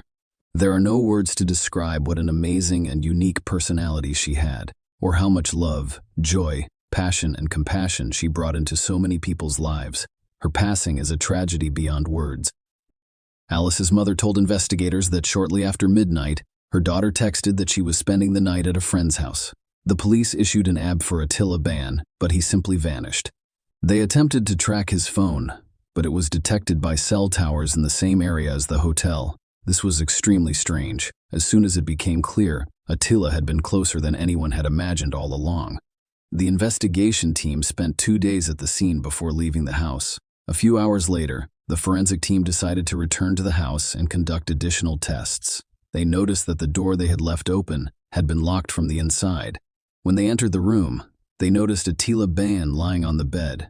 He was drunk and attempted to injure himself with scissors and a knife. He had wounds on his neck and wrists. When they asked him questions, he acted strangely and attempted to demonstrate something with gestures. He was transported to the hospital, where doctors ensured his life was not in danger. The police were perplexed when they discovered where Attila Ban had spent the previous 2 days. He had cut a slit in the base of the sofa bed where Tibor's body was discovered, grabbed a phone and several bottles of water, and climbed inside. While the cops were on the scene, he remained inside, listening and watching through the holes he had made. The primary suspect, Attila Ban, was arrested right inside the hospital. The trial started on July 9, 2012. During the trial, some details about the brutal crime were revealed. The party spiraled out of control after Alice, Tibor, and Attila were left alone in the apartment. Prosecutors accepted there was sexual activity between all three, as DNA from both men was discovered on Miss Adams' breasts, until Ban stated that he remembered the three of them being in bed and that there was a connection between them, but he had no recollection of what happened after that. He insisted that he only realized he had committed a terrible act after waking up in the morning and seeing Alice and her lifeless bodies. When he realized that his actions had killed 2 people, he made the decision to commit suicide. However, he stated that he was afraid to do it alone. So he removed his keyboard's clothing and climbed into the bathtub alongside him. Unable to hurt himself, he moved Tibor to the bed, knowing they would be sought after. He opened the divan bed's base and hid inside. While he was hiding there, he was even able to update his Facebook page. He sobbed loudly in the dark as prosecutor Richard Whittom explained the facts of the case to jurors. According to Mr. Whittom, 2 young people were killed violently and unjustly by this defendant. Although other cases have been discussed, it is difficult to find words to describe what happened in this case, other than to say that it was tragic that young people met their deaths in this manner. According to Mr. Whittom, Tibor Vass had relationships with hotel employees, and there is no evidence that he ever had a sexual relationship with an Attila Ban. However, Attila Ban appeared to have feelings for Tibor Vass and acted slightly possessively towards him. The court heard that Ban was jealous of you, and that just days before the crime, he threw a temper tantrum at his victim during a team building session when he took a picture in which Ban was not present.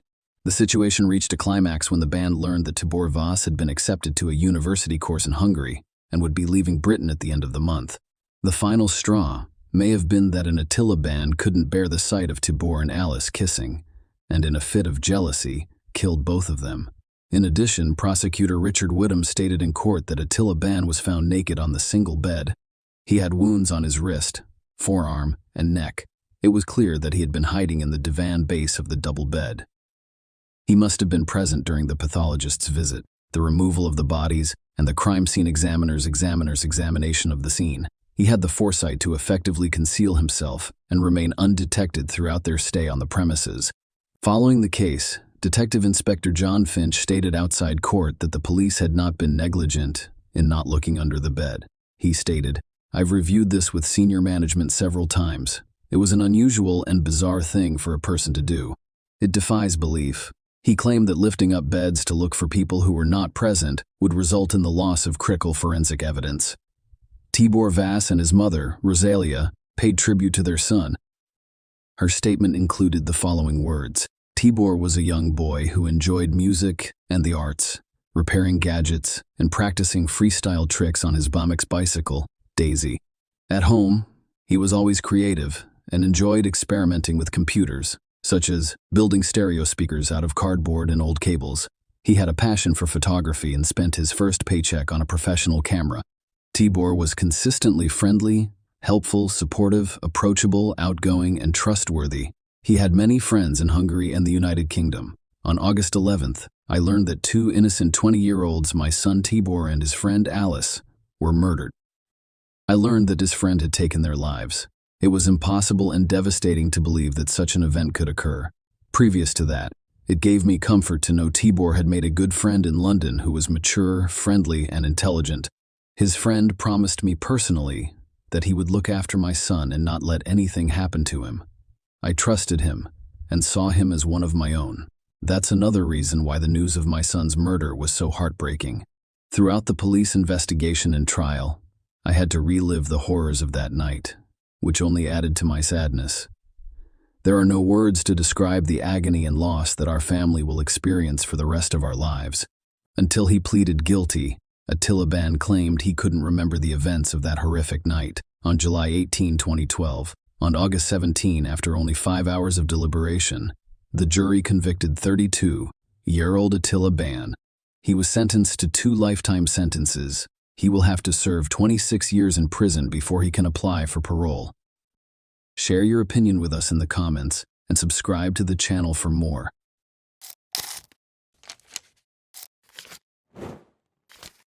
Hey guys, welcome to my channel, and today we're going to take a look at another horrible case with you. Lori Eisenberg called the Idaho authorities in February 2018 with a distressing message. She said she was sailing on Lake Coeur d'Alene with her husband, Larry Eisenberg, when he suddenly fell into the water. But after the body was recovered, a medical examination revealed a different picture, which made authorities believe that a more intricate and nuanced story was involved. Born in 1950, Larry Eisenberg earned a degree in forestry from the College of Idaho. He worked in forest cultivation, maintenance, and harvesting. He started working in the woodworking industry after completing his college education. He spent his entire life striving for success because he enjoyed working hard. In 1974, Larry married his first wife, with whom he had 2 children. But after the kids grew up, the couple got divorced. He soon met Lori Barnes, who was born in 1953. Lori's life used to be extremely impoverished. On occasion, her family even had to stay the night on farms that were deserted. She got married in 1973 at the age of 19, and the couple divorced in 1996, but they had 6 daughters together. She moved out after the divorce and became a single mother to her daughters. Many were drawn to Lori because of her amazing laugh and smile, and she was very good with people. Larry has consistently stated that he loves his wife more than anything else since they were married in 2004. Their neighbors and friends said their 17-year marriage was perfect. In northern Idaho, they led a contented life. Lori was the executive director of the North Idaho Housing Coalition at the time, which remodeled homes for impoverished families to buy or rent. Larry was retired but still involved in a number of community activities, and she was a well-respected member of the community. Lori and Larry decided to take their boat to Lake Coeur d'Alene on February 13, 2018, so they could watch the sunrise from Sunup Bay, a beautiful location. Given that Lake Coeur d'Alene is generally regarded as having serene waters, what happened that day was nearly unthinkable. But soon after they set sail, Lori looked very upset and used Larry's phone to dial 911. She reported her husband's drowning to the authorities. Lori described her desperate search for Larry in the water and her need for immediate help. At 11 a.m., officers reached the closest shoreline and sent a rescue boat to retrieve Lori so that she could receive medical care. Sheriff deputies asked the woman for any information regarding Larry's last known location when they arrived at the scene. Lori claimed she couldn't find her cell phone and didn't call emergency services until 2 hours after Larry went overboard. Additionally, Lori stated that she had to manually start the engine again because the ignition key had broken shortly before the incident. She then disclosed that after searching the neighborhood for Larry, she chose not to drive the boat back to shore out of concern that she would lose the trail.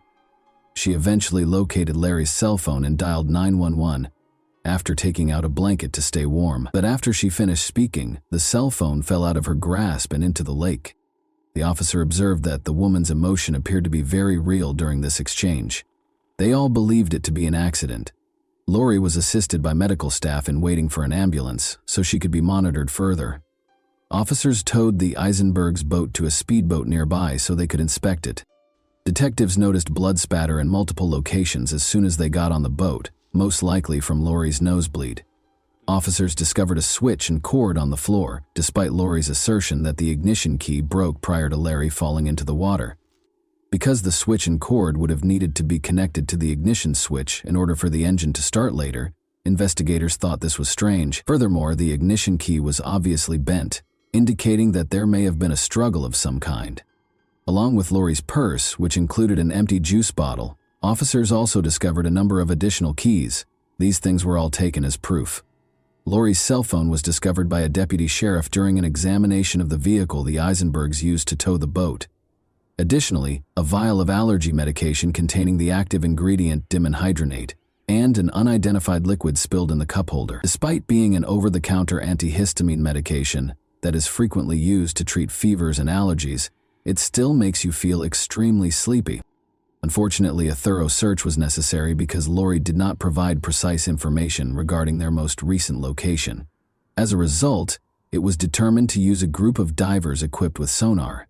In an attempt to find Larry, search and rescue helicopters were also involved in the search, but to no avail. Detectives were still unable to locate Larry, so 5 days later, on February 18, they called Lori Eisenberg and asked her to go on the lake with the sonar diving team. Despite her agreement, Lori was unable to name any particular landmarks and offered the searchers little help. The investigator thought this behavior was strange. Lori laughed and joked during the search, and occasionally broke down in tears for no apparent reason. However, this was not stressed because everyone grieves in a different way.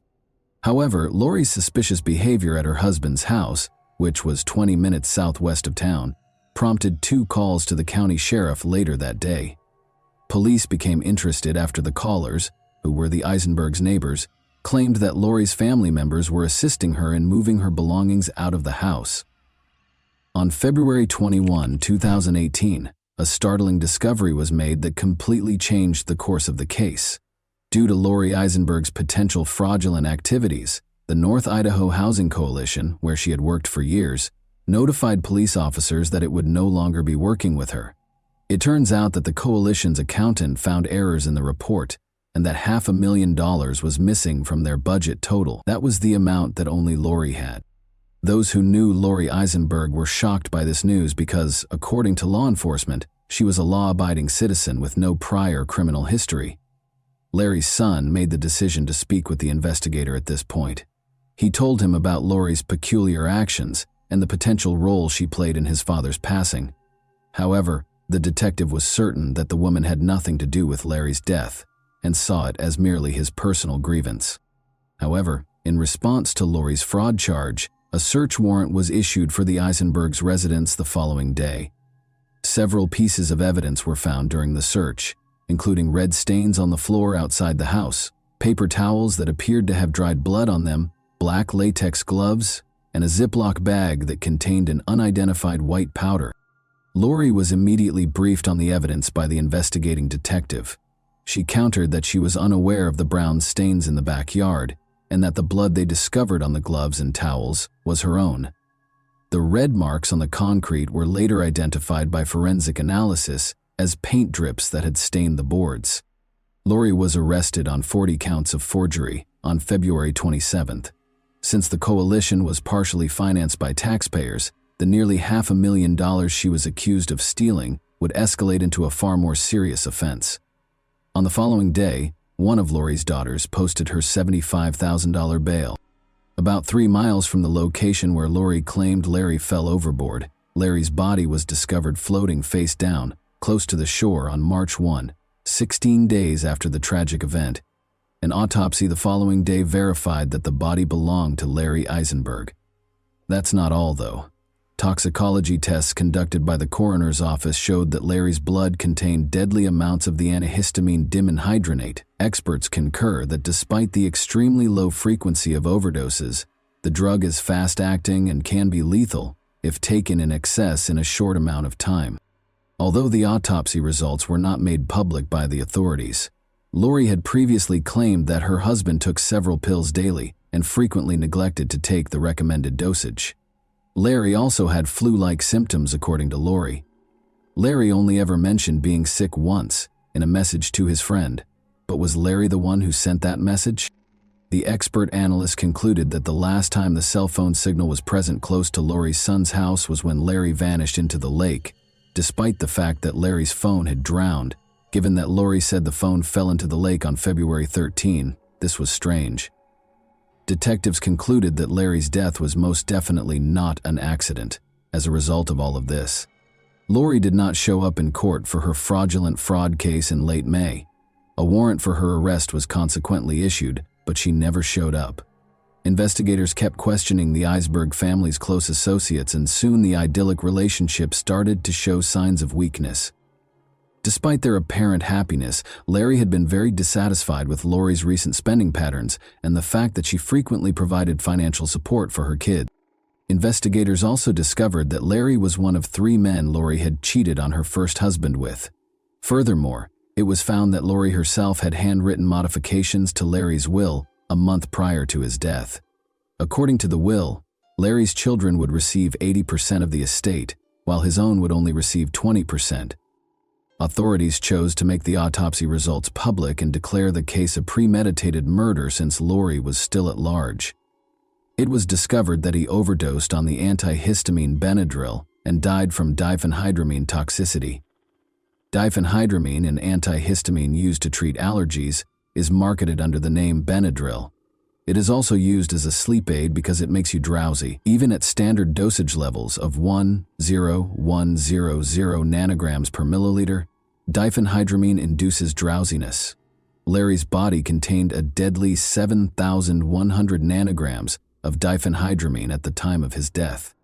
Larry's doctor was questioned by police to see if they saw any indications of a stroke or other medical irregularities, but the doctors said Larry was in perfect health.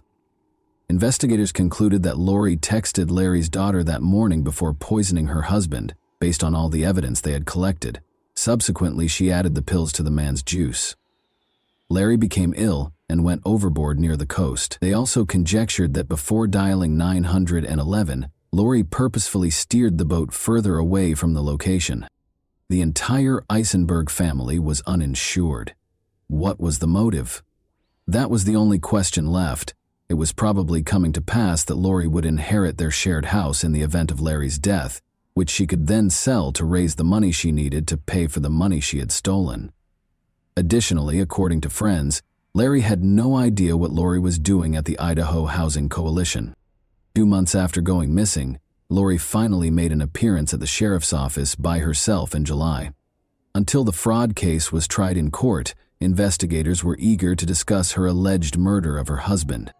Eisenberg consented to enter a guilty plea to 3 counts of wire fraud and 1 count of federal program theft in November 2018. She also consented to make restitution of about $580,000. Eisenberg was found guilty of embezzling over $500,000 and given a 5-year prison sentence. In addition, Lori's daughters entered guilty pleas to individual conspiracy charges. Each of them received a $50,000 fine and a house arrest sentence. Even though that case was resolved, another one was still pending. Lori was questioned about Larry's death once more right after the sentencing. Detectives questioned her directly about whether or not she had killed her husband during that interrogation. Lori behaved apprehensively throughout this interrogation. Her foot started tapping, which is a sign of tension and anxiety. After that, she was informed of the autopsy's findings. The detectives persisted in pressing her with additional compromising evidence, even though she denied any involvement in her husband's death. She eventually demanded an attorney and refused to answer any more questions. Lori Eisenberg was charged by a grand jury with first-degree murder by poisoning, a capital offense, 2 years after her husband's body was discovered floating in Lake Coeur d'Alene. The COVID-19 pandemic caused her trial to be repeatedly postponed. In order to maintain her innocence and admit that she would probably be found guilty if the case went to trial, Eisenberg entered an Alford plea to a lesser charge of second-degree homicide, after initially being charged with first-degree homicide by use of poison. She entered a guilty plea to the lesser charge of second-degree murder in February 2021. Larry's daughter, Jessica McPherson, said she thought the plea agreement, which spared Eisenberg from acknowledging guilt, was a betrayal of her father's family. "The manner in which I lost my father," Lori Eisenberg, "has left a hole in my soul that I will never be able to fill. And for 3 years, that hole has just continued to get deeper and deeper at the web of lies, deceit, and manipulation that have continued to expand," Jessica McPherson said. Larry's son, Dean Eisenberg, stated, "It is impossible for me and those who are deeply impacted by the loss of such a great man and wonderful father to find closure." In an unforgettable way, he referred to his father as his best friend. "Even those who hated him loved him in a way," he stated. As her stepson talked about the man she confessed to poisoning, Lori Eisenberg wiped her eyes with a tissue. He spoke of a decent, industrious man who cherished his family, especially his wife. "I can only hope she did what she did to save him the embarrassment of finding out what his soulmate had done behind his back," said Dean Eisenberg.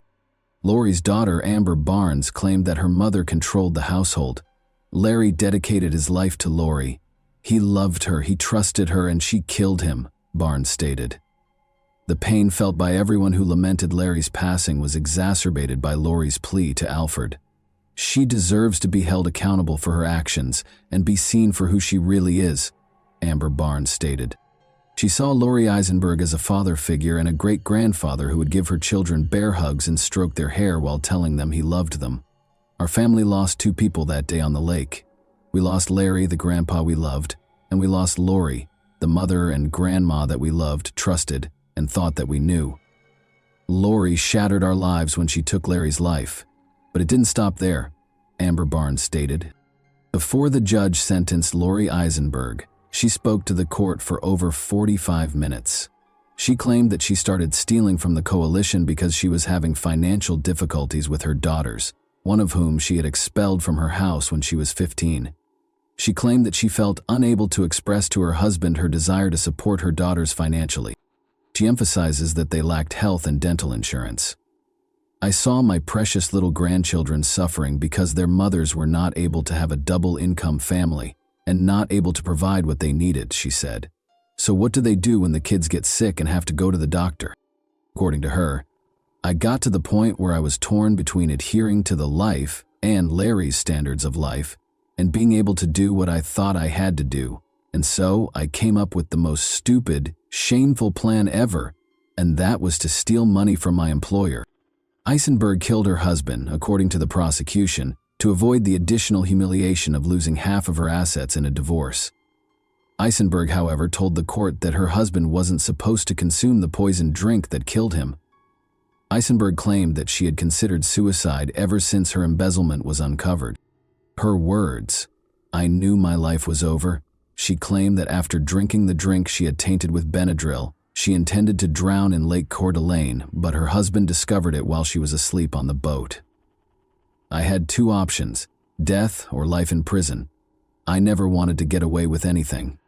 I know Larry would still be alive if it weren't for me," she replied. According to the judge, he was convinced that Eisenberg's account of what happened in court was accurate, at least the version she had chosen. "Your truth doesn't hold up in the light of all the evidence," he responded. Eisenberg was given a life sentence with 30 years fixed and credit for time served, according to the judge's ruling. Following the delivery of the sentence, Larry Eisenberg's family silently embraced it. And that wraps up today's chilling story. If you enjoyed this video, don't forget to like and subscribe so you never miss a new upload.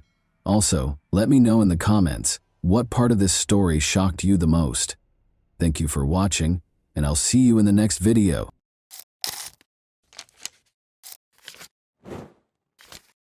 Hey guys, today we're diving into another truly horrifying case. If you want to support my channel, make sure to subscribe and stay active. It really helps me out. I'd be super grateful for that. Let's get started. One of the most important people in the tech sector, Forrest Hayes, was discovered dead in Santa Cruz Harbor, California, on November 23, 2013. His death was found on board the Escape, a lavish yacht that he owned himself. When Forrest was discovered unconscious in one of the cabins, attempts to resuscitate him failed. The captain of the yacht called local police informant as the initial responders. A number of perplexing circumstances surrounded the body's finding. Without any indication of struggle, Forrest was discovered laying on his back. There was a noticeable injection mark on his arm, but there was no syringe or medical equipment in the area. As a result, detectives were instantly prompted to think about whether this was an accident or an intentional conduct. There was chaos in the cabin where Forrest was discovered. He had company, as evidenced by the lipstick traces on one of the 2 wine cups on a tiny table in front of him. A sense of seclusion was created by the meticulously drawn curtains covering every window and the low illumination. There were no obvious indications of violence, yet the scenario was strangely contrived. Forrest regularly used the yacht for private excursions, the captain told the authorities. He said that although Forrest liked to be alone himself on the yacht, he would entertain people from time to time. However, once Forrest set out on this specific voyage, the captain did not witness anyone boarding or departing the boat, and the coroner's preliminary investigation indicated that a drug overdose might have been the cause of death. It was unclear at the beginning of the investigation, nevertheless, if this overdose was an accident or deliberate. More doubts were generated by the fact that there was no syringe found next to the body. Was it removed on purpose, or was it never there in the first place? Investigators started looking into Forrest's life, contacts, business transactions, personal ties, and the circumstances surrounding his death in an effort to find leads. Who had been with Forrest in his last hours was the crucial question. The lipstick-stained wine glass and the absence of obvious evidence at the scene suggested a woman was present, but neither the harbor personnel nor the captain saw anybody get off the yacht after Forrest got on board. Examining Forrest's phone, which was discovered close to his body, was the first step in the inquiry. An initial look through his texts and applications turned up nothing unusual, but the investigators made the decision to delve further into his private life. Investigators believed Forrest might have had a secret side to his life that might provide hints about what had transpired. Despite his impeccable professional image, it became clear from a thorough examination of Forrest's relationships and routines that his apparently ideal existence might have been hiding some surprising truths. In their efforts to comprehend what happened aboard the Escape that tragic evening, law enforcement made finding these their top priority. On May 10, 1962, Forrest Hayes was born in Dearborn, Michigan. He demonstrated exceptional learning skills at a young age, and his innate charisma, curiosity, and talent for handling challenging situations made him a leader among his peers. His captivating personality and drive for perfection were often praised by teachers and classmates, and these attributes set the groundwork for his eventual success in the workplace. Forrest enrolled at a prominent university to study computer science and engineering after graduating from high school. He rapidly became proficient in the state-of-the-art technologies of the time and started working on his own projects, which attracted the interest of significant tech firms. Early in the 1980s, when the information technology sector was just starting to take off, his career really took off. Forrest's 2005 hire by Apple was a turning point in his career. Apple was expanding quickly at the time and was creating groundbreaking devices like the iPhone and iPad. Forrest was hired by the corporation to work in one of the main divisions, in charge of developing cutting-edge technologies. He immediately gained the respect of his coworkers and leadership due to the substantial contributions he made to Apple's projects. Forrest was more than just an accomplished expert. He was a pioneer. He was a vital team player because of his exceptional ability to come up with novel answers to challenging problems. Coworkers recalled his unwavering commitment to putting innovative concepts into practice that improved the usability and accessibility of Apple's products. Forrest developed technology during his time there that went on to become industry norms. But Forrest's aspirations prevented him from taking things easy. He soon accepted an offer from Google to work for the multinational internet behemoth. He joined Google X, a division devoted to creating cutting-edge technologies, after 7 years at Google. In his position, he oversaw projects including smart devices, driverless cars, and other cutting-edge technologies. Forrest's accomplishments include helping to create self-driving car systems, a revolutionary development in the realm of autonomous mobility. According to colleagues, Forrest Hayes had the ability to motivate a group of people and lead them toward challenging objectives. He promoted a positive work atmosphere as a leader who was fair but firm. Forrest gained the respect and affection of his team since he didn't hesitate to take on the most difficult assignments. He was able to successfully oversee large-scale projects that influenced the direction of technology because of his ability to blend strategic thinking with meticulous attention to detail. Forrest's family life and career accomplishments were closely related. He married Denise Hayes in 1996, and the two of them had a close relationship based on support and understanding. Asha, Lily, Roscoe, Lauren, and Daniel were the couple's 5 children. Forrest was a loving parent in addition to being a prosperous businessman. He always found time for his family in spite of his hectic job schedule. He loved spending time with his children, planning family vacations, and establishing customs that strengthened their bonds, according to individuals who knew him well. Forrest seemed to have a happy family life. Situated in one of California's most prominent communities, their $3 million 0-cents home provided a peaceful and comfortable sanctuary. But trips aboard his yacht were the source of Forrest's greatest happiness.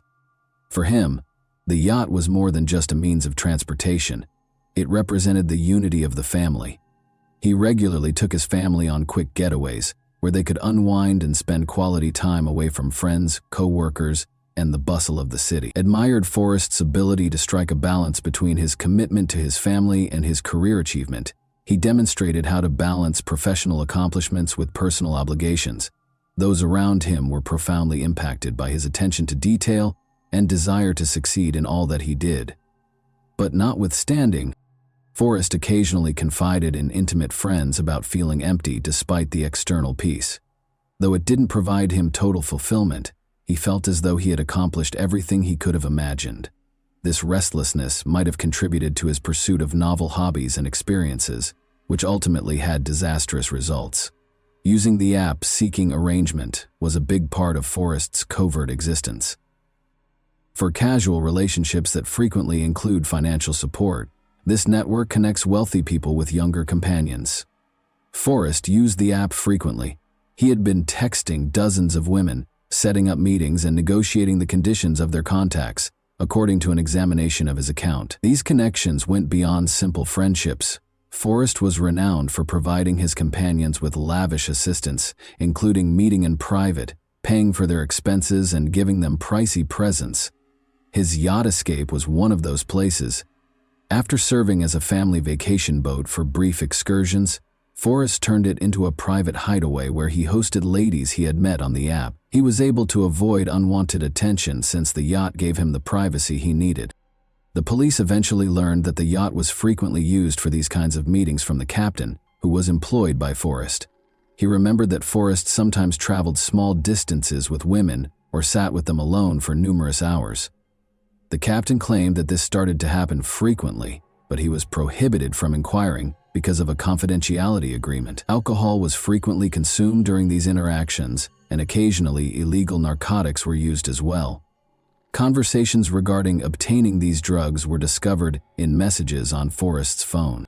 Sometimes he asked his partners to bring them along. Unaware of his other existence, his family and co-workers were taken aback by this news.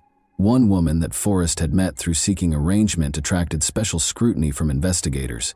He set up a rendezvous with her aboard the yacht a week prior to his passing. They drank alcohol during the evening and then took drugs that made Forrest feel ill.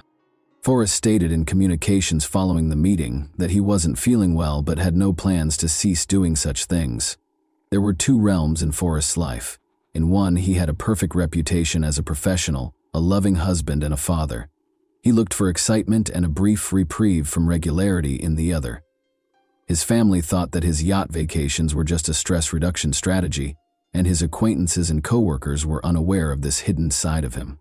Forrest viewed these private sessions as a means of relaxing from his rigorous work schedule, but they ultimately had disastrous results. His success was formerly symbolized by the yacht. Freedom became the place where his premature death and double life met. Investigators and Forrest's loved ones were forced to reevaluate their perception of a man they had assumed to be perfect. in light of the facts. Alex, whose real name is Alexandra Catherine Tillman, was born in Canada on April 8, 1987. Leslie Ann and Bart Tillman adopted her at a young age, thus her biological parents were unknown. Alex received a secure and caring upbringing from her new family, complete with a cozy home and stable finances. The family enjoyed a high social status because Bart was an executive at a large corporation and Leslie Ann worked in retail. Alex was raised in a loving home. She aspired to be a writer and excelled academically, particularly in literature. Her teachers were aware of her rich imagination and innovative ideas. She also enjoyed playing sports and took an active part in school tournaments. Parents encouraged their daughter's goals, supported her education, and were proud of her. But for Alex, adolescence marked the start of a string of issues. She first took marijuana when she was 14. Although it was more of a haphazard choice, it eventually brought to a slow entry into the forbidden world.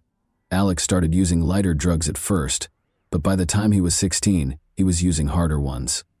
Her life underwent a significant transformation during this time. She started skipping school, avoiding the sports sections, and separating from her parents, Leslie and Bart Tillman, who did everything in their power to support their daughter. They sought the help of psychologists and brought her to counseling, but things kept getting worse. They sent Alex to a private rehabilitation school in Maine in a last-ditch effort to make things better. This school was well known for teaching teenagers with behavioral issues in a severe manner. The parents believed that removing their daughter from her familiar surroundings would aid in her transition back to a regular life. However, the anticipated outcomes of the stay at the institution were not achieved. Unable to adjust to the new surroundings, Alex quickly went back home and resumed her old way of life. Alex had finally left school at the age of 18.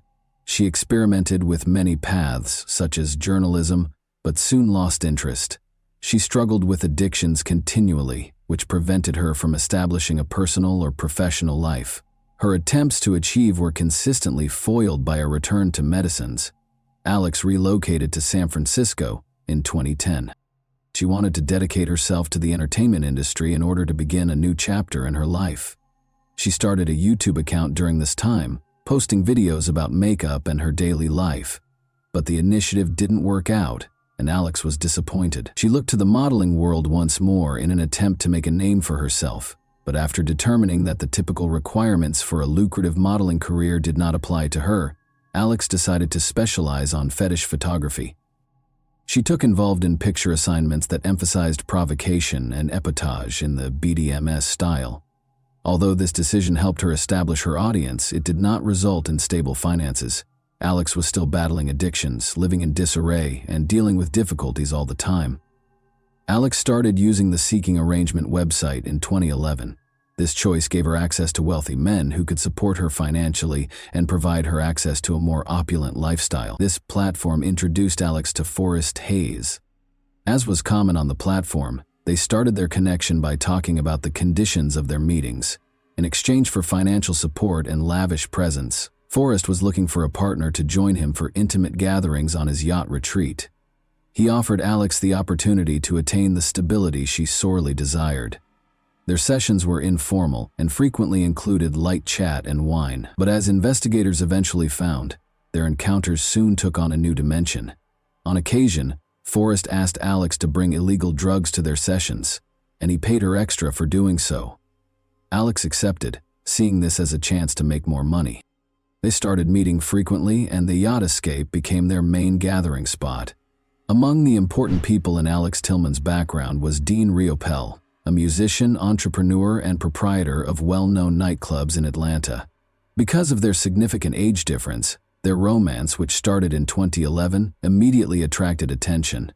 Alex was only 24 at the time, while Dean was 51. They both seemed to thoroughly embrace a colorful and intense lifestyle, though, and didn't seem to mind the difference. In addition to being a prosperous businessman, Dean had a strong interest in rock music. His band frequently played at his clubs, which were essential to Atlanta's music culture. Dean was well known for his vivacity, charisma, and passion for an unrestrained lifestyle. Dean took a major role in Alex's life, as she sought both stability and attention. Their relationship reflected the idealized anarchy of rock and roll, wild parties, travel, and a carefree lifestyle. However, there were serious issues underlying their relationship's glitzy exterior. Alex frequently started arguments, according to Dean's friends and co-workers. Their relationship was unstable due to her impulsive behavior, which was made worse by her use of drugs and alcohol. Only a few weeks before to the deadly Forest Hayes incidents, in September 2013, Alex reported Dean to the police for allegedly being aggressive. Officers discovered a completely different scene when they got there, though. Witnesses reported that Alex had been acting strangely that evening. After drinking too much, she made a scene at one of the clubs and attacked Dean, biting his finger and leaving obvious scars. Alex was thus accused of assault and making a false report. This incident brought to light the persistent strain in their relationship, which was collapsing under the weight of constant disagreement, despite their shared affection. On September 24, 2013, a few weeks later, Dean Riapella was discovered at his house, unconscious. After a long night of partying, Alex called emergency services to report that he had passed out. She said she had gone into the restroom for a moment and came out to find him on the floor. When paramedics came, they declared him dead at the scene. An autopsy showed that a heart attack caused by an overdose of illegal drugs was the cause of death. But Dean's family and friends had some qualms about this judgment. They maintained that Dean avoided even simple painkillers and had a great dislike of utilizing medications. The official decision about his death seemed contradictory, given his strong position on the issue. Despite their worries, there was insufficient evidence to support foul play. Therefore, the matter was closed. Originally deemed an accident, Dean's death came to light again in 2014, when Alex was taken into custody in relation to the Forest Hayes case. The police discovered parallels between the two incidents during the inquiry. The drugs that killed Forrest were the same ones that were discovered in Dean's system. The investigation into Dean's death was reopened as a result of this discovery. Suspicions were also heightened by Alex's enigmatic social media posts. She said, "Death is always near," in a post that was shared a few months after Dean's death. You might be surprised to learn how near it is. Although Alex never provided an explanation or clarification, these remarks generated a lot of conjecture. Dean's family backed the case's reopening, claiming that the first probe had been too cursory. They thought Alex might have been involved in his death because of his actions and relationship to illegal substances, but there was never any hard proof that connected her to the event. Investigators suspected that Alex's acts could not have been random events, but rather part of a wider pattern because of the similarities between Dean Riapell's and Forest Hayes killings. Nevertheless, Alex's purported involvement has never been confirmed, and Dean's case is still formally closed, despite the increasing attention. This ambiguity keeps raising unanswered questions that might never be resolved. With the use of video records recovered from cameras on the yacht, witness statements, and other pieces of evidence, investigators were able to piece together what happened the night Forrest was discovered dead. As usual, Forrest arrived at the escape in the afternoon on November 23, 2013, and he boarded by himself. Alex Tillman joined him on the yacht shortly after. The captain testified that Forrest had asked the crew to leave the yacht for the night, stating that he wanted some alone and a peaceful night to unwind. The yacht still had several working cameras. In the main cabin, the video showed Forrest and Alex conversing, joking, and sipping wine. Substances and syringes were later found in the backpack that Alex had brought with her. The talk grew more informal as the evening went on, and Alex produced a syringe loaded with the drug. After giving herself an injection, she gave it to Forrest, who accepted. The precise moment of the injection was captured by the camera. Forrest's condition quickly deteriorated after receiving the dose. After losing consciousness, he fell into the couch.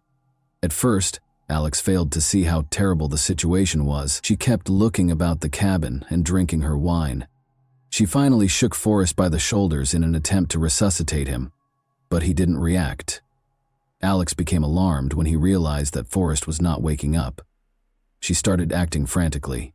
She then scrubbed the wine glass she had used, trying to get rid of lipstick stains, but missing some, while she started to gather her possessions, including the syringes and any leftover chemicals, in an effort to get rid of any possible evidence. She was also seen on camera quickly pulling the cabin's curtains, surveying the area, and making sure there was no obvious sign of her presence left. Alex then departed the yacht without telling anyone what had transpired. Forrest lay on the couch for several hours after she left him asleep, and no one bothered him. The skipper didn't return to the yacht and see Forrest dead until later, after his worried wife had called him. According to the inquiry, Alex attempted to evade notice following the incident by turning off her phone and leaving the marina. But police were able to piece together the events thanks to the yacht's camera recordings, fingerprints, and text messages between Forrest and Alex on his phone, as well as traces of lipstick on the wine glass. Alex played a significant role in the catastrophe, as evidenced by her actions during the escape. She was suspected of trying to avoid responsibility because of her frantic flight and attempts to destroy evidence. One crucial question, though, was still unsolved. Was the injection planned, or was it a snap decision taken under pressure? Law enforcement launched a manhunt to find Alex Tillman when it was determined that she was a major contributor to Forrest Hayes' death. Suspicions that Alex was involved were further cemented when she went into hiding right after the incident. Her phone was off and her once accepted social media profiles were inactive, making it more difficult to find her. But investigators came up with a strategy. They concentrated on Alex's Seeking Arrangement profile, which was the site where she had first made contact with Forrest. The secret to finding her was this app. Investigators constructed the persona of an affluent man looking to make new friends, using a fictitious profile. Alex accepted to meet despite his best efforts to stay out of the spotlight because he couldn't resist the chance to make money. She set up a rendezvous at a remote spot in California after days of messaging. Alex was arrested by police enforcement when she showed up for the rendezvous. Everything went without a hitch. Despite not resisting, Alex's behavior throughout the arrest was described as calm and uninterested. She claimed not to grasp the charges against her. She was shortly formally charged with illegally distributing forbidden narcotics, tampering with evidence, and second-degree homicide. Her attractiveness and contentious past caused the trial to immediately become a media sensation. When it started in early 2014, Alex, known as the beauty-turned-criminal, became the focus of media and public attention. During court appearances, a lot of people talked about her previous appearances, interviews, and demeanor. Alex had a composed and self-assured demeanor, frequently wearing immaculate clothing, which elicited conflicting responses from the general population. According to the prosecution, Alex was completely aware of the dangers associated with her behavior. They played camera footage from the yacht that showed her giving Forrest an injection and then walking away without helping him. The prosecution asserted that this showed her lack of interest and willful efforts to hide her activities. Alex's defense team argued that she didn't mean to hurt anyone and that she only did what Forrest asked her to do. Her attorneys claimed that her hasty departure was motivated by panic and that his death was a terrible accident. They further underlined that Forrest had agreed to the injection and had asked for the drugs. There was a great division in public opinion. Some believed that Alex was a heartless criminal who killed a well-known and prosperous person. Others questioned the morality of Forrest's actions, such as his use of a dating site and involvement in dangerous pursuits, and saw her as a victim of circumstance. Alex and the prosecution agreed, a plea deal in May 2015. She avoided a jury trial and received a reduced sentence by entering a guilty plea to involuntary manslaughter and possession of forbidden narcotics. She received credit for time already served and was given a 6-year jail sentence. Another round of debate was triggered by the ruling. Given the circumstances, some people thought the punishment was too light, while others thought it was appropriate because there was no concrete proof of intended injury. In 2017, Alex was deported to her native Canada after completing her term. Her name did, however, keep coming up in conversations and stories about well-known crimes. To the general public, Alex Tillman came to represent double lives, dangerous conduct, and the far-reaching effects of careless choices that resulted in a catastrophe that affected a great number of lives. After being freed, Alex tried to start over. She remained out of the spotlight for a while, avoiding social media and media interactions. But a year later, she had her first significant video call interview with a Canadian journalist. To many, Alex seemed collected, serene, and emotionally aloof. Her account of what happened rekindled controversy and sparked fresh discussions about her behavior and the fallout. Alex claimed in the interview that she had never meant to hurt Forrest Hayes and that she was shocked by his passing. She asserted that she was not aware of any prior medical conditions he might have had and that the injection had been given at his request. Alex said she thought Forrest knew his boundaries and had control over his behavior. Additionally, she denied intentionally attempting to conceal evidence, stating that her actions were motivated by panic and ill-advised decisions made in a moment of crisis. However, the evidence in the case contradicted her allegations. Video from the yacht showed Alex leaving the area without trying to contact for assistance, in addition to deleting any record of her presence. Her justifications were criticized harshly by the Forrest family, who saw them as an attempt to deflect blame and cast further doubt on her sincerity. Her comments regarding Dean Riopel were equally contentious. Alex revealed in the interview that his passing had hurt her and that their relationship was tumultuous but sincere. She did not, however, respond to inquiries regarding the circumstances of their last encounter or the reason behind Dean's overdose. Suspicions were only heightened by her silence. According to Dean's family, who had previously demanded that the case be reopened, Alex's remarks left more questions than they answered. It's still unknown how far along the Dean Riopel death investigation is. The Fulton County District Attorney's Office stated in 2018 that the matter was being reviewed, but they did not release any additional information. Rumor has it that investigators failed to find fresh evidence that would support or contradict Alex's involvement. The public was kept waiting for answers, and Dean's family was left in a condition of uncertainty. Alex Tillman currently lives in Canada and keeps a low profile. Her social media accounts are still inactive, and journalists have had varying degrees of difficulty reaching her for additional comments. She continues to be a contentious person who significantly divides opinions despite her modest profile. Others view Alex as a cold, cunning person whose actions led to 2 catastrophes, while others regard her as a person caught in the wrong situation. Many issues remain in the situations of Dean Riopel and Forrest Hayes. Dean, were their deaths really unintentional? What part did Alex really play in these sad incidents? Thanks for watching, everyone. Your support means a lot to me, and you can help my channel grow by hitting that like button, dropping a comment, and sharing this video. Your engagement really makes a difference. See you soon.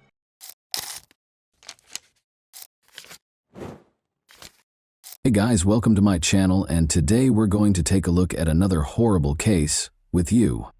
Today, we'll examine what happened in the U.S. state of Pennsylvania in 2017. Alina Shaikhet, 20, a University of Pittsburgh student, stopped returning calls and texts on October 8, 2017. Her mother and father were unable to get in touch with her, and she was supposed to meet them that morning. The Shaikhet family's life was forever altered by what they discovered when they visited her house. When Alina was 3 years old, her family relocated to the United States from Ivanovo, Russia, where she was born. Alina had extraordinary talent. She had a passion for acting, dancing, and singing. Many people were moved by her beauty and passion on stage. At a very young age, Alina became passionate about the performing arts. At the age of 4, she began her journey at the European School of Rhythmic Gymnastics. She started singing solo in out-of-state competitions when she was 5 years old. She attended the Tammy Lee School of Dance in elementary school, where she was able to secure prominent roles while showcasing her acrobatic dance routines. Alina quickly picked up dance techniques and styles that most kids would take years to master. She had the honor of performing with a group of much older, more seasoned dancers because of her extraordinary talent. Alina started going to the Broadway dance studio with Karen Prunzik in the 5th grade.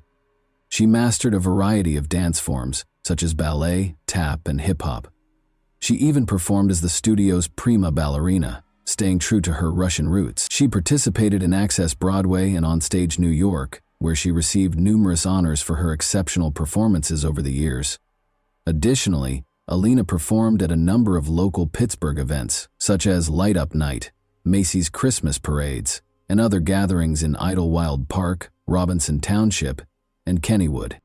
Alina was also able to find her singing talent thanks to the confidence she gained from dancing. Both in front of an audience and at home with her family, she moved audiences to tears with her exquisite performances of numerous well-known songs. Alina had extensive surgery after suffering a serious knee injury in a ballet class when she was 14 years old. Alina was devastated to learn that she would never be able to dance competitively or recreationally again after months of physical therapy. She was determined to find a way to get back on stage, in spite of this significant setback. Alina was able to safely express her love of dancing while attending Montour High School by participating in the musical theater program. As a talented actress, dancer, singer, and comedian, Alina made a triumphant comeback to the stage, illuminating the audience with her love and light. She brought tears, smiles, and a lot of applause to her roles in a number of plays and musicals. Alina continued to shine her light and make everyone happy while performing at numerous events throughout the city as a member of the chorus at Montour. Despite the fact that Alina's injury kept her from pursuing her love of dancing and performing, her experience receiving treatment motivated her to seek a career in medicine. She wished to assist those who had sustained injuries that hindered them from following their aspirations. Alina made the decision to pursue a career as a physical therapist. Alina and her parents had a close relationship. In 2015, she wrote on Facebook, "Happy Father's Day to the greatest dad out there. Thank you for always being there for me and having my back no matter what. I couldn't get through one day without you. I love you so much, Dad." She also wrote, "Happy birthday to my gorgeous mother. I can't wait for another year of countless laughs and more memories. You are my best friend and I love you with all my heart." After graduating from Montour High School in 2015, Alina attended the University of Pittsburgh-Greensburg for her first 2 years of college. While attending Pitt-Greensburg, she resided in the Outdoor Adventure and Community Service Living Community. She actually served as OACS's vice president for the spring 2017 semester. She enjoyed being a part of an organization that helped kids and animals. Once more, Alina shone her light, bringing her love and care to the lives of both humans and animals. After that, Alina moved to the Oakland campus of the University of Pittsburgh. She was ready to commit herself to becoming a doctor of physical therapy and shared an apartment with her friends. But on October 8, 2017, Alina, who was only 20 years old, was tragically and senselessly killed. Alina shared a home with other University of Pittsburgh students. Zach Brandner, her roommate, could never forget the night he last saw Alina alive. Zach and Alina took a Snapchat together at around midnight after returning home from a late shift at work to make fun of other students who were sharing night out selfies on Saturday night. A couple of minutes later, Alina texted me the picture we had just taken. That was the last I heard from her. The next morning she was gone, Zach said in an interview with reporters. "We all said goodnight and said I love you, like we did every night. And she went up to bed." A little more than 8 hours later, Alina's father, Jan, and mother Ellie arrived to collect their daughter. They were scheduled to take a charity walk in the park to raise money for breast cancer. Zach described the specific events of that morning in the interview. He stated, "Her mom came to pick us up at 8:45 a.m. Her mom rings the doorbell and says, 'Is Alina not awake? She isn't answering my calls. Let's go wake her up.' I thought she slept through her alarm. Her dad was still in the car with their dog at this point. We went up and her mom started knocking on the door with no answer. This went on for 5 minutes and it started getting really loud. She started shaking the door. You could tell she was starting to get a bit scared, like this wasn't normal. The dog was barking uncontrollably. That's when Ellie called for her husband Jan, who came inside and broke down the door, and then they saw what was inside. At this point, I was halfway up the stairs and all I heard was screaming. Her parents were screaming at the top of their lungs, saying, 'Alina is dead. Alina is dead.' It got hard to understand. They started speaking in Russian.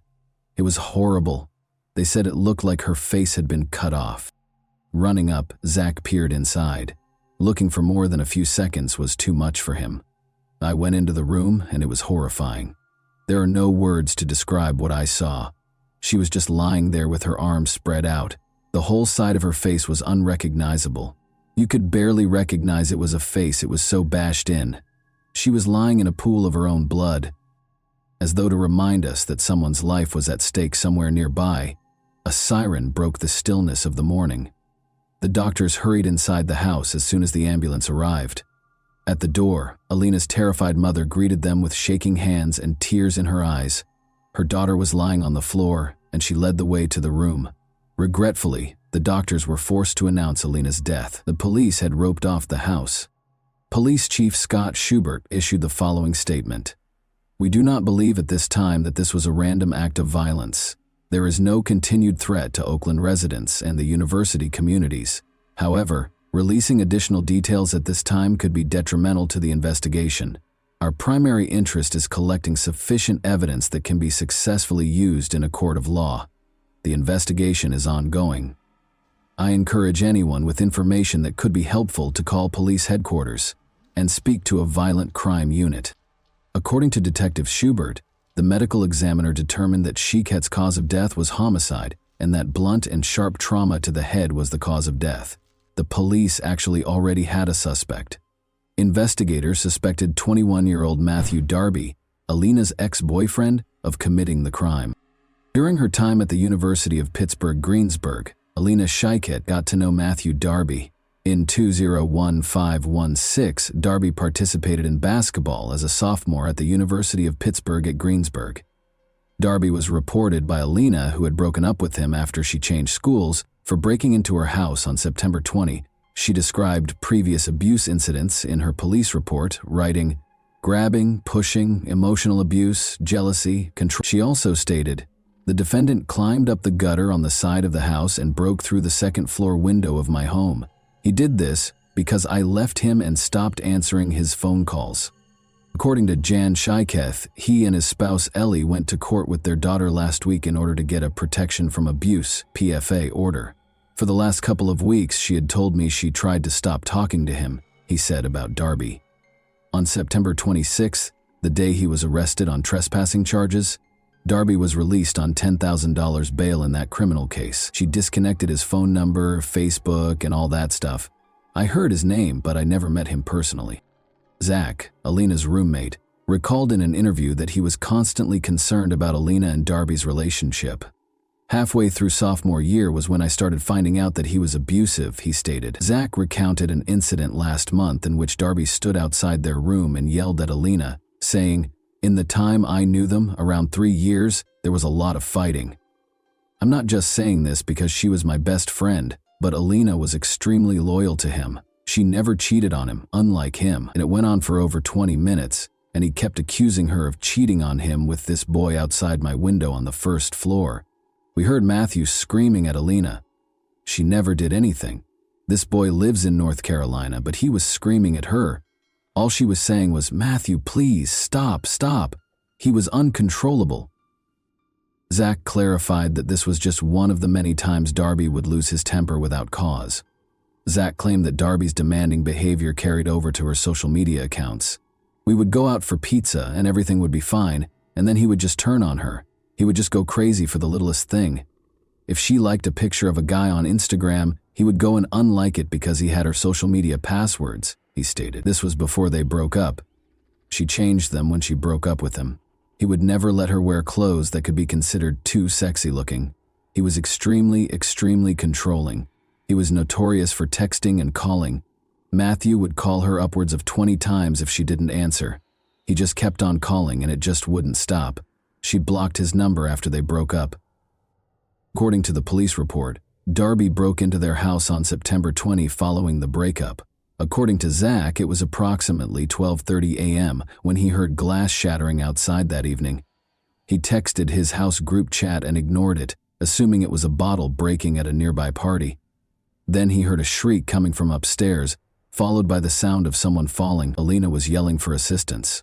Because Matthew Darby was in her room at that point, we weren't sure what his intentions were, but now we think it was a failed attempt at murder. We caught him and got him out of her room. Then the police came, and he was arrested. She was scared. You could tell, Zach continued. She didn't feel safe at all. Call logs from Alina's cell phone, which was not at the apartment when she was discovered, revealed that between 4:15 a.m. and 4:15 a.m., she received 5 unanswered calls from a number that turned out to be Darby's, and 4:55 a.m., Sunday. According to the police, Alina's cell phone was last seen close to Irwin, where Route 30 and I-76 meet. The criminal complaint states that at 4:21 a.m., Darby was picked up by a commercial car service vehicle. According to the driver, he took Darby to Oakland's Semple Street and Ward Street, which are close to Cable Place. According to him, Darby asked him to wait 10 minutes after getting out of the car. The driver reported that 10 minutes later, Darby asked him to wait for 10 more minutes. About 5 minutes later, The driver got a call on his phone requesting that he wait an additional 10 minutes. He told the police that he could not wait any longer and walked out of the area.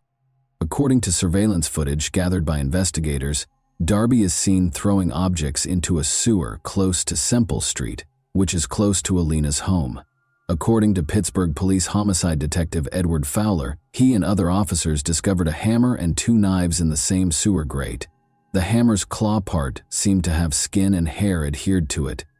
Police asked for a warrant to arrest Darby based on the information above. He was accused of stealing by unlawful taking, burglary, criminal homicide, fleeing to avoid capture, and possessing criminal tools. Matthew Darby was taken into custody in Myrtle Beach, South Carolina, a few days after Alina passed away. A concerned citizen reported witnessing a male tampering with a window at a residence, according to Myrtle Beach police. Officers discovered a man who fit the description when they got there. It was discovered during their investigation that Darby was the male suspect. He was accused of loitering and giving police misleading information in connection with the South Carolina incident. Both of the new charges are punishable by up to 30 days in jail and a monetary fine. During the hearing, a judge in South Carolina refused to grant bond. Because of the pending Pennsylvania warrant, the judge deemed Darby a possible flight risk. The judge informed Darby that he could either waive his right to an extradition hearing or exercise it. Then Darby said he wanted his attorney. When asked to enter a plea to the charges in South Carolina, he also stated that he wanted his attorney. Alina's family and friends, many of whom were Pitt students, crowded the courtroom. Many carried signs raising awareness of domestic violence and Alina's Law, a bill that is currently pending in the state legislature and would give judges the authority to mandate electronic tracking of high-risk domestic abusers. The words, "Our Russian Princess," were written in Russian on purple shirts featuring a picture of Alina. The judge ordered Darby to stand trial on all charges, including homicide, flight, burglary, theft, trespassing, and possession of a criminal instrument. The back read, "Love shouldn't hurt." According to evidence presented by the prosecution, Darby spent the night of October 7 and the early hours of October 8 on the campus of Duquesne University, where he spoke with Raymond Marr, a university police officer. Darby wanted to know how to get to Brodart Hall. According to Marr, security cameras caught Darby at several locations on campus, including the student union, which Darby was permitted to enter so he could charge his phone. He claimed that Darby appeared apprehensive and had a faint alcohol odor. Prosecutors have presented a picture of a man they claim is Darby standing in a campus elevator that evening while sporting a striped shirt with the Miller Beer logo embroidered on it. When Darby was arrested, he had that shirt among his belongings. Days later, authorities said that on Friday, January 19, 2018, prosecutors presented evidence that showed Matthew Darby on an elevator at Duquesne University, just hours before he is accused of killing his ex-girlfriend Alina Shekhet in her Oakland home. David Schrager, Darby's lawyer, contests that the video depicts Darby hours later.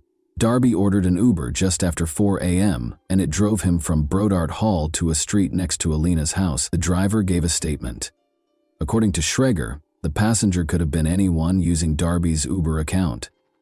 3 days after Alina's death, Darby was arrested by police in Myrtle Beach, South Carolina, after he had left the Pittsburgh area.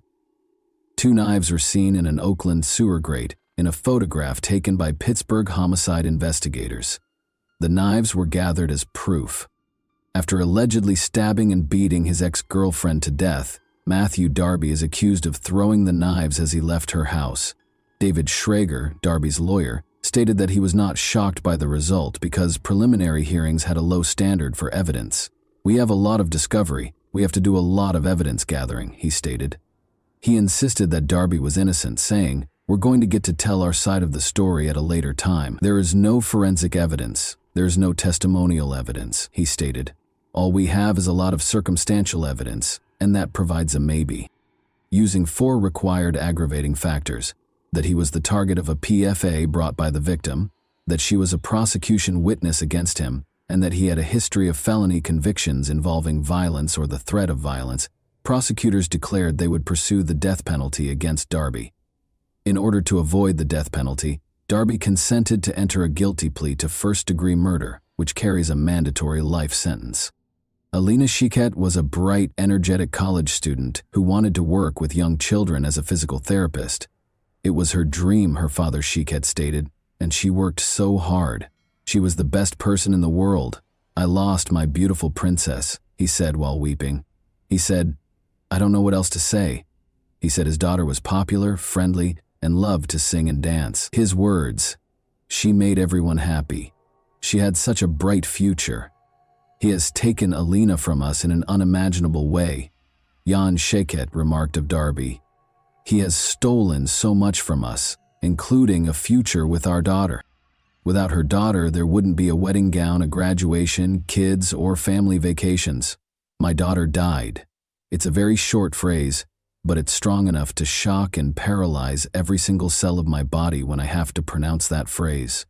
Ellie Shaket claimed that because her brain was not designed to understand those words, her mouth was not intended for them. After Darby was accused of breaking into her house, she recalled sitting with her daughter in the courthouse. She applied for and was granted a protection order against abuse.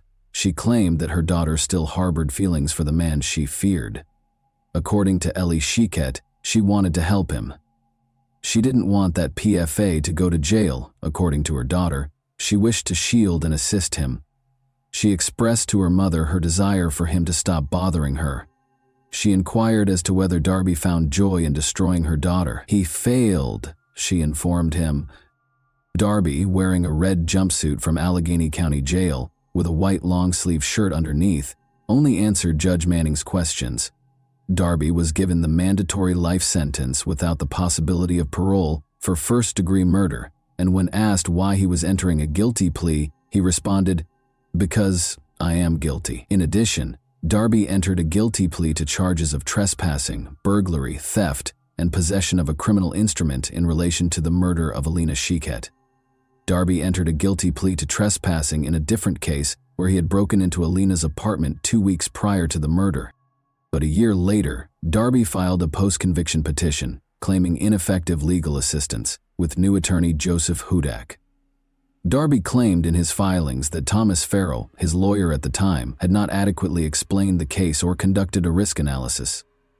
The Allegheny County District Attorney's Office responded that Darby's claims would not be successful, but it acknowledged that a hearing on the issue might be required. The decision is based on a precedent known as the Coordinate Jurisdiction Rule, which states that judges in the same jurisdiction should not overrule one another, rather than any potential merit for Darby's claim.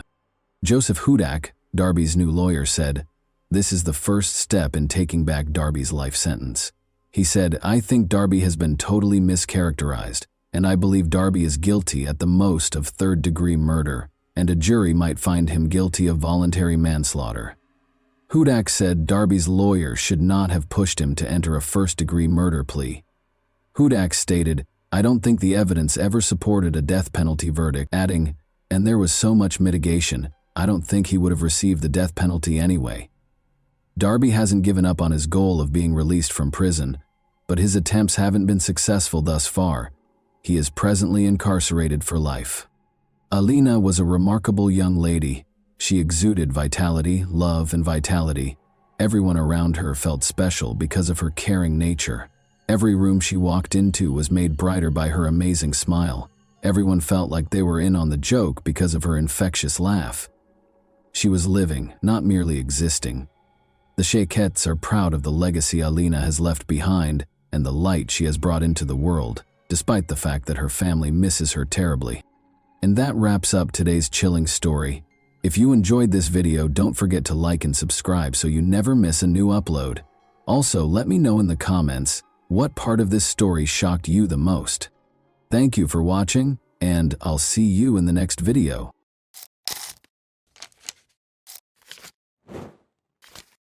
Hey guys, welcome to my channel, and today we're going to take a look at another horrible case with you. 3 8-year-old boys, Steve Branch, Christopher Byers, and Michael Moore, vanished while riding their bikes in West Memphis, Arkansas, on May 5, 1993. The following day, their bodies were discovered. However, the investigation took a convoluted and fruitless turn after receiving a false tip about local teenagers. How did misdirection in the case permanently change the course of justice? And what actually happened to these boys? Would justice be served to the victims, or would the case go unresolved? John Mark Byers called the West Memphis police at 8 p.m. on May 5, 1993 to report his son Christopher missing. The officer was informed by him and his spouse Melissa that Chris had not been seen since approximately 5:30 p.m. while he was in the yard working. Two more parents called in with similar concerns within the next 90 minutes. Steve Branch left for school that day, and Pamela Hobbs said she hadn't seen him since. Around 6 o'clock in the evening, according to Dana Moore, her son Michael had gone out with friends, but had skipped dinner at home. A search was conducted in Robin Hood Hills, where local children frequently played, after 3 missing boys were reported missing. No sign of the boys was discovered that night, despite a thorough search. Chief Inspector Gary Gitchell took over the search the following morning, May 6, 1993. Officer Steve Jones noticed a black tennis shoe floating in a ditch close to the Blue Beacon car wash in the early afternoon. Within 15 minutes, Sergeant Mike Allen found the bodies of 3 young boys who had been murdered in Robin Hood Hills: Steve Branch, Michael Moore, and Chris Byers. In a drainage ditch, the 3 boys were discovered naked, their hands and feet bound with their own shoelaces. Nearby, their clothing was discovered entangled in mud and tree sticks. Christopher Byers suffered from severe genital injuries, including mutilation. Moore and Branch died from multiple injuries and drowning, while Byers' official cause of death was multiple injuries. Because there was insufficient evidence, the police's initial suspicion of rape was later refuted by expert testimony. A pair of pants recovered from the scene contained trace amounts of sperm DNA. Byers' injuries, according to the prosecution, were caused by a purposeful knife attack and castration. However, defense experts contended that rather than a human attack, the injuries on the body were probably caused by animals after they died. The only victim with drugs in his body was Byers. Ritalin, a drug for ADHD, was prescribed to him in January 1993. Nevertheless, the initial autopsy report misidentified the medication as carbamazepine and noted a dosage that was less than what was recommended. Surprisingly little evidence was found at the crime scene on May 5, 1993, despite the heinous nature of the crime. The absence of blood and fibers perplexed the police, who also observed that the area appeared to have been cleaned. They had to deal with a well-known case that attracted national attention, but they had few leads to help them find the person or people responsible. Terry Hobbs, Steve Branch's stepfather, broke down in tears as Gitchell came to the group of people gathered at the edge of the woods to break the terrible news. The town was shocked by the crime's savagery, which prompted an immediate investigation. In this instance, the notion of a satanic connection emerged for a number of reasons. The community was horrified by the gruesome details of the crime, including the castration and the placement of the bodies. The crime scene's remote location further heightened the anxiety. Media reports frequently contributed to the widespread fear of satanic rituals in the United States in the early 1990s. Many communities were especially vulnerable to these fears, particularly those with strong religious convictions. The combination of local beliefs, the graphic nature of the crime, and media coverage made people believe it might be connected to a cult, even though there was no concrete proof of satanic activity in West Memphis at the time. More rational explanations, like the possibility that the boys were harmed by a person they knew, were frequently eclipsed by this suspicion. Chief Inspector Gary Gitchell's announcement that the police were looking into a number of theories, including cult activity, fueled the fire. This preliminary inquiry sparked controversy, resulting in erroneous convictions and posing significant doubts regarding the validity of the evidence and the participants' intentions.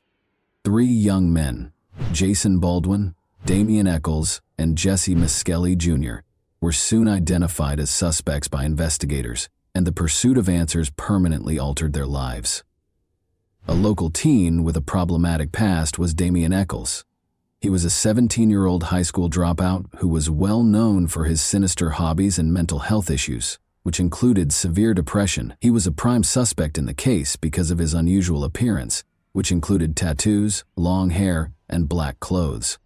Because of his interactions with Eccles, Jerry Driver, a juvenile probation officer in Crittenden County, also thought that there was a satanic cult in the area. In the past, Eccles had exhibited erratic conduct, including threatening his father, his ex-girlfriend, and her new boyfriend. Eccles had a history of mental health problems, including being put on suicide watch during his stay in a mental health facility in Oregon. He had additional difficulties in juvenile detention after returning to Arkansas, which ultimately resulted in his hospitalization in Little Rock. He kept going to therapy even after being freed, and he made disturbing claims that he wanted to follow infamous criminals like Charles Manson. Jerry Driver was extremely troubled by these remarks and grew to believe that Eccles was responsible for the killings. Eccles was close friends with another suspect, Jason Baldwin. They were both viewed as social misfits. Despite Baldwin's academic success and his lack of interest in magic, they connected because they had both felt alienated. Eccles had previously been charged with shoplifting, and Baldwin had previously been arrested for vandalism. Baldwin, on the other hand, demonstrated drawing ability, and one of his instructors urged him to study graphic design in college. Jesse Miscali Jr., the third suspect, had little to no relationship to Baldwin or Eccles. He was notorious for getting into fistfights with other teenagers at school and for having a short fuse. Like Eccles, Miscali had left high school, but Baldwin was still doing well in school. Damian Eccles was questioned by police several times between May 7 and May 10, both at his residence and at the police station.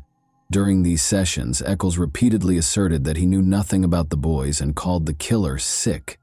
Eccles maintained that on the evening of May 5 he was at home chatting on the phone with friends, but when he implied that the murderer was probably a local, it sparked questions about his personal involvement. Even though Eccles cooperated with the police, the results of his polygraph suggested that he might have been lying or deceiving, which fueled more conjecture.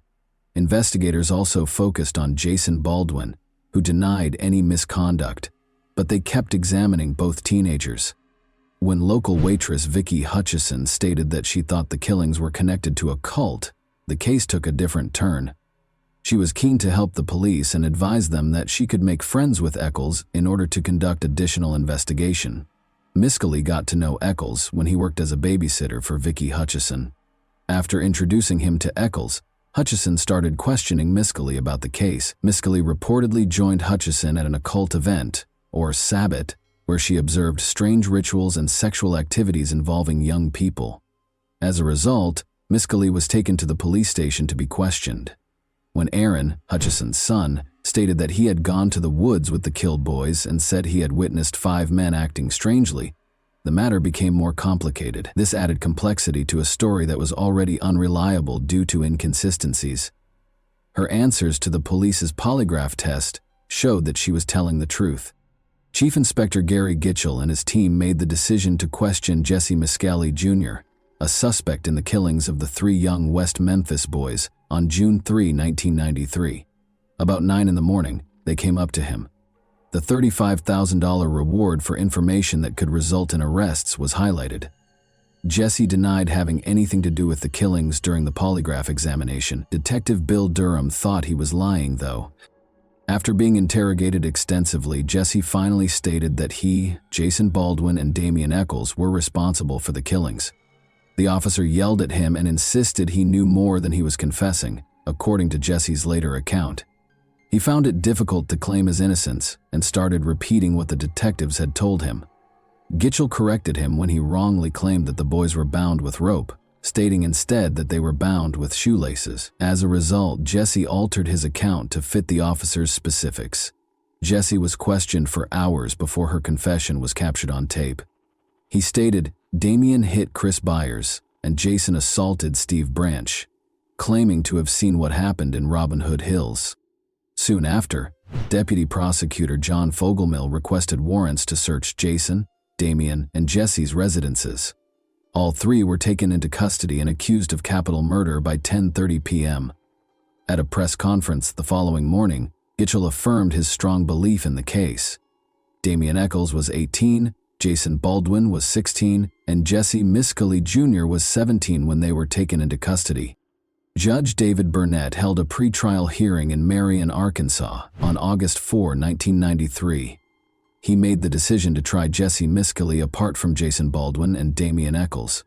Additionally, even though the defense claimed Jesse's confession was coerced, the judge permitted it to be used as evidence. The defense brought up a number of coercive strategies that the police employed while questioning Jesse. They pointed out how officers rejected his claims and showed a diagram that implied he might either be a member of the murderer's circle or work with them. A disturbing audio recording of Aaron saying, "Nobody knows what happened but me," was also brought to light.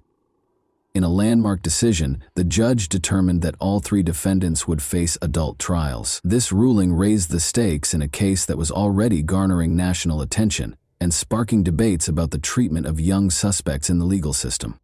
Miskelly claimed he tried to cooperate without realizing the repercussions of his remarks because he was perplexed by the police's actions.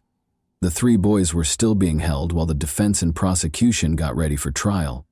Blood was discovered on a knife that had belonged to Chris Byers' stepfather, John Mark Byers, during the evidence collection process. The blood on this knife matched that of Chris and Mark, and it had been given away soon after the killing. The police did not pursue this lead, though. The night the boys vanished, a local restaurant employee also claimed to have seen a confused man covered in blood and mud. Despite gathering samples, the police never pursued this lead and eventually lost the evidence after the man left blood smears in the restroom. Miskelly withdrew his confession and refused to repeat his previous statements, despite the prosecutor's intention for him to testify against Eccles and Baldwin.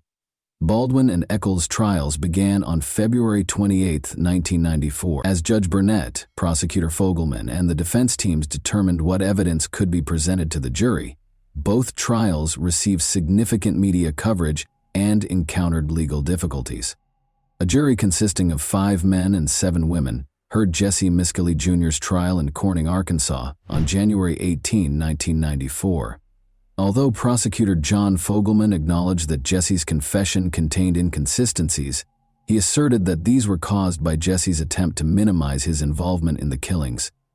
He maintained that Jesse had relationships with Jason Baldwin and Damian Eccles. Dan Stidham, the defense lawyer, retorted that Jesse was unfairly singled out because of pressure to make arrests. He claimed that the investigation was skewed by what he referred to as the Damian Eccles tunnel vision.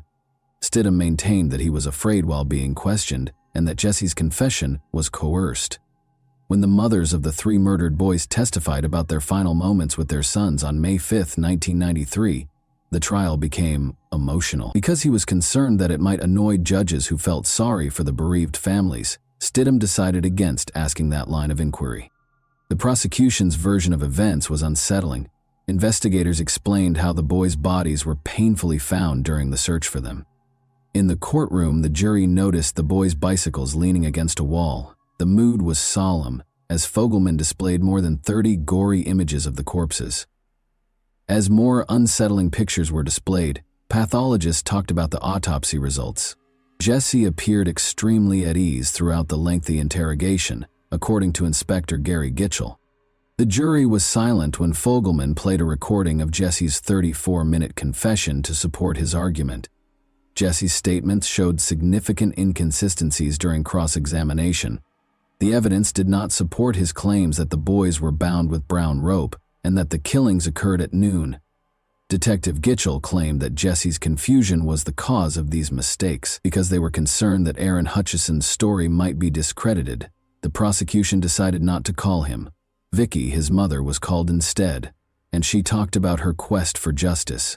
She maintained that her concern for the boys drove her, not the $35,000 reward. Jesse's statements revealed some serious contradictions during cross-examination, particularly with regard to the dates of the murders.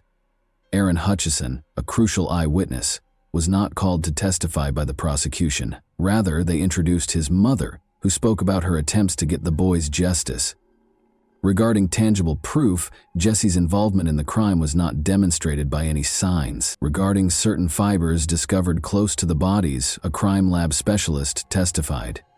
She subsequently explained, though, that those fibers might have originated from more than just Jesse. Stidham was worried about Jesse's low IQ, so he decided not to have him testify. Rather, he called a polygraph examiner to discuss false confessions in an attempt to raise reasonable doubt. The judge permitted the examiner to describe the pressures that can cause someone to make a false confession, but he decided that the polygraph results could not be used. In his defense testimony, social psychologist Dr. Richard Offshee discussed how Jesse's confession was impacted by police pressure. He was permitted to explain, in spite of the prosecution's objections, that Jesse made a false statement as a result of the pressure he was under, particularly because he had low self-esteem. The prosecutor brought up the fact that Jesse had not been physically hurt by the police during cross-examination. This gave Stidham the opportunity to highlight how Jesse's confession was impacted by the type of questioning, and how psychological pressure played a significant role in what transpired. In his closing remarks, Fogelman referred to the defense's arguments as distractions and advised the jury to believe the detectives and disregard allegations of coercion. The prosecutor emphasized that Jesse's confession was unambiguous, but Stidham cautioned that it would be a grave error to execute an innocent person. The following day, Jesse lowered his head as he walked into the courtroom. He was devastated when the jury convicted him of first-degree murder. When the judge asked him if he had anything to say, he simply replied, "No." The trial brought up serious issues with the legal system, with many people thinking that an innocent person was punished. He was given a life sentence without the possibility of parole. The emphasis on coerced confessions sparked calls for improved questioning techniques and fresh data, which prompted a re-examination of Jesse's punishment. In Jonesboro, Arkansas, the trial for Damian Eccles and Jason Baldwin started 2 weeks after Jesse Miskelly Jr. was sentenced. Dan Stidham, the defense lawyer, declared that Jesse would not testify, leaving the prosecution with scant evidence. The prosecutors could claim that Eccles' apparent interest in witchcraft was connected to his involvement in the case because the judge prevented the two defendants from having separate trials. In essence, they could infer Baldwin's guilt from Eccles' background. John Fogelman, the prosecutor, asserted that they would demonstrate the defendant's guilt for killing the 3 boys. Eccles' lawyer contended that there was no proof of guilt, while Baldwin's lawyer highlighted his client's good character. To talk about the boys' final moments, the prosecution called the detectives and the victims' parents. The judge rejected the defense's request for a mistrial after detectives brought up Jesse's confession. Ridge further asserted that Damian implied he was engaged in supernatural activities by mentioning demonic forces. To bolster their argument, they displayed objects from Damian's house, including a dog skull and occult books. In his testimony, medical expert Dr. Frank Peretti mentioned a knife discovered close to Damian's home that matched the victim's wound. However, it was later discovered that the victim's stepfather's knife might also match. The defense sought to expose contradictions in the prosecution's claims and emphasize the paucity of credible evidence connecting Eccles and Baldwin to the crime.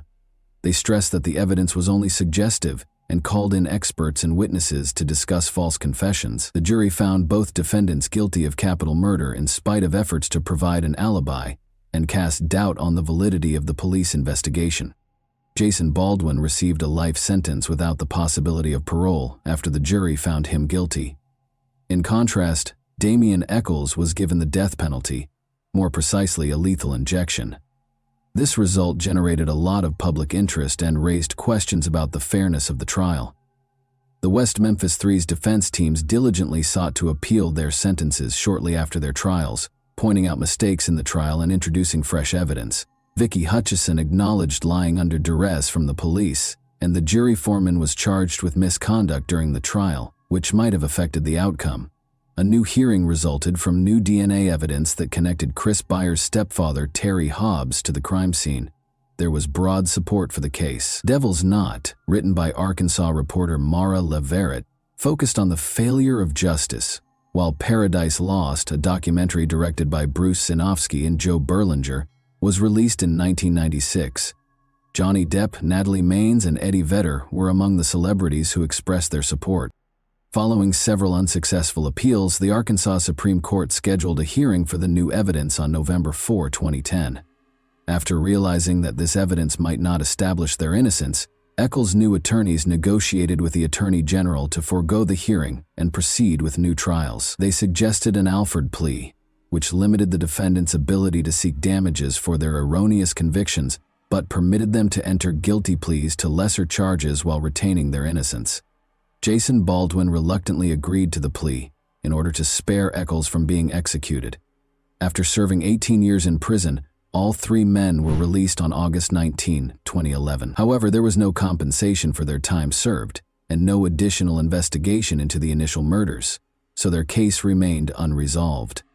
After it was initially lost, Eccles' lawyers requested access to the crime scene evidence for DNA testing in July 2021.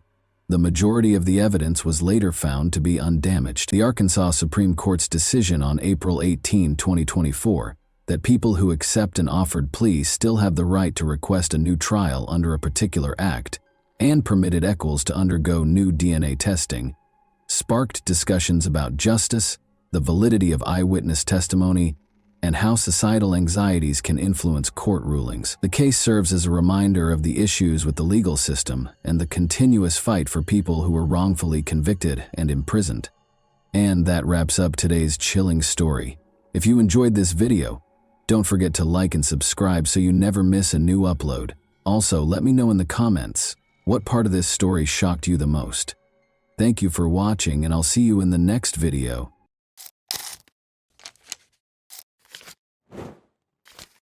Hey guys, welcome to my channel, and today we're going to take a look at another horrible case with you. A person's life can be completely transformed by the emotion of love. It can be tender and loving, or it can be hurtful and disappointing. Almost everyone has times in their lives when they meet someone who becomes special to them, but occasionally these relationships don't work out as planned. In this tale, a man and a woman fell in love, but their relationship ended because of a well-publicized investigation. What transpired between them? For what reason were their parents against their relationship? This video will teach you the answers to these questions. I want to start by saying that this is one of the most unbelievable stories I have ever posted on my channel. Why do those who are meant to protect and serve act indifferently? And everyone will be shocked by this story's conclusion. We will therefore talk about what happened in Kemerovo, Russia, in 2020. The administrative hub of the Kemerovo Oblast is the sizable Russian city of Kemerovo. It is located in western Siberia's southern region. It is one of the biggest cities in Siberia, with a population of over 500,000. On September 24, 1997, Vera Pekdeleva was born in Kishtym, Kemerovo Oblast. She developed into a happy, imaginative adult. She won first place in several competitions because she loved singing while studying in school. Despite their divorce while she was in school, Vera's parents, Oksana and Yevgeny, remained friendly. Vera got along well with her mother's new husband and her father's new wife. She was characterized as a non-confrontational, upbeat, and kind individual. Vera's mother, Oksana, lived in Kiselyausk, about 110 miles from Kemerovo, and Vera visited her mother whenever she had free time. As I mentioned earlier, Vera was a creative person, so her family was taken aback when she moved to Kemerovo after high school and enrolled in the State Technical University rather than pursuing a creative career. Vera met a man her own age, Vladislav Kanyas, during one of these trips in 2016. Vera was nothing like Vlad, as everyone called him. He was reclusive, irritable, and lacked life goals. Vlad was raised in a dysfunctional household and left school after the 9th grade. He lived with his father after his mother abandoned her family. But the challenges in his life did not stop there. In the end, his father committed suicide as a result of his legal troubles. Vlad was profoundly affected by everything that transpired in front of his eyes.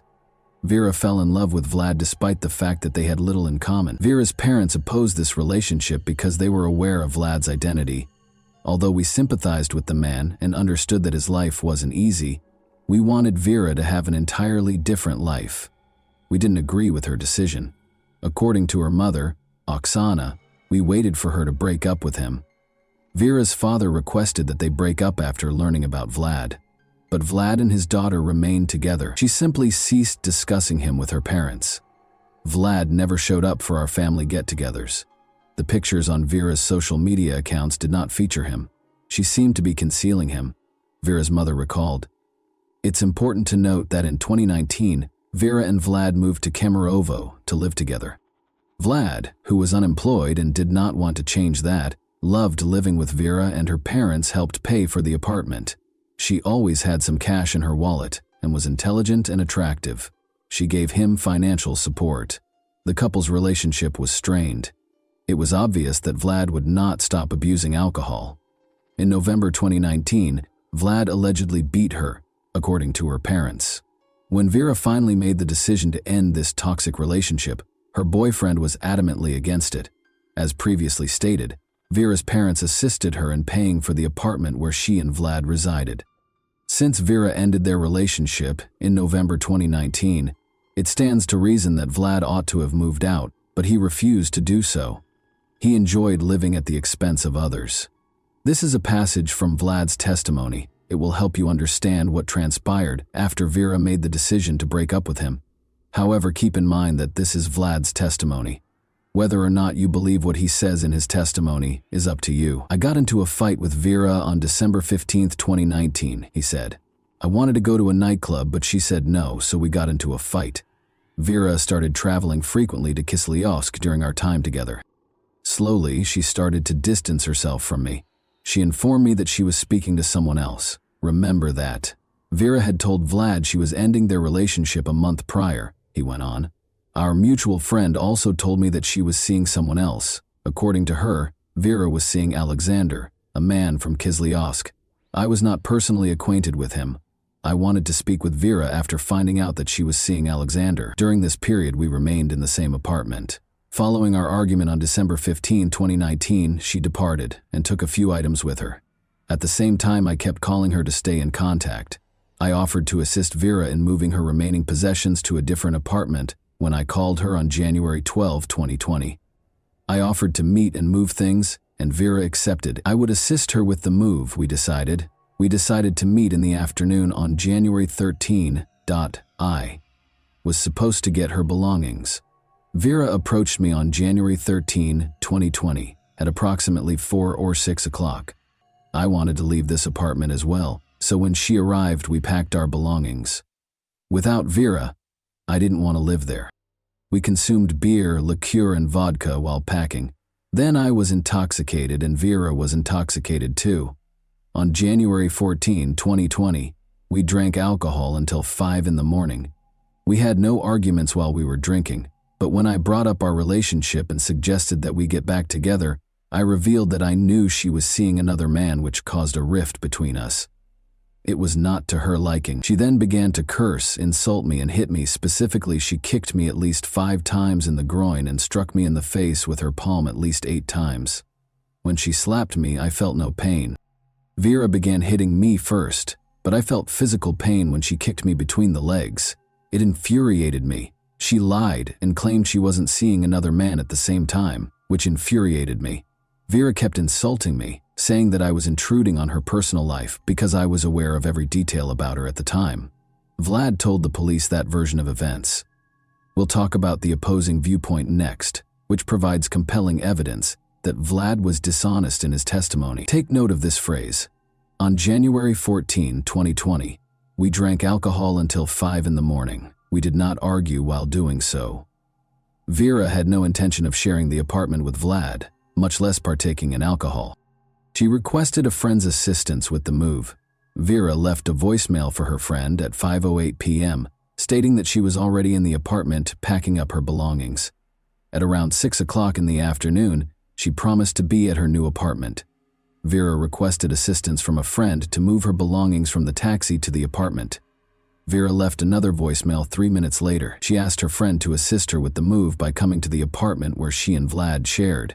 But before Vera could finish, Vlad interrupted, saying, "No one's coming in here," and he objected to Vera's friend entering the apartment. 4 minutes later, at 5:15 p.m., Vera asked her friend to come in a low voice, suggesting that things had gotten out of hand. This message appears to have been a request for assistance. She purposefully spoke quietly so Vlad wouldn't hear her. Vera leaves another voicemail at 5:25 p.m., and Vlad's commanding voice can be heard once more. He advises Vera's friend to wait for Vera to text her and not to bother them. Vlad himself recorded the voicemail at 7:19 p.m. Vera was unable to use her phone from that point on. The monster and she were left alone, but we must explain what happened next. A witness described the horrific screams coming from apartment 738 as a massacre, and at around 3 in the morning, the neighbors on the same floor began to wake up. 15 people gathered in the hallway outside the apartment because the screams were so loud. Among them was Vlad's brother. Since his brother had previously threatened to kill Vera, He recalled Vlad's words and understood that they would have to smash down the door. Since the apartment's door was iron, the neighbors began searching for instruments to pry it open. People called the emergency service, and these calls eventually became part of a separate investigation, all the while hearing Vera's heartbreaking cries coming from the apartment. The police were still nowhere to be found 30 minutes later. During the 3.5 hours it lasted until 6:30 a.m., people called the police, but nobody arrived to help Vera. While Vera was fighting for her life, the witnesses called the emergency services 7 times, but no one answered. Vlad was the last person to speak to them from behind the door. "Forgive me, Vera," he said. "You have my undying love." Ultimately, the neighbors broke down the door using a crowbar they found in a nearby parking lot. Vlad was in the restroom by now, and Vera was already dead. He was inebriated. While Vera was suffering a terrible death at the hands of her ex-boyfriend, and the neighbors were futilely attempting to contact the police for assistance. Operators were drinking tea, laughing, and discussing life in 112, and they were quite upset about being bothered.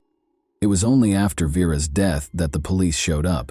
They will later allege that one car ran out of gas and that no officers were available because everyone was attending to other calls. Consequently, the police officers who were on duty that evening and the 112 operators were also put on trial. The police station video was released while the investigation was underway, but translating it into English is pointless.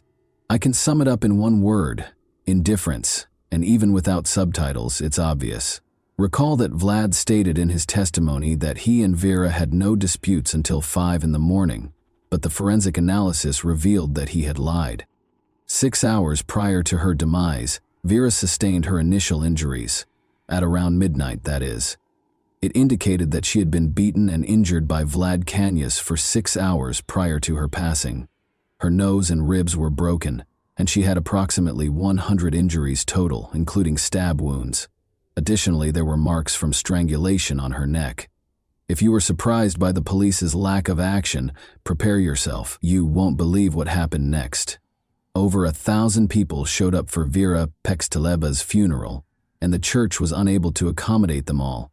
According to Oksana, Vera's mother, the funeral home tried to restore her daughter's face with makeup for 4 hours, but she was still unable to identify her.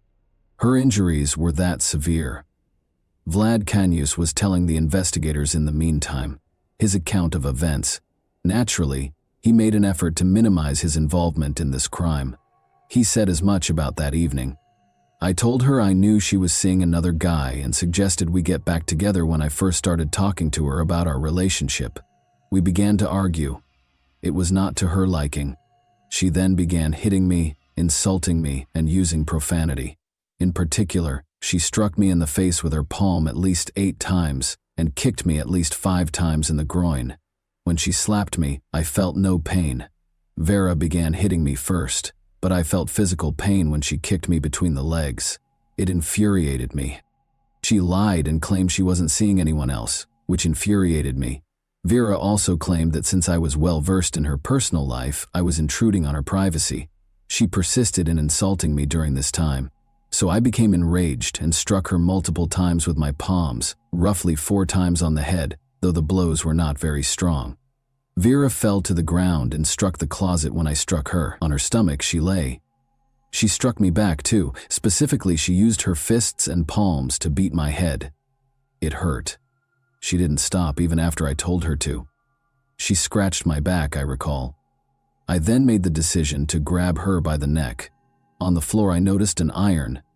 After grabbing this iron, I wrapped Vera's neck with the iron cord. Then I pulled the cord a little tighter around her neck. For 1.5 or 2 minutes, I squeezed her neck. I didn't want to kill Vera at the time, and I was unaware that my actions could do so. I wanted to frighten Vera, so I was pulling the cord tighter around her neck. My goal was for her to faint. I hoped she would go to sleep. After I took the cord off her neck, she began coughing and wheezing for 15 minutes. When I took Vera's neck cord off, I placed her on her back. After she had been in the prone position, she was unconscious at the time. She wheezed and made noises at the same time. She seemed fine to me. I eventually began rousing Vera, but she was not responding. I then began to hear if her heart was pounding. I listened to her mouth and then her heart. Her heart wasn't beating. She was not breathing. I can't recall what came next. I recall that I eventually found myself in the restroom. I was holding a knife at the same time. I wanted to injure myself, so I brought a knife. I knew Vera was dead, and I didn't want to kill her, so I didn't want to live. After a while, my brother and a policeman entered the apartment through the open door. I was then instructed to put on my clothes. The police station is where I was taken. I apologize for my actions. I don't deny that Vera died as a result of what I did. I had no desire to murder her. I would like to express my regret to Vera's family. Vlad has a selective memory, as you have observed. He recalled strangling Vera, but he couldn't recall how he hurt her roughly 100 times. Vera was lying on her stomach on the floor during the interrogation, and it was unclear how she could have scratched his back and punched him in the face.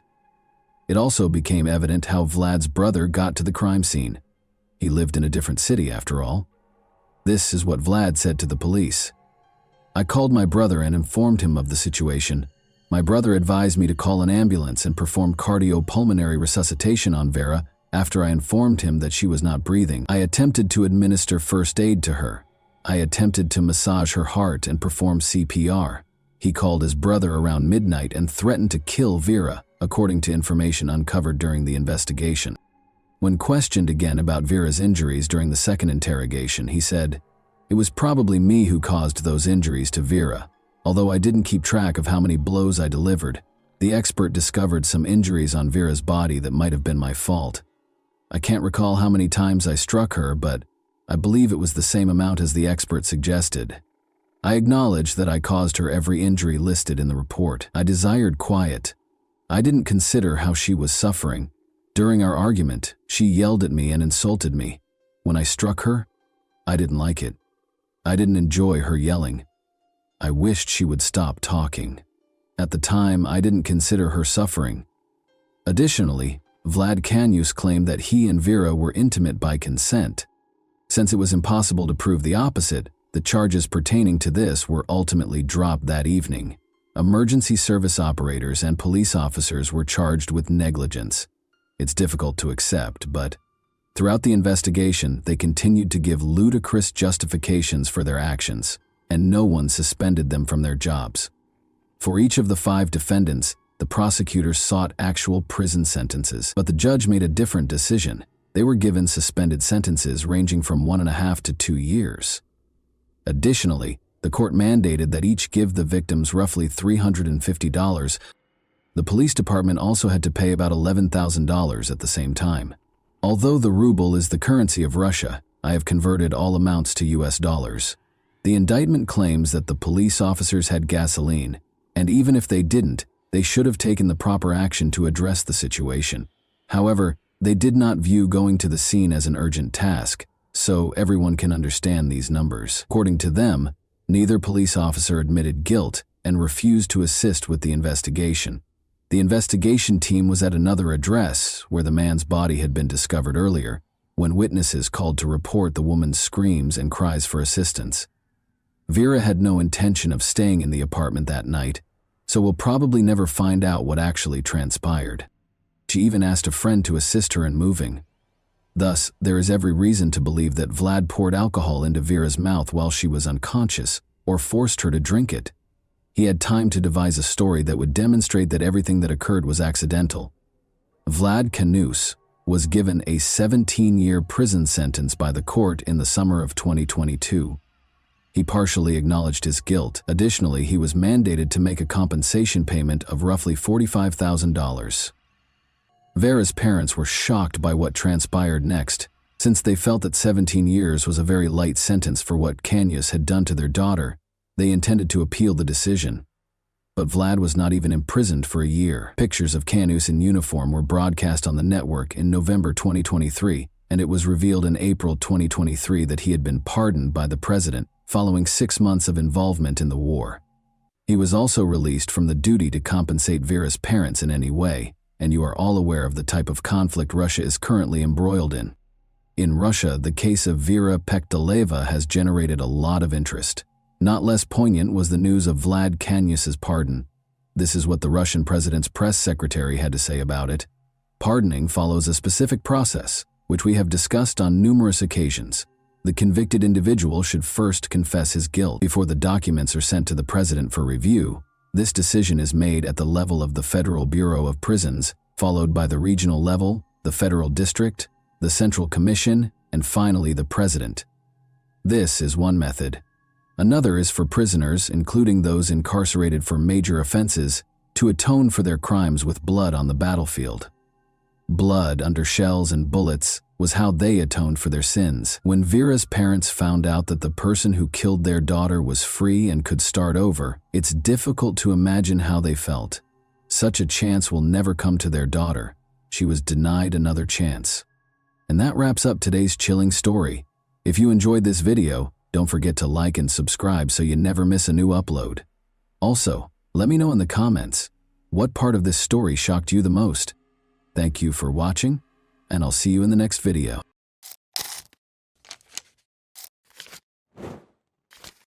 Hey guys, welcome to my channel, and today we're going to take a look at another horrible case with you.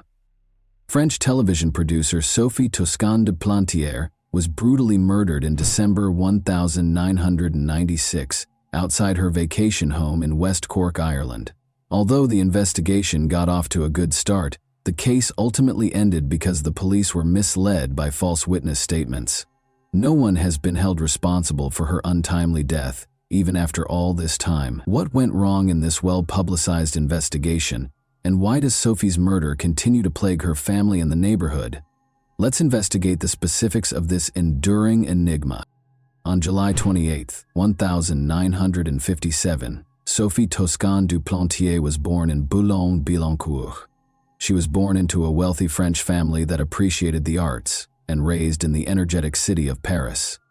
She developed an early interest in the film industry and later became a television producer. She wed Daniel Toscan du Plantier, a well-known figure in French cinema, in 1991. They became a vibrant couple and reared Sophie's teenage son Pierre-Louis from her first marriage. He had a particular place in her heart because he was her only child. They had a close relationship based on mutual respect and trust. Sophie made it a point to be actively involved in his life, from supporting him at events to helping with school projects. They loved spending time together, whether it was traveling around Paris or hosting comfortable movie evenings at home. Sophie's and her husband's lives were frequently in the spotlight in the busy city of Paris, where they both worked in the film industry. Sophie's tenacity was apparent in all she did. She put a lot of effort into achieving her goals. Young and fervent, Sophie never let anyone discredit her aspirations or goals. She pursued her profession while upholding her moral principles because she firmly believed in justice. Pierre-Louis, who saw his mother as a role model, was among those who admired her bravery and strength. Every day he was inspired by her tenacity and resolve, and their relationship gave them both strength to handle the difficulties of life in the spotlight. But the bustle of the city might be too much to handle. Sophie frequently fled to Shull, a quiet village on Ireland's west coast, in search of tranquility. Even though the surroundings were serene, Sophie was unaware that this would be her final journey. Shull, which has a population of only 700, is renowned for its breathtaking landscapes and welcoming community. Attracted by the serene waters and striking cliffs, artists and writers congregate here to find inspiration. After making multiple trips to Ireland as a teenager, Sophie bought a cottage in Tourmore in 1993, which she used as a vacation getaway. Her maiden name, Munoz, was well known among the locals. Sophie arrived alone in Ireland on December 20, 1996. She couldn't wait to spend Christmas in her comfortable cottage in Dunmanus, West Cork. She used this small sanctuary as a place to unwind and rejuvenate after a long day of work in Paris. Sophie fell in love with the local charm as soon as she arrived. She ran errands at the village shops and talked to her amiable neighbors. Since they had known her since she was a young girl, the locals gave her a warm welcome. She felt at home in the stunning scenery and cool winter air. But beneath the quiet, a horrible event was on the horizon. A tragedy that would permanently alter the close-knit community was set to upend the tranquil days. Nobody could have predicted Sophie's fate in this peaceful region of Ireland. Shirley Foster, a neighbor, sadly called the police on the morning of December 23, She had witnessed a horrific scene, a corpse outside her neighbor's house. The scene was startling, and it was a cold morning. The victim, who was later identified as Sophie, was seen by the Irish police or Gardaí when they arrived. It was difficult to immediately identify her because of the severe damage to her face. She was wearing a comfortable dressing gown over her pajamas, but her boots were still on, as though she had gone outside for a little while, maybe to breathe. It became evident that the blood-stained concrete block next to her might be the weapon used against her. Along the path to the back door, where the keys were still stuck in the lock, and on the gate, blood was also discovered. Everything inside the house appeared normal. 2 wine glasses were left unattended on the drying rack. Whatever had occurred seemed to have happened outside in the bitter cold. She was attacked shortly after leaving the pub, most likely in the early hours of December 23, according to forensic experts. Given how violently she died, there were immediate concerns about the attack's motivation. The small village of Choules and beyond were rocked by the discovery of Sophie Toscan Duplantier's body. A once tranquil location swiftly became a crime scene, garnering significant media coverage from France and Ireland. It was a difficult task for investigators to piece together the circumstances surrounding her death while the public and media watched closely. Together with forensic teams, local law enforcement stepped in an effort to locate any forensic evidence that could aid in identifying Sophie's killer. They painstakingly gathered evidence from the scene. In an attempt to create a timeline for Sophie's final hours, investigators spoke with locals and customers at the local pub. But their task was made even more difficult by the lack of immediate suspects. Early on in the investigation, one of the major problems surfaced. It took 28 hours after the body was found for Dr. John Harbison, the state pathologist, to reach the scene. Due to this considerable delay, important evidence may have been contaminated or washed away by the rainy weather. This sparked questions about the police investigation and whether it would result in answers or remain unsolved. The Gardaí came under fire for improperly managing evidence during this period. While in their custody, a number of items, including a blood-stained gate, disappeared. More questions were raised, even though they later stated that the gate was thrown away because it wasn't useful as evidence. Although the police investigation was poorly managed, an investigative report found no evidence of high-level corruption. Public concerns were heightened by the fact that the investigation's records had been altered and that some pages were missing. The results of the final examination of Sophie's body were unsettling. She had fought back, as evidenced by the numerous defense wounds and scratches on her hands. She had also taken severe hits to her face and back of her head, leaving her hardly recognizable. Unfortunately, it was impossible to pinpoint the exact moment of her death because her body had been exposed to the cold for so long. Clarity was scarce at the actual crime scene. There were no signs of a struggle inside the cottage, except for some blood traces on the back door and gate. Sophie appeared to have gone outside for a specific purpose because she was wearing her boots over her pajamas. The keys left in the back door suggested that she may have gone outside for a moment, or that someone in the kitchen may have trapped her there. On the counter were 2 wine glasses. They could have been used by Sophie the day before, so their presence did not prove that someone else had been in the cottage. In general, there weren't many hints left at the scene. Only one blood sample from the collection was found to be unrelated to Sophie. Although DNA testing was still in its infancy at the time, it turned out to be the investigators' only meaningful lead. Given the scant evidence, the police started tracking Sophie's whereabouts ever since she moved into the cottage. By contacting local businesses and talking to anyone who might have seen her, they attempted to piece together her last days. As the investigation progressed, it became evident that finding answers would be difficult. The small village of Choules was rocked by Sophie's murder. The fact that a married mother was murdered just before Christmas added to the shock of the first murder in almost a century.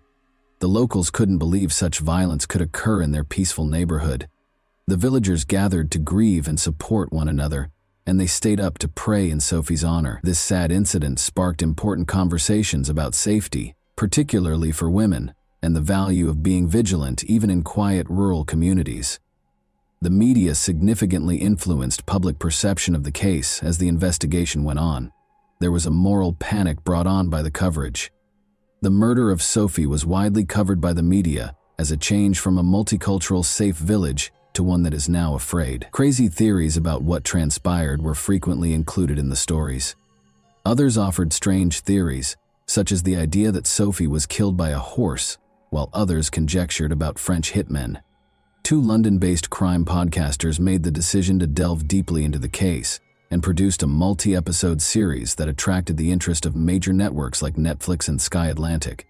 This renewed interest sparked crucial conversations about how crimes against women were portrayed in the media and the necessity of responsible reporting, even though these documentaries frequently concentrated on sensational elements and the question of who did it. For researchers, these developments brought up two important questions. First, how closely did the sensationalized stories that frequently accompany cases of violence against women resemble the recent media coverage of Sophie's case? There was also the question of whether documentaries and podcasts could offer a more serious examination of these crimes, going beyond sensationalism. Some important details that helped tell her story were discovered by the police as they investigated her last days. Sophie was seen shopping and chatting with amiable locals in Shul the day after she arrived. One store owner saw something strange. Sophie was being watched intently by a man wearing a black coat and hat while she was shopping, and he followed her after she left. Sophie made the decision to walk to 3 Castlehead the night before her body was found. The ruins of Dunlough Castle can be seen along this lovely track, which also offers breathtaking views. A local legend about the White Lady, the ghost of a bride who tragically threw herself off a cliff, is another reason for its notoriety. When people saw her, they assumed that something horrible was going to occur. Sophie said she saw the White Lady while out for a walk. She later told her friends about this terrifying experience, even admitting that the idea of having met a ghost frightened her. She returned to a nearby pub for tea after seeing her friends, where she engaged in conversation with the locals. Although it seemed like a typical evening, nobody could have predicted how it would turn out. Daniel, Sophie's husband, was in Paris when she last spoke to him. Around midnight, they received a phone call that was probably full of love and encouragement, but a horrible thing happened after that call. Sophie was murdered sometime between midnight and the time her neighbor discovered her. This demonstrated how urgent and intricate it is to comprehend the events leading up to her terrible destiny. Daniel Toscan, Sophie Toscan Duplantier's husband, was the first person the police looked at as a suspect in her murder. Sophie had learned that Daniel was having an affair, and the couple had made the decision to split up. Strangely enough, Sophie had recently made the decision to break up with the man she was seeing. To alleviate the stress of her separation, she decided to spend the holidays by herself in Shul prior to her trip. Daniel and Sophie's lover were in France on the evening of December 22, not in Ireland. There was a lot of gossip in the little town of Shul as the police started their investigation. People in the area thought that tourists might have been involved in Sophie's murder. But according to the police, the murderer was probably a local who knew the routes to her isolated cottage. Police continued their investigation, concentrating on a man named Ian Bailey, who was born in Manchester, England. Ian was born on January 27, 1957, and in the early 1990s, he relocated to Ireland. He sought a more tranquil life after a challenging divorce and worked as a freelance journalist, occasionally publishing under the name Ian Bailey. In addition, he worked on fish farms and had a market stand where he sold poetry and pizza. From 1992 on, Ian and his partner Jules Thomas resided in Goleen. Despite his enjoyment of life in Shul, he was perceived by many residents as conceited and intrusive. The couple hurried to the crime scene to collect information for a story after learning that Sophie's body had been discovered on December 23, 23 p.m. Ian was adamant about writing about the murder, the first in Shul in a century, even though the police advised them not to divulge any information. Sophie's tragedy garnered international media attention because she was a well-known person. Ian started writing about Sophie's relationships and other aspects of her life. According to the article, Sophie's Tangled Love Life, she had been inviting different men to her cottage. Sophie's family promptly made it clear that she was only seeing one man, and that they had broken up with him prior to her trip. This clarification caught investigators' attention and sparked additional rumors. Some neighbors insisted they had met Sophie, despite Ian's claim that he didn't know her well. He persisted in speculating that Daniel was responsible for the murder, implying that he did so to protect himself from financial loss in their divorce. The violent nature of the crime, according to the police, did not align with this theory. A crucial piece of information was revealed on January 11th. At 3 in the morning, an unidentified caller claimed to have seen a man at a bridge close to Sophie's home. December 23. He wore a black coat and hat just like the man a store owner had seen on December 21 after Sophie. The shop owner, Marie Farrell, turned out to be the source of the tip. Because she was at the bridge with another man and didn't want her husband to find out, she had filed an anonymous report. Police named the man as Ian Bailey and made him the primary suspect based on her description and other witness statements. Ian had scratches on his face and arms when he was interviewed a few days after the murder. These came from cutting down a Christmas tree, he explained. His injuries could not be inspected later because no photos were taken of them. Ian named him a suspect and implied that Sophie's ex-husband had hired a hitman, but police believed a local person was responsible for the crime. Despite keeping a close eye on him, they were unable to present a compelling case. Ian Bailey was taken into custody by the police on February 10, 1997, in order to establish a solid case. Police discovered evidence of a fire in his yard when they searched his house. Ian said the fire had occurred earlier in December, but a neighbor had reported seeing smoke coming from his house a few days after the murder. There was no evidence at his house or studio that connected him to Sophie's murder, according to the police. Jules Thomas, Ian's partner, was also taken into custody and interrogated. She claimed that after spending the night of the murder at a nearby pub with Ian, they drove to a vantage point where they could see that Sophie's and the neighbors' homes had lights on. However, Jules stated that he woke up in the middle of the night because of work, whereas Ian stated that he slept through the entire night. Ian lied and claimed to have gone to his studio when he was questioned about this. It was not until 9 a.m. that Jules saw him the following morning and saw what she believed to be a previous wound on his face. But there wasn't much evidence against him. Blood traces discovered at the scene were highly contaminated and did not match anyone. The timeline was made more difficult by the cold, and important pieces of evidence, like the gate from Sophie's house, which also contained blood traces, had been lost.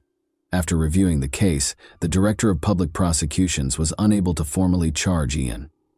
There was no solid evidence linking him to the crime scene, even though he was detained for 12 hours and insisted on his innocence. He was consequently set free. Ian was furious because he felt he was losing control of the story when the media started to name him the primary suspect. His mental state appeared to deteriorate as the investigation went on. People said they saw him carrying a stick he said had magical powers, or howling at the moon. A condition known as howling at the moon occurs when someone expends time and energy attempting to accomplish an impossible task or obtain an unachievable goal. Some neighbors even claimed that Ian had confessed to killing Sophie as more information surfaced, but they later claimed it was just dark humor. Ian was arrested once more on January 27, 1998, in the hope that he would eventually confess because the police believed he had evidence against him, but nothing had changed and the evidence was almost completely gone. Ian was again released without formal charges. The way the police handled the investigation drew harsh criticism once more. After his second arrest, he invited the media to his house to denounce the media frenzy surrounding him and to claim his innocence, despite the fact that many people thought he was guilty. He gave the police samples of his and his partner's hair. No new evidence emerged, and the case cooled off after 2 unsuccessful attempts to coerce a confession. Ian lost his defamation lawsuit against multiple media outlets in 2003. Police files were made public as a result of this loss, which only increased public suspicion that he was involved in Sophie's murder.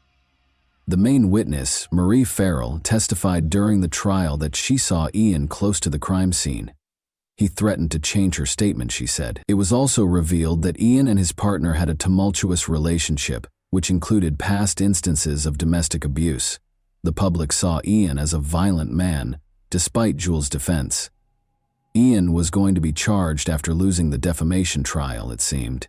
He would not be charged, though, as the Director of Public Prosecutions determined that there was not enough evidence to connect him to the crime scene. Dissatisfied with this result, Sophie's family wanted Ian to be charged in France, where the law permitted charges based on circumstantial evidence.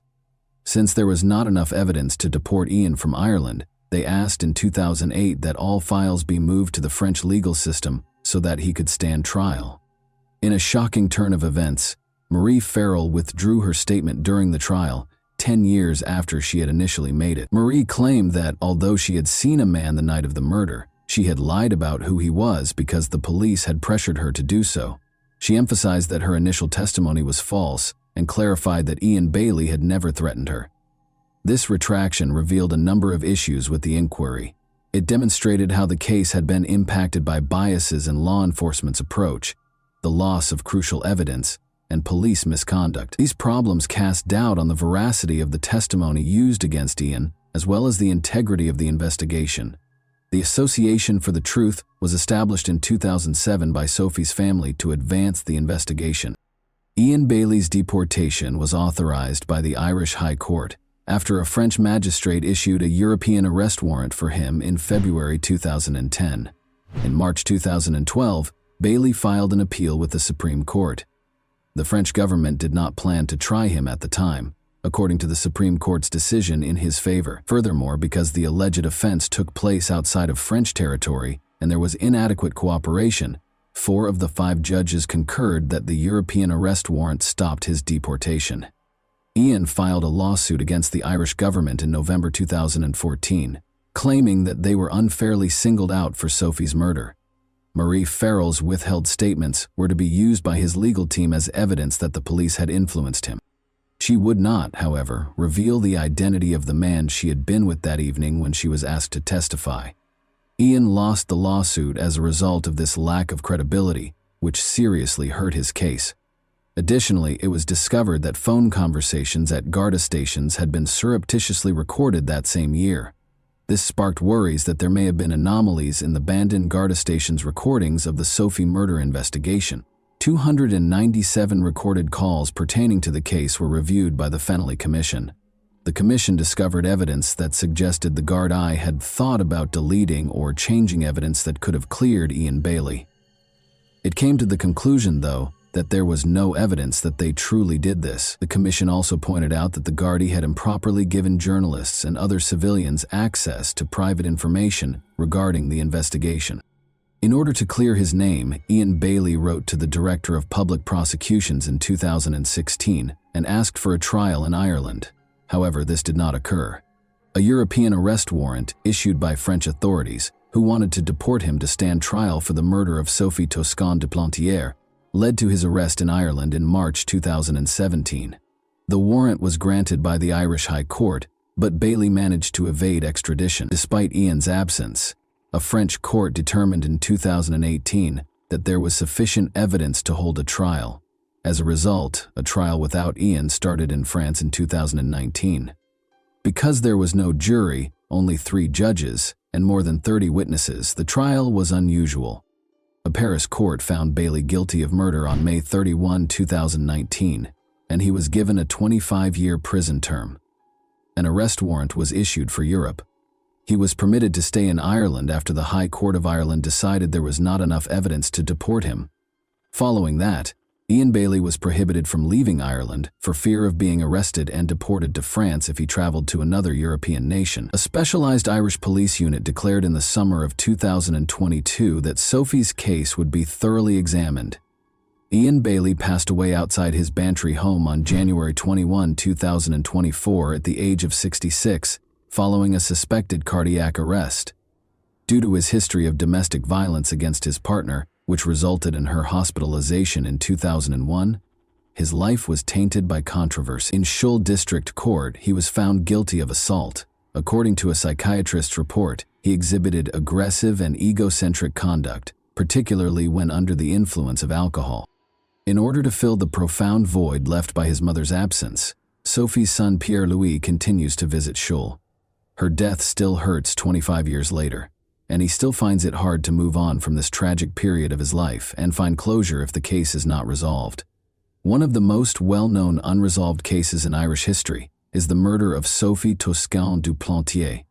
Complicated witness statements and her family's intense grief have complicated the investigation. The pursuit of justice feels far from over, even with the appearance of fresh leads. And that wraps up today's chilling story. If you enjoyed this video, don't forget to like and subscribe so you never miss a new upload. Also, let me know in the comments what part of this story shocked you the most. Thank you for watching, and I'll see you in the next video.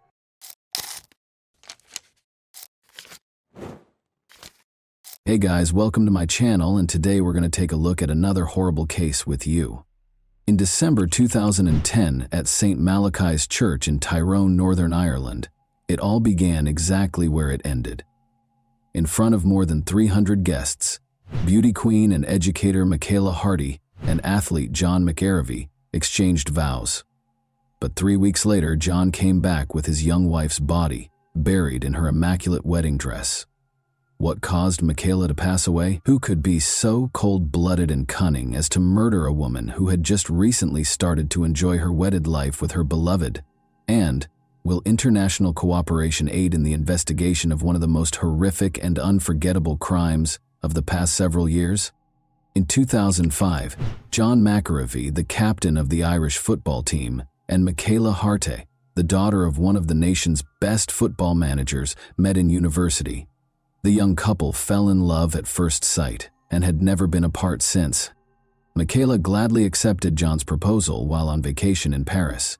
On New Year's Eve, which was also Michaela's 27th birthday, they scheduled their wedding. Following the formal wedding, the newlyweds flew out on their 3-week honeymoon. Before the most anticipated portion of their trip, 2 weeks at the 5-star Legends Hotel, situated in the fishing village of Grand Gabe on the northeast coast of Mauritius, began, they spent the first week in Dubai. Michaela thoroughly investigated local hotels before deciding on Mauritius as their idyllic honeymoon destination. They chose the Legends Hotel because it has a lot of good evaluations and is well liked by Irish travelers. They asked the hotel's receptionist if they could be assigned to one of the better rooms when they first arrived. They were told that room 1025 in the premium block was available.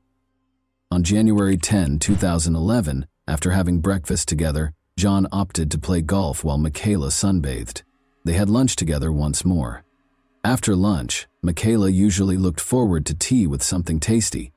While she went to the room to get Kit Kat bars with her favorite dark chocolate, which she had bought from Dubai and placed in the refrigerator, she requested her husband to get tea. Although John offered to bring her the snacks, she chose to go alone because the accommodation was only 150 feet from the restaurant. While waiting for his wife to come home, John viewed videos and shot some pictures. After a while, he started to question why Michaela hadn't returned. He made the decision to find her. John knocked on the door but got no answer. He went to the receptionist after forgetting his key in the room and failing to see anything through the window. After guiding him back to the room, the corridor attendant used his key to open the door. However, the corridor attendant heard a man's cries for urgent assistance as soon as he moved a short distance away from the door. John walked into the room and found his wife in the cold water bathtub. Her lips were blue, her skin was cold to the touch, and there were noticeable bruises on her neck. John tried to assist Michaela, supposing she had planned to take a bath because of back problems, but had slid or passed out. But his attempts were unsuccessful. The dreams of a young, contented married couple came to an end when medical authorities declared Michaela dead within an hour. People kept coming and going from the newlyweds' room, and no one tried to protect the crime scene, perhaps since it was initially assumed to be an unfortunate accident. When the police entered the room and saw Michaela's condition and the chaos within, they assumed a murder had occurred, even though they had been told that a tourist had drowned. After being brought to the police station, the distressed spouse was detained for 5 hours while being questioned. Given that most murders are carried out by people who are close to the victims, this was not unusual. The harshness and inappropriateness of the police officer's remarks in John's situation were unusual. John was obviously overcome with grief by Michaela's passing. He found his wife's lifeless body in the bathtub, while only 30 minutes before he had seen her joyfully making her way to their room. But when a policeman noticed that he was crying, he may have tried to comfort him by saying, "Why are you crying? You're still young, you'll find yourself a new wife." If the hotel manager hadn't stepped in, it's unclear how long they would have held John at the station. The management reported to the police that a master key that was taken and fit all the locks had been used to open the door of room 1025. It became clear that a member of the hotel staff was responsible for the murder. Most likely, it was an accidental killing.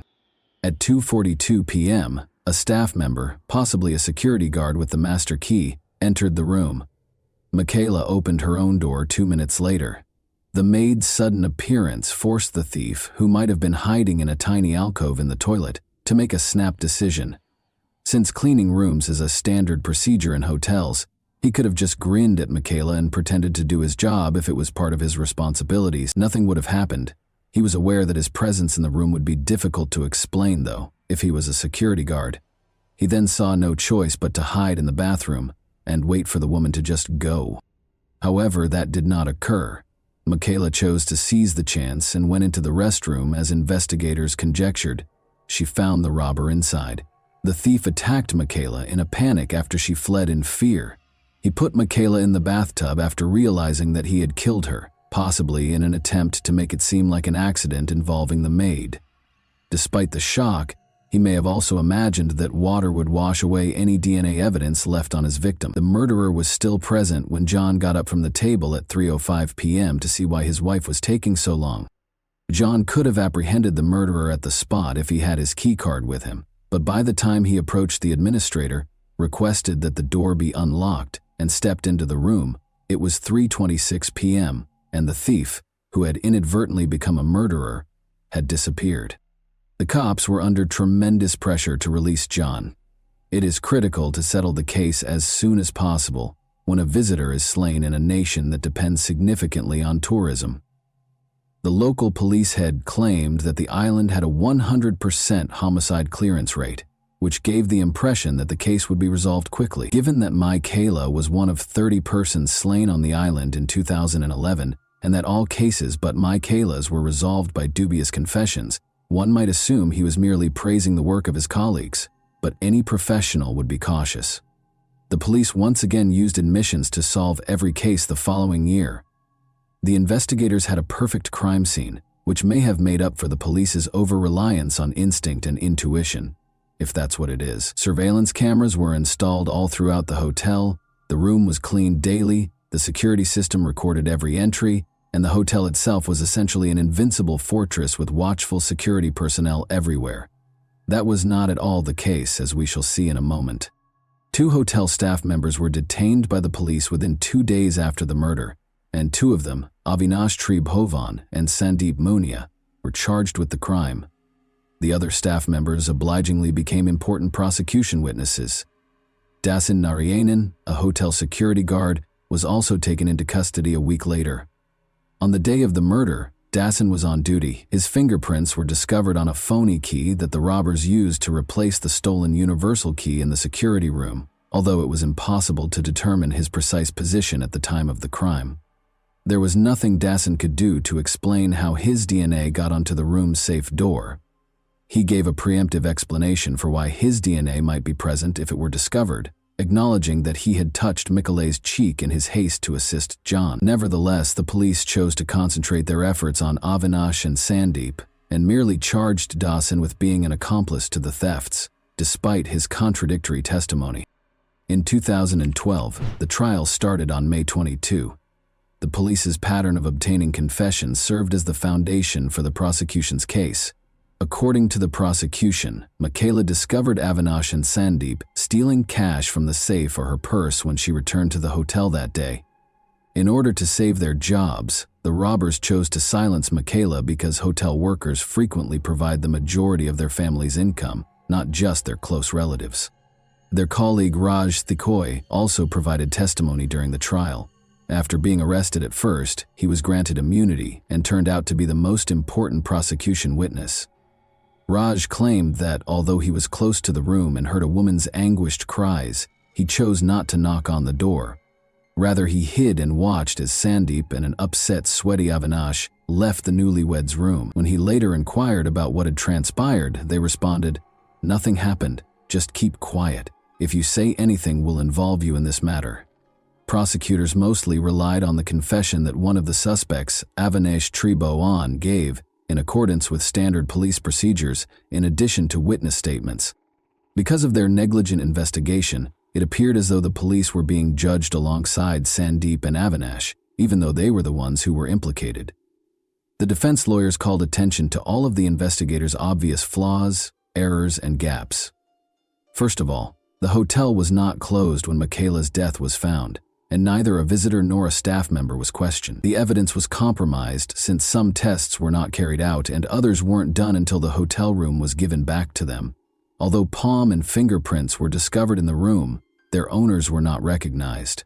However, there was no DNA evidence that Sandeep and Avinash were guilty. Even the paper money, which the authorities said the robbers were interested in, was not scanned for DNA or fingerprint. The court was also informed that numerous significant artifacts were not captured at all, and that all of the photos taken at the crime scene were in black and white.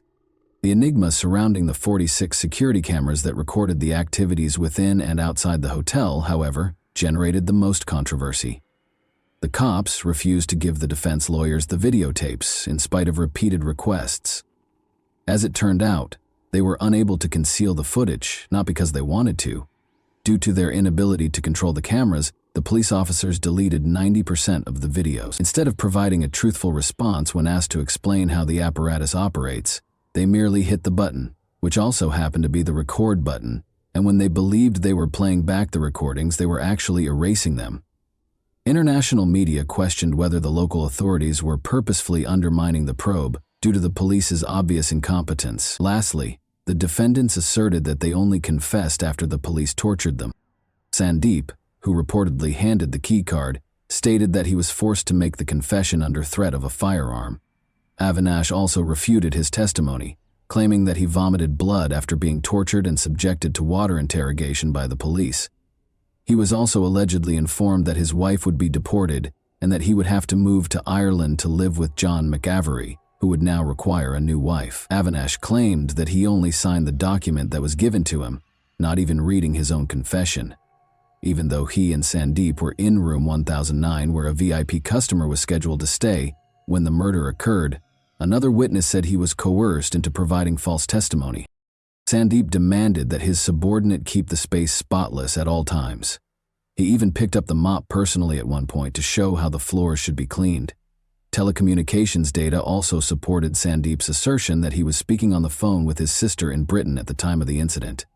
Lastly, it was verified by the retained security camera film that he was in a separate area of the hotel when the murder occurred. The court case took over 8 weeks to complete, even though it was only supposed to take 2 weeks. This was mostly because the defense lawyers went beyond the bounds of decency and made the trial into a spectacle.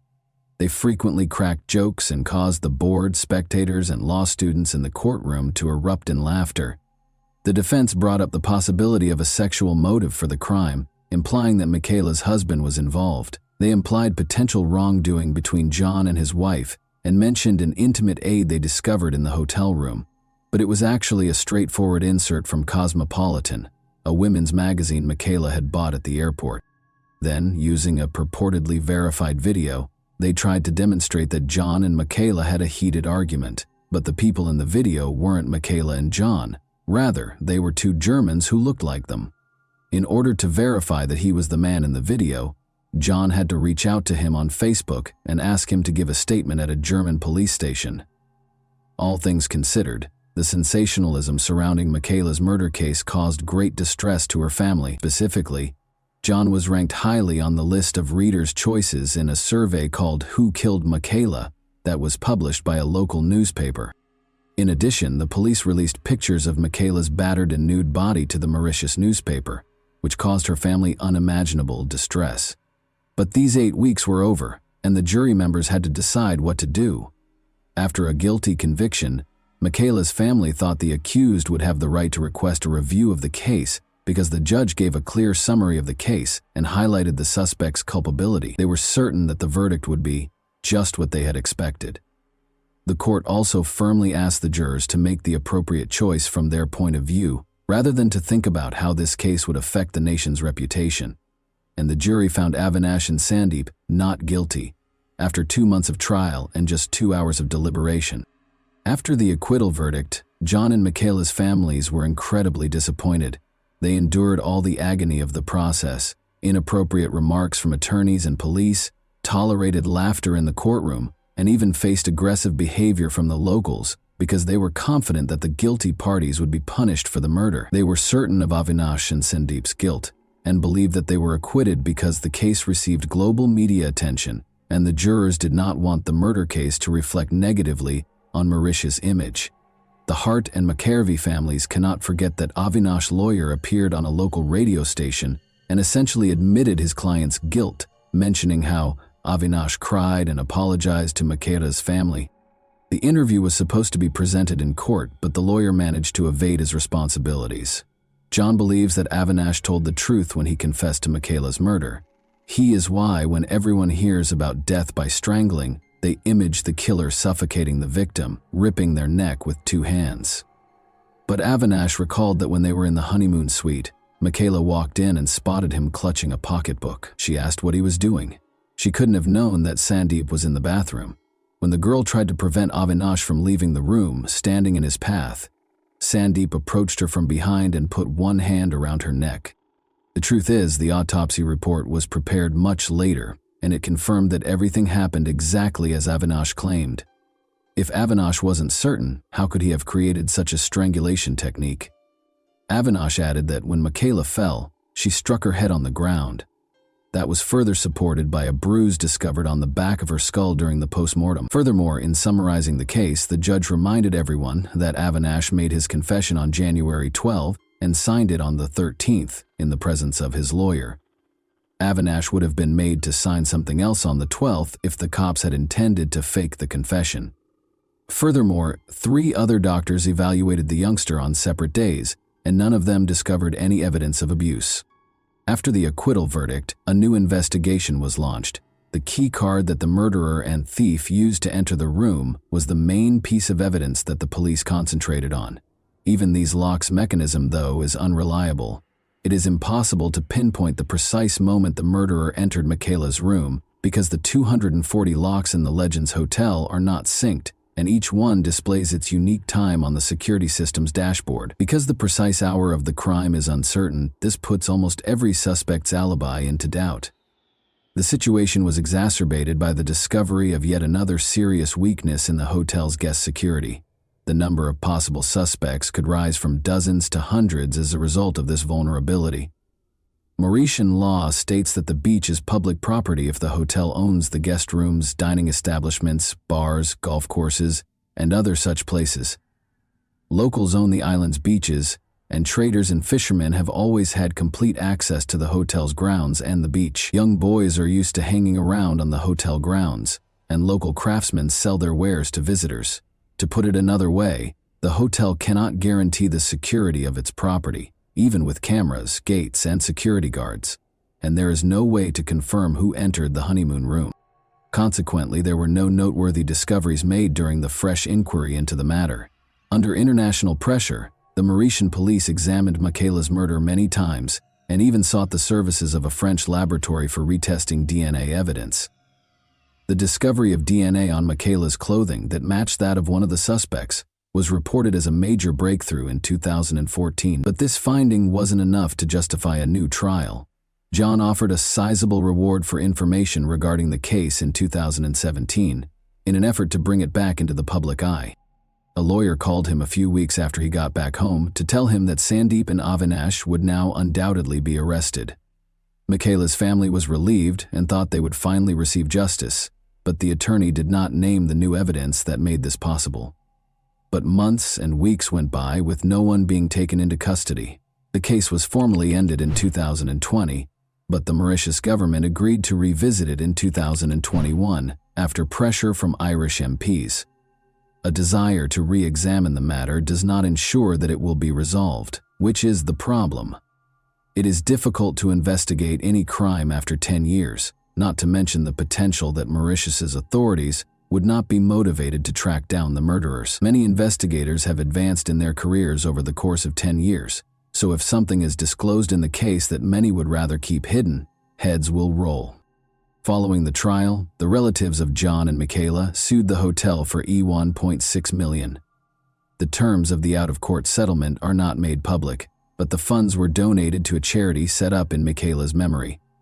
Both the Legends Hotel, which was renamed the Lux Hotel, and Room 1025, which was renovated and given the new number 1026, are still quite popular. At a memorial luncheon for Michaela in 2013, John, who is now an accountant, met a sweet girl called Kara Brennan.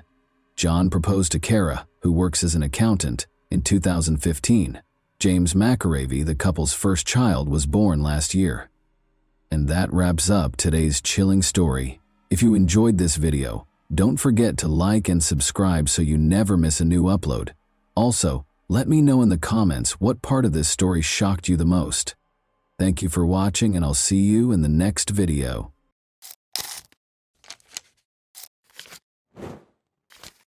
Hey guys, welcome to my channel, and today we're going to take a look at another horrible case with you. Aurora, then 26 years old, and Mark, then 32, decided to take their honeymoon to the stunning island of Corsica in the late spring of 1995. The girl had chosen this location for their first vacation together after Aurora and Mark got married 2 months prior.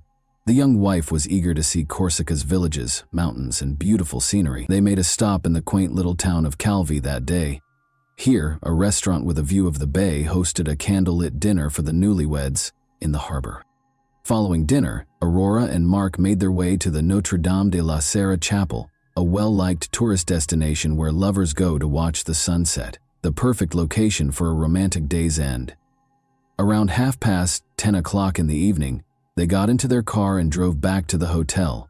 Right at the end of the railing, some animals abruptly leaped onto the road in front of the car, putting the young couple on a very dangerous road that descended sharply. The car plunged off the cliff as Mark swiftly turned the wheel. Aurora remained calm in spite of the dire circumstances. Before the car fell, she jumped out and opened the door. Mark was less fortunate. He and the car fell 140 meters. Aurora was alive, but she was in shock. In the middle of the night, in complete darkness, she bravely decided to go down barefoot to assist her husband. After locating Mark inside the vehicle, Aurora dragged him out. She washed his face and pulled him by the legs toward the sea. The girl then ascended the cliff once more in order to signal for assistance and stop a passing vehicle. Calvi firefighters showed up on the scene. Her husband was down there with a head injury and unconscious, and Aurora was screaming and sobbing in hysteria. In order to save him, she pleaded with the rescuers to descend as soon as possible. The firefighters immediately made their way to the cliff's base in an attempt to locate Mark, but their search was severely hampered by the night's darkness and the uneven ground. Just finding the car, which was empty, took them 30 minutes. But they saw that the man had a serious head injury and there was a lot of blood. When divers signaled that they had found something at 6 a.m., the weary firefighters were about to give up after hours of unrelenting searching. Mark's body was 3 meters deep in the water, floating next to the car. Unfortunately, it was too late for the newlyweds when they managed to bring his body to the surface. After compiling a report on yet another regrettable incident along that particular stretch of road, the police closed the case. The body of Mark was taken back to his home country of Belgium. The young widow was in complete despair. She spent several days in a specialized clinic after being unable to handle the grief on her own. As Mark's family hurried to comfort her, she proclaimed that she didn't want to see anyone and cut herself off from the outside world. Mark's family didn't press because they understood her mental state. She had lost her husband on their honeymoon when she was 26 years old. However, her actions captivated Mark's family more and more in the days that followed. Slowly, suspicion replaced concern. His parents strongly objected to Aurora's insistence that her husband be cremated. She left the farewell ceremony earlier than anticipated on the day of the funeral, shocking the family even more. The relationship between her and Mark's family has grown more complex ever since. When she got back to the family home, she changed the locks and refused to let her mother-in-law in, who had come to pick up some of her son's sentimental but cheap possessions. Aurora listed the house for sale in the weeks that followed. In addition to the EUR 25000 she received from the sale of the house, there was more. After her husband passed away, it was discovered that she had gotten 7 insurance payouts. Aurora was given EWAT 75000 in total. The Van Burr couple, who were shocked by their daughter-in-law's actions, took legal action and complained about the suspicious death. As a result, the coroner demanded that Mark's death circumstances be looked into. Investigators started by researching the couple's lives in order to comprehend what truly transpired that night. Mark Vander, 31, was employed at a reputable financial firm in Brussels in April 1994, about a year prior to the incident. Everything in his life seemed to be going well, or nearly so, and he had a great job, devoted parents, and amiable co-workers. But he had yet to find a woman he wanted to live a lifetime with. Mark wanted to start a family because he was old enough. In Brussels, Mark and Aurora met at a bar. Aurora was selling ironing boards door to door at the time, which wasn't a very lucrative job. There was immediate chemistry between Mark and Aurora. Mark was enamored with the attractive girl and fell in love with her right away. Their lively relationship left Mark's friends in awe and jealousy. Mark was shy, a little overweight, and uninterested in sports, whereas Aurora was very attractive, athletic, and fit. However, Aurora moved in with Mark a few weeks after they first met. Seeing that their son was content with her, the future husband's family embraced her as their future daughter-in-law and the mother of their grandchildren. When the young couple decided to tie the knot a year later, nobody was shocked. The girl asked Mark to put half of the house in her name, among other requirements for her future husband. Although this might have seemed strange or improper, Mark, who was incredibly in love, accepted all of the bride's demands. The young couple exchanged vows on March 11, 1995. Only the bride's twin sister was present from her side of the family, but the entire husband's family was present at the wedding. The husband's family gradually realized that their daughter-in-law avoided discussing her family and evasively responded to all inquiries about her background, education, and relatives. She acted as though she was from a wealthier family than theirs.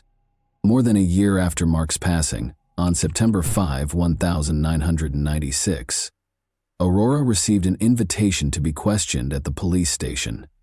She reaffirmed her earlier claims that she and Mark had gone to a chapel after dining at a portside restaurant. A wild animal unexpectedly leapt in front of their car on the way back. An unfortunate accident happened when Mark turned the steering wheel. Aurora opened the door and leaped out just before the car plunged off the cliff. No more information could be gleaned from her by the police. On October 8, 1996, Mark's body was exhumed in an effort to learn the truth. Some of the injuries were caused after death, according to the forensic expert. Although the body had many wounds, none of them were bleeding, suggesting that Mark passed away before the car plunged off the cliff. The widow was nowhere to be found when the police wanted to question her again. 2 years after the incident, the detectives made the decision to look into the crime scene in Corsica. The newlyweds' car plunged into the ravine, and Belgian police officers were at the edge of it. Armed only with photographs and without the car, the task became more difficult. However, the expert was able to reconstruct the car's pre-fall trajectory. A person's reaction to an unexpected event on the road, such as an animal running out, is to turn the steering wheel but not all the way around. Under no circumstances could the car have ended up where it was found if it had veered off the road and fallen into the water. The expert also observed another contradiction in the accident theory. When firefighters arrived on the scene, they reported that the bushes growing on the cliff's top had been crushed. The bushes would have been cut off if the car had sped down. It was clear from the crushed vegetation that the car had remained on the bushes for a while before descending gradually. Additionally, blood droplets were discovered unevenly distributed between the car and the water following the incident, indicating that the body was carried rather than dragged. Could an 80-kilogram man have been carried by Aurora, who weighed less than 50 kg? Aurora's version of events did not match the investigation's conclusions. The car was pushed off the cliff, according to the experts' conclusive findings. The investigators were now interested in learning what transpired following the incident. Did Aurora come down to assist Mark? Did she have the bravery and strength to go barefoot down the rocks? It was possible, as hard as it may seem to believe. Since Aurora Martin was a skilled athlete and a champion rock climber, the police found it difficult to deny that she had truly gone down to assist her husband. For them, it was a dead end. Since there was still no update on the young lady, the investigators made the decision to learn more about her past. Really, who is she? What secrets are concealed by her evasive responses? In actuality, the girl had a very challenging upbringing, devoid of both a loving family and a quality education. Her mother moved to Germany after her parents divorced when she was 12. so she hardly ever saw her daughter. Although her father was not very involved in her life, she led a carefree life with her two sisters. With lofty aspirations, the girl left her childhood home when she turned 18. Aurora entered beauty pageants in hopes of becoming a model but was not very successful.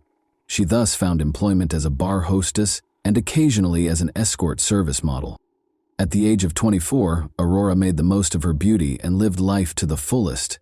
In February 1993, she went to a rock climbing club one day as usual, where she met Peter Schwett, who would be her fateful encounter. He shared her love of mountaineering and was young, attractive, and wealthy. She was 24 years old and he was 23. At first sight, it was love. Aurora was able to move on from her previous life next to Peter. This tale sounded too good to be true. In fact, the investigators discovered an oddity while looking into Peter Schwett's past. He was a widower for a young man his age. The circumstances surrounding his wife's death were suspicious.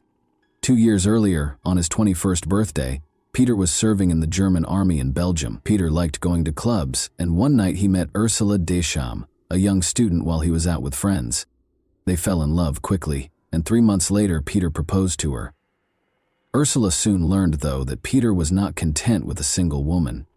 Other surprises were in store for her. At their house, Ursula discovered counterfeit documents and substantial sums of money. She wanted to tell the police what she had discovered. Their young marriage became strained, and they made the decision to file for divorce. However, Peter was supposed to teach his wife how to drive, so he and Ursula got into a convertible and left on a trip on the evening of August 29, 1992. The outing was peculiar for soon-to-be ex-houses. Peter was behind the wheel and driving as fast as he always does. The car crashed into a canal at high speed after he lost control.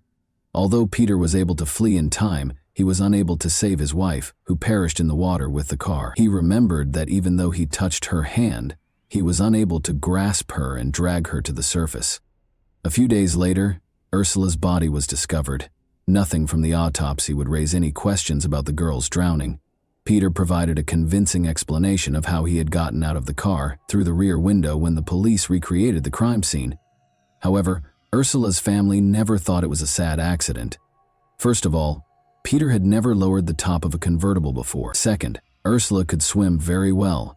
An expert who later examined the case claimed that Ursula had time to get out of the car because drowning takes 3 minutes or so as the water fills the car. The Belgian police, however, handled it as a regrettable mishap brought on by the driver's carelessness.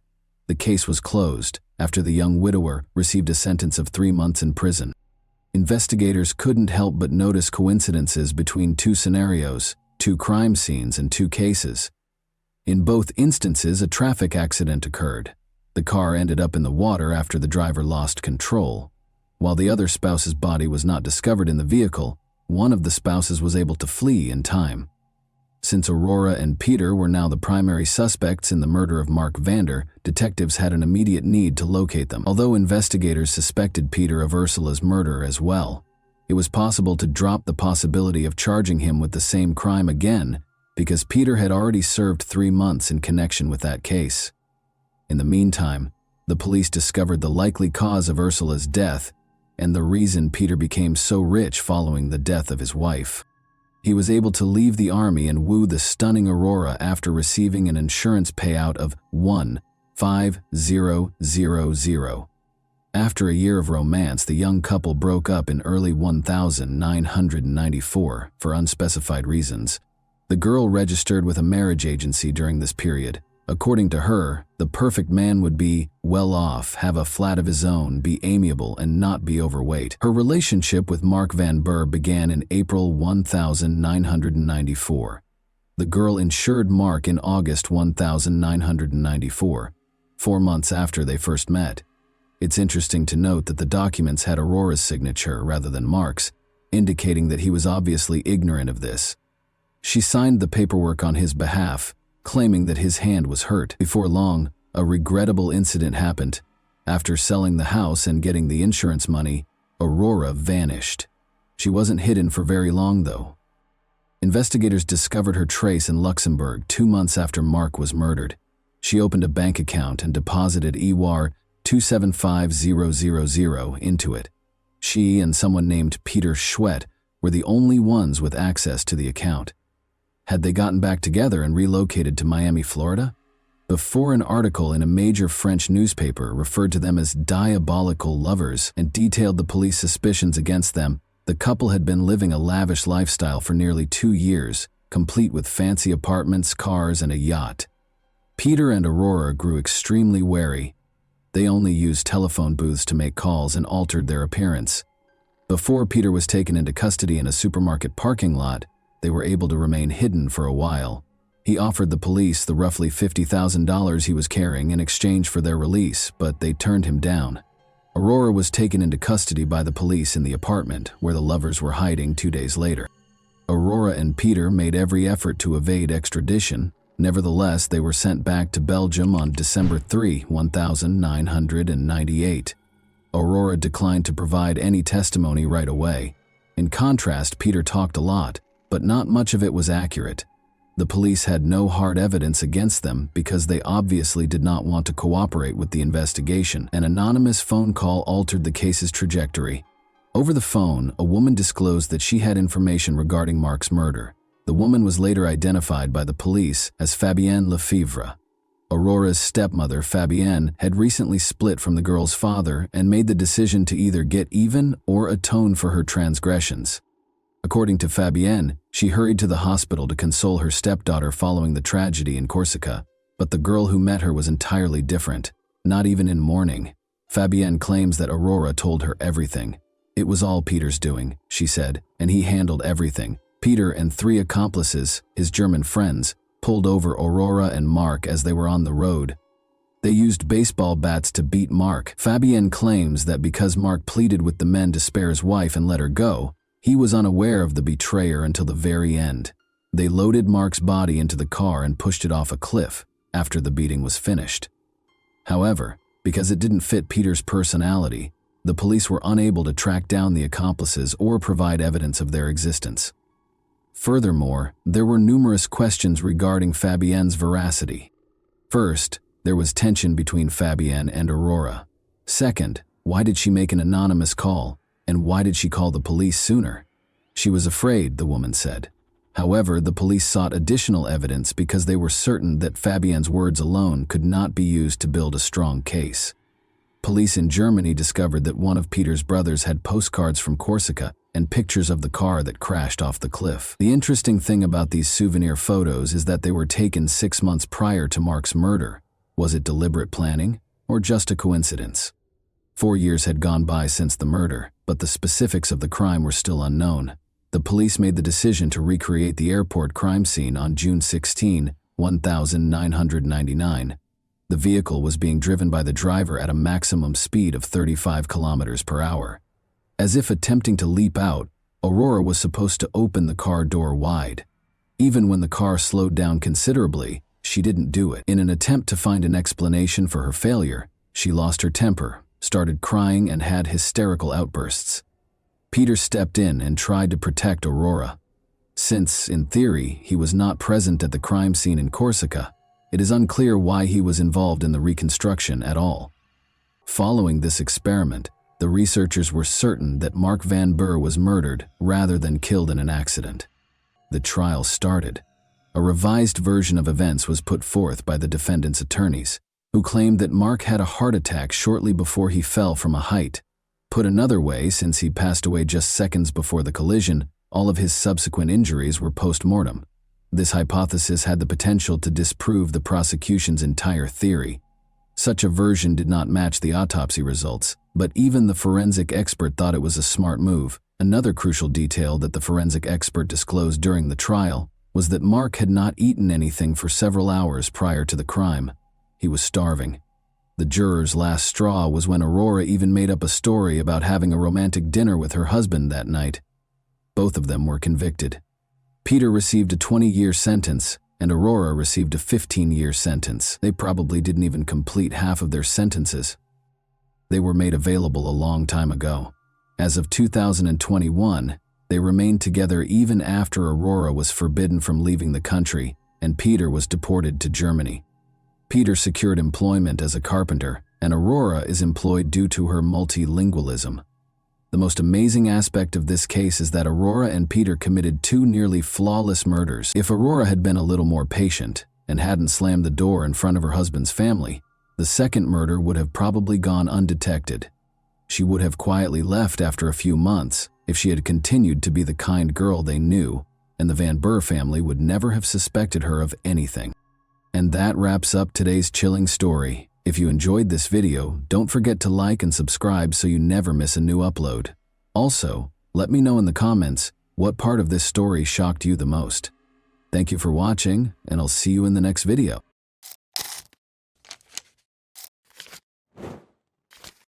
Hey guys, welcome to my channel, and today we're going to take a look at another horrible case with you. Born on May 23, 1973, in a small Tennessee town, Matthew Winkler came from a family where religion was very important. His life was centered around church activities from a young age, and his parents, who were devout Christians, gave him a solid moral foundation grounded in Christian principles. Matthew was taught the value and strength of faith at a young age, and it seems that his relationship with God served as his beacon. He was the youngest of 4 children, and despite their lack of wealth, the family was content, despite their financial struggles. Although Matthew enjoyed his studies, it wasn't until he was in his teens that he realized his true calling when he started participating in church ministries and assisting with youth events. He exuded confidence, charm, and a unique ability to connect with others. He made the decision to become a pastor at the age of 18, having already completed his education. Following his high school graduation, Matthew enrolled at Henderson, Tennessee's Freed-Hardeman College. Students from all over the nation who were looking for a theological education were drawn to this university because of its strong Christian tradition. Despite his concentration on his studies, Matthew remembered to engage in extracurricular activities. He served as the soccer team's captain. He frequently planned events for students and took an active part in campus life. He immediately made a name for himself as a leader among his peers thanks to his enthusiasm and drive. He met Mary, his future wife, at the same college. Despite attending the same college, Mary's personality was very different from Matthew's. She was quiet and unassuming, and even though their paths crossed at different occasions, she did not receive the same level of attention as he did. Born in Tennessee, Mary came from a traditional family. Her family always upheld modest values, and she had a mild upbringing. She was more concerned with building a family hearth than she was with ambition, unlike Matthew. However, they were united by their shared religious convictions and a desire to serve God. Matthew first became acquainted with Mary while she was volunteering for student council-organized projects on campus. Her kindness and gentleness of heart impressed him. Mary wasn't looking for attention. She was not overlooked. He started their friendship, which swiftly developed into a more committed partnership for someone with Matthew's charm. Surprisingly, Matthew's vivacious personality was ideally matched by Mary's serene and prudent disposition. They were soon inseparable. The couple started assisting the underprivileged, volunteering at community events, and working together on church projects. In addition to being his wife, Matthew viewed Mary as a ministry partner who shared his philosophy of life. Mary, however, believed she had found a man who shared her beliefs and was supportive. After graduating from college, they got married and relocated to Selmer, where Matthew accepted a position as a pastor at the nearby Church of Christ. There was more to the Church of Christ in Selmer than just worship. It served as the town's most significant hub for activity. It was situated on a hill with a lovely garden all around, and the congregation always congregated there. The entire town seemed to have assembled for prayer. Matthew immediately won over the locals with his innate charm and talent for communication. He planned a lot of charity concerts, youth classes, and events to aid the underprivileged. Everyone was talking about him, and he rose to prominence in the community. Mary actively assisted him in this ministry in spite of her modesty. She was present when Matthew took care of the house, assisted with event planning, and delivered significant announcements to the congregation.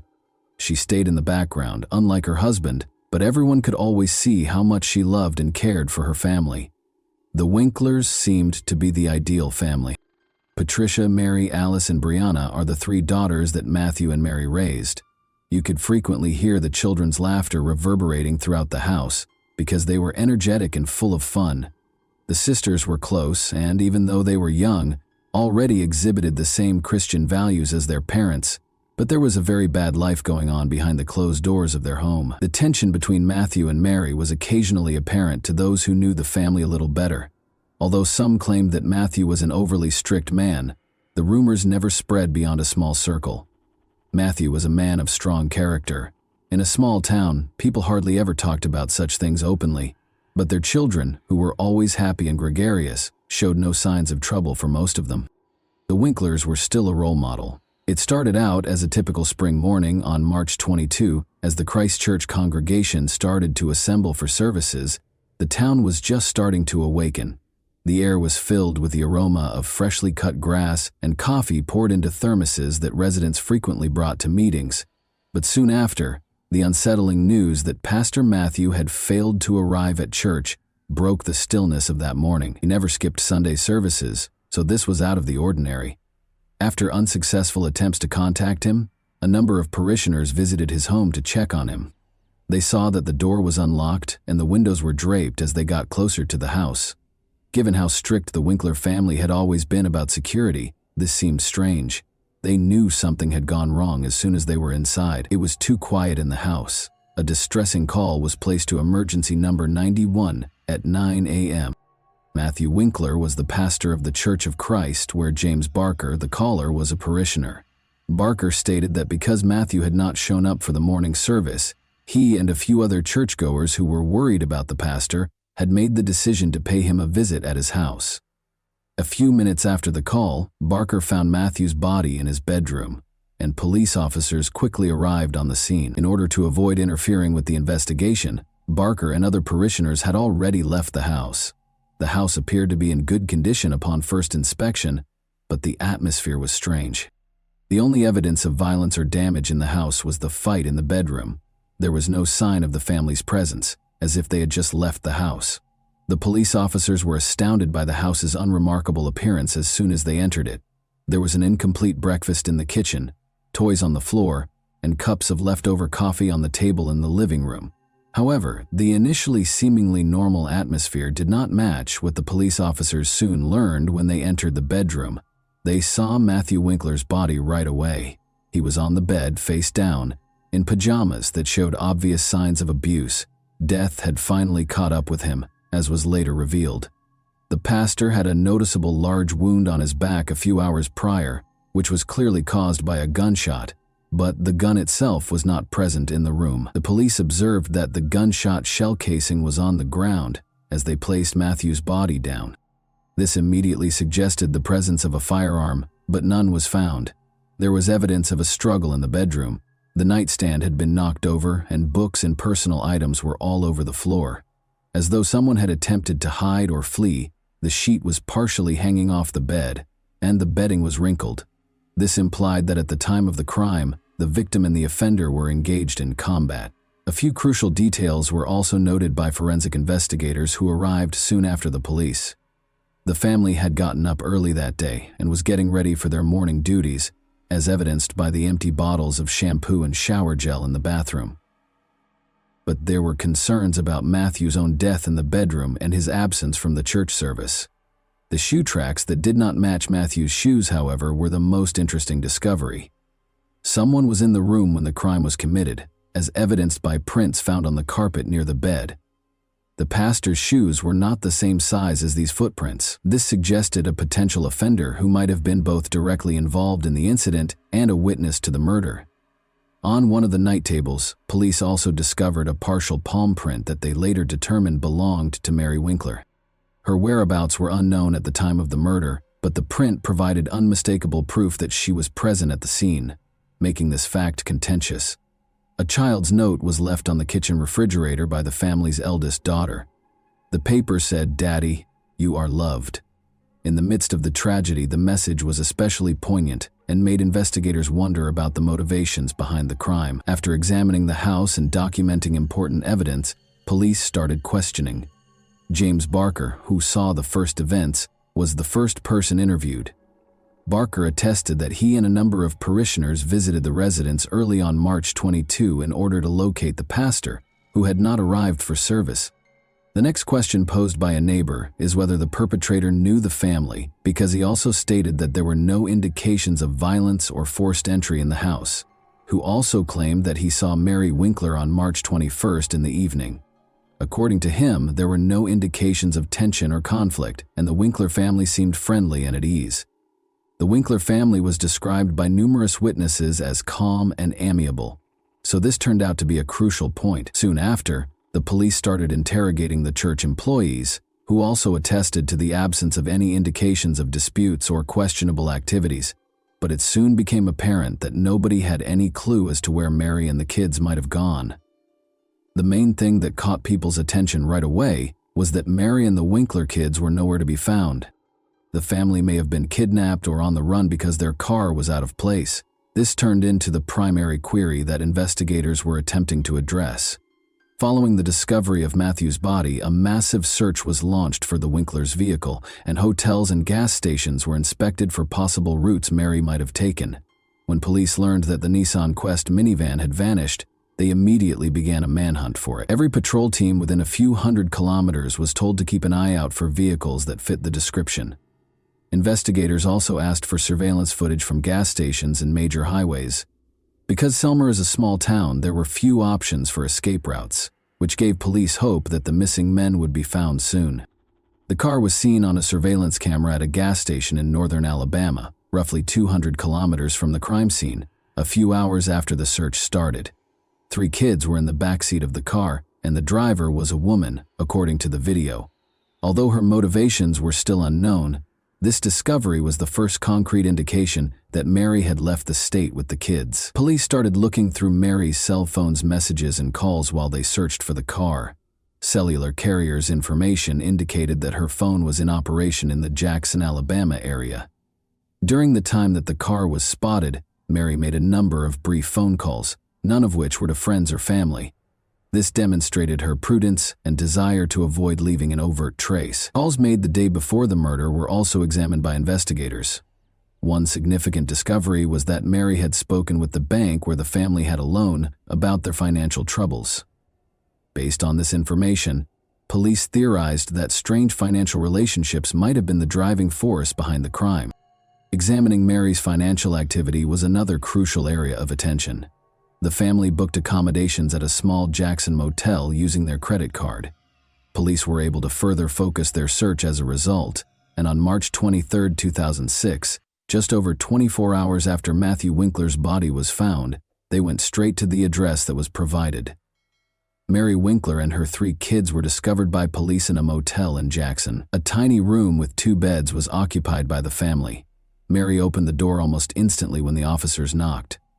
She didn't appear panicked, but she did look exhausted. She later discovered that she had purchased the toys her 3 daughters were playing with on the way in. There was no opposition to Mary's arrest. After giving him a hug, the woman calmly climbed into the police car. The investigators were taken aback by her actions. She didn't try to escape or defend herself. She merely said, "I knew you would find us." This was a crucial detail because it showed that she was aware that she was going to be arrested. The kids were treated by psychologists at a nearby social assistance center. They looked healthy at first glance, but they were confused and didn't know what was going on.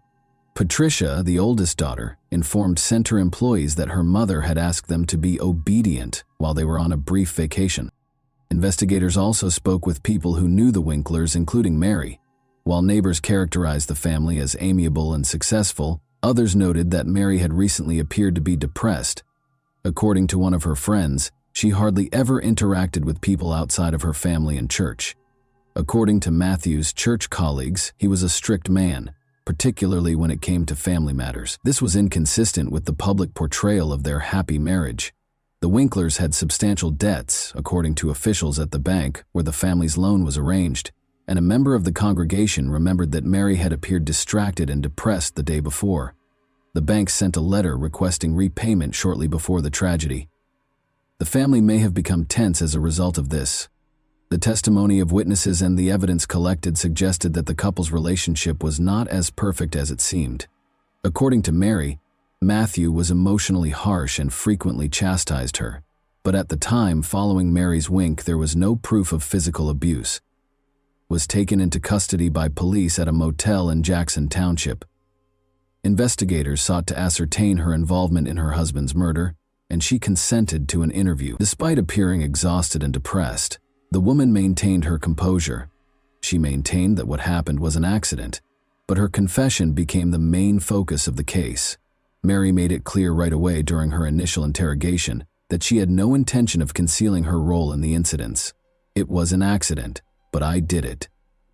Her voice trembled as she told investigators about Matthew's death, but she responded to inquiries promptly and clearly.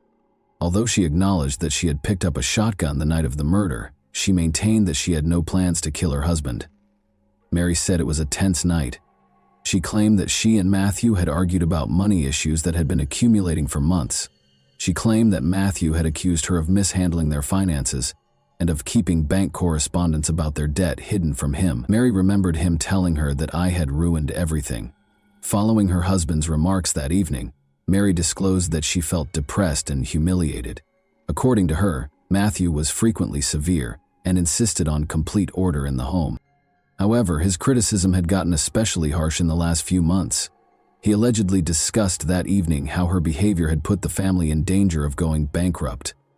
Following that altercation, Mary acknowledged that she felt confined. She said that in order to get her husband to listen, she took a shotgun. She claims that she only wanted him to stop yelling and had no intention of hurting him. He was standing by the bed when she came up to him, explaining that she had taken the weapon from a closet in the bedroom. "I wanted him to see me in a new light. I wished he would stop yelling." "I said," she said.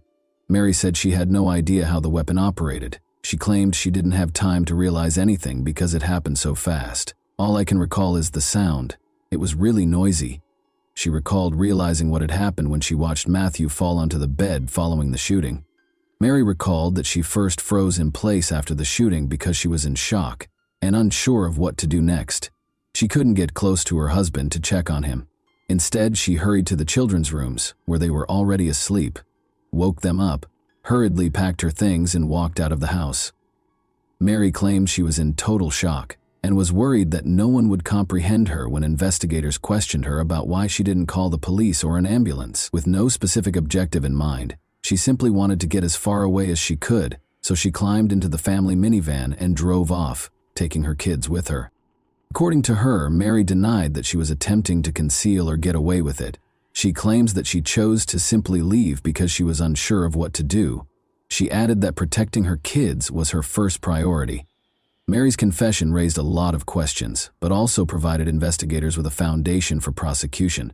The shotgun needed a lot of force to pull the trigger and remove the safety, according to forensic specialists who examined the weapon. The fact that Mary brought the gun with her raised suspicions among the police, who began to wonder if the shooting was really an accident. Investigators suspected this was a deliberate choice or an attempt to conceal evidence after the murder. Despite being emotional, Mary's own confession did not rule out a premeditated crime. In an interview with psychologists, Patricia, the family's eldest daughter, claimed to have heard her parents talking loudly the night before the trip. The girl remembered that her mother had later entered the room, woken her up, and informed her that they were leaving, but she did not understand what was being said. Mary's claim that she left the house right away after the murder was supported by this testimony. To prevent traumatizing the children, the investigation used their testimony with caution. They did, however, support the idea that Mary acted emotionally, even though her actions following the shooting continued to be unpredictable. Investigators concluded that Mary's confession contained enough evidence to bring charges of second-degree murder. Her acknowledgement that she fired the shot herself, the fingerprints found at the scene, and the fact that the gun was found in the car's trunk were the primary contributing factors. After conducting interviews and compiling evidence, investigators also explained her attempts to escape to another state and her escape with her children, which they viewed as avoidance behavior. Prosecutors intended to present the case in a way that would demonstrate Mary's actions went beyond chance, so she was moved to the county jail to await trial. What was ahead was a trial that would spark extensive public outrage and become a national conversation point, not just in Tennessee. The trial had a national impact. In the spring of 2007, Mary Winkler's trial got underway in the Tennessee District Court. The case immediately sparked widespread public interest. Journalists from across the nation attended the hearings, in addition to Selmer residents. On the one hand, Mary was portrayed by the prosecution as a cold-blooded killer. The defense, however, contended that Mary suffered from years of emotional suppression and domestic abuse, which ultimately caused the tragic result. From the outset of the trial, the prosecution adopted a tough posture. Using evidence from forensic experts, prosecutors contended that Mary Winkler killed her husband voluntarily. They presented evidence that Mary's behavior the night of the murder was motivated and purposeful. The necessity of removing the safety and purposefully pulling the trigger on the weapon that fired the shot was one of the main points of contention. According to experts, the shotgun was operational and difficult to fire, so this was not an accident. Prosecutors also emphasized Mary's actions following the murder, including her running from the scene, disappearing with her kids, and trying to escape to another state, all of which suggested that she knew what she had done. In order to demonstrate that Mary's actions were intentional, the prosecution presented surveillance footage of her filling up her car and using a bank card as proof. Prosecutors contended that she fled in an effort to escape accountability rather than phoning the police or an ambulance. According to the prosecution, the couple's relationship tensions stemming from financial difficulties were the driving force behind the crime. The family's significant debts were disclosed by the bank in court documents. The prosecution claims that Mary concealed letters from creditors, which sparked a dispute the night of the murder. Prosecutors tried to show that the woman's decision to divorce her husband was ultimately prompted by this circumstance because they felt he controlled her and put psychological pressure on her. Mary's choice to hide the weapon in the car trunk following the murder caught the attention of the prosecution. Prosecutors emphasized throughout the trial that a person who unintentionally fired a shot would not have taken such actions, and that this was not only an attempt to conceal evidence, but also another sign that her actions were conscious. In contrast, Mary's defense centered on her emotional state and the aspects of her family life that might have contributed to the tragedy. Mary acted rashly under intense stress and fear, according to the defense lawyers. They attempted to demonstrate that the flight was the product of shock and panic, and that the shooting was an accident. The assertion that Mary had been experiencing emotional and psychological distress served as the primary defense. She told the court for years that her husband dominated every part of her life, frequently criticized her, and made decisions for the whole family. Mary's lawyers claimed that these situations made her feel scared and powerless, which ultimately caused her to lose it during her testimony. Mary stated that she took the shotgun that evening to persuade her husband to listen to her and cease the abuse, not to murder him. She maintained that the shooting was unintentional. Mary could have acted under the influence of stress and emotional distress, according to a psychologist the defense brought to the trial. The expert pointed out that people frequently do things they wouldn't normally do when they're depressed and afraid. Her actions following the murder were another area of focus for the attorneys. They maintained that she did not intentionally try to hide the crime when she fled. Mary's instinctive defense was to leave the scene of the tragedy with her children because she was afraid that no one would understand her. Mary appeared depressed long before the tragedy, according to defense witnesses, some of whom were close friends of Mary. They recalled that she seldom expressed her emotions, but occasionally brought up the fact that her husband could be too strict. These testimonies enhanced the overall picture of the family's relationship, even though they were insufficient to prove abuse. The jury deliberated for several hours before rendering a decision. Mary Winkler's manslaughter conviction was upheld. Although her behavior following the shooting suggested responsibility for what transpired, the court believed there was not enough evidence to consider her actions fully conscious. Due to a scheduling conflict with one of the attorneys on June 8, 2007, the sentencing phase was postponed from its original start date of May 18, 2007. A judge in Tennessee sent a yease on the manslaughter charge. Mary Winkler received a sentence of 210 days in prison. According to her record, she had already completed 5 months of that time, and the judge permitted her to spend up to 60 days in a Tennessee mental health facility. And that wraps up today's chilling story. If you enjoyed this video, don't forget to like and subscribe so you never miss a new upload. Also, let me know in the comments what part of this story shocked you the most.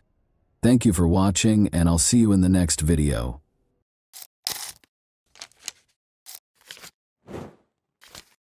Hey guys, welcome to my channel, and today we're going to take a look at another horrible case with you. A young woman disappeared as though she had just melted into thin air. She didn't come home one morning even though everything around her appeared to be completely normal. There were no signs or calls, just a harrowing quiet and a deluge of unsolved questions. What might have transpired during those brief hours? By whom was she last sighted? Everyone who knew her was shaken by her disappearance, which signaled the start of a sinister and twisted tale filled with secrets and suspicions that turned into a nightmare beyond anyone's wildest expectations. An important turning point in Asolepayeva's life occurred in April 2021. She had long wished for a better life, one that was full of chances to live more comfortably with her loved ones. Then, like a beacon of light, an offer materialized. It came from her cousin's husband, Murat Meyerbekov. She had known Murat for years, and he was a car salesman in Georgia. Abruptly, he extended his hand and said he needed an assistant immediately. He told Aysel that the work, which would involve assisting with paperwork and managing car transfers for clients from Kazakhstan, would be simple and even exciting. It seemed to Aysel like a gift from fate, an unanticipated chance. Murat went into great detail about her duties, which would include managing the car sales process, setting up meetings, and preparing paperwork for clients.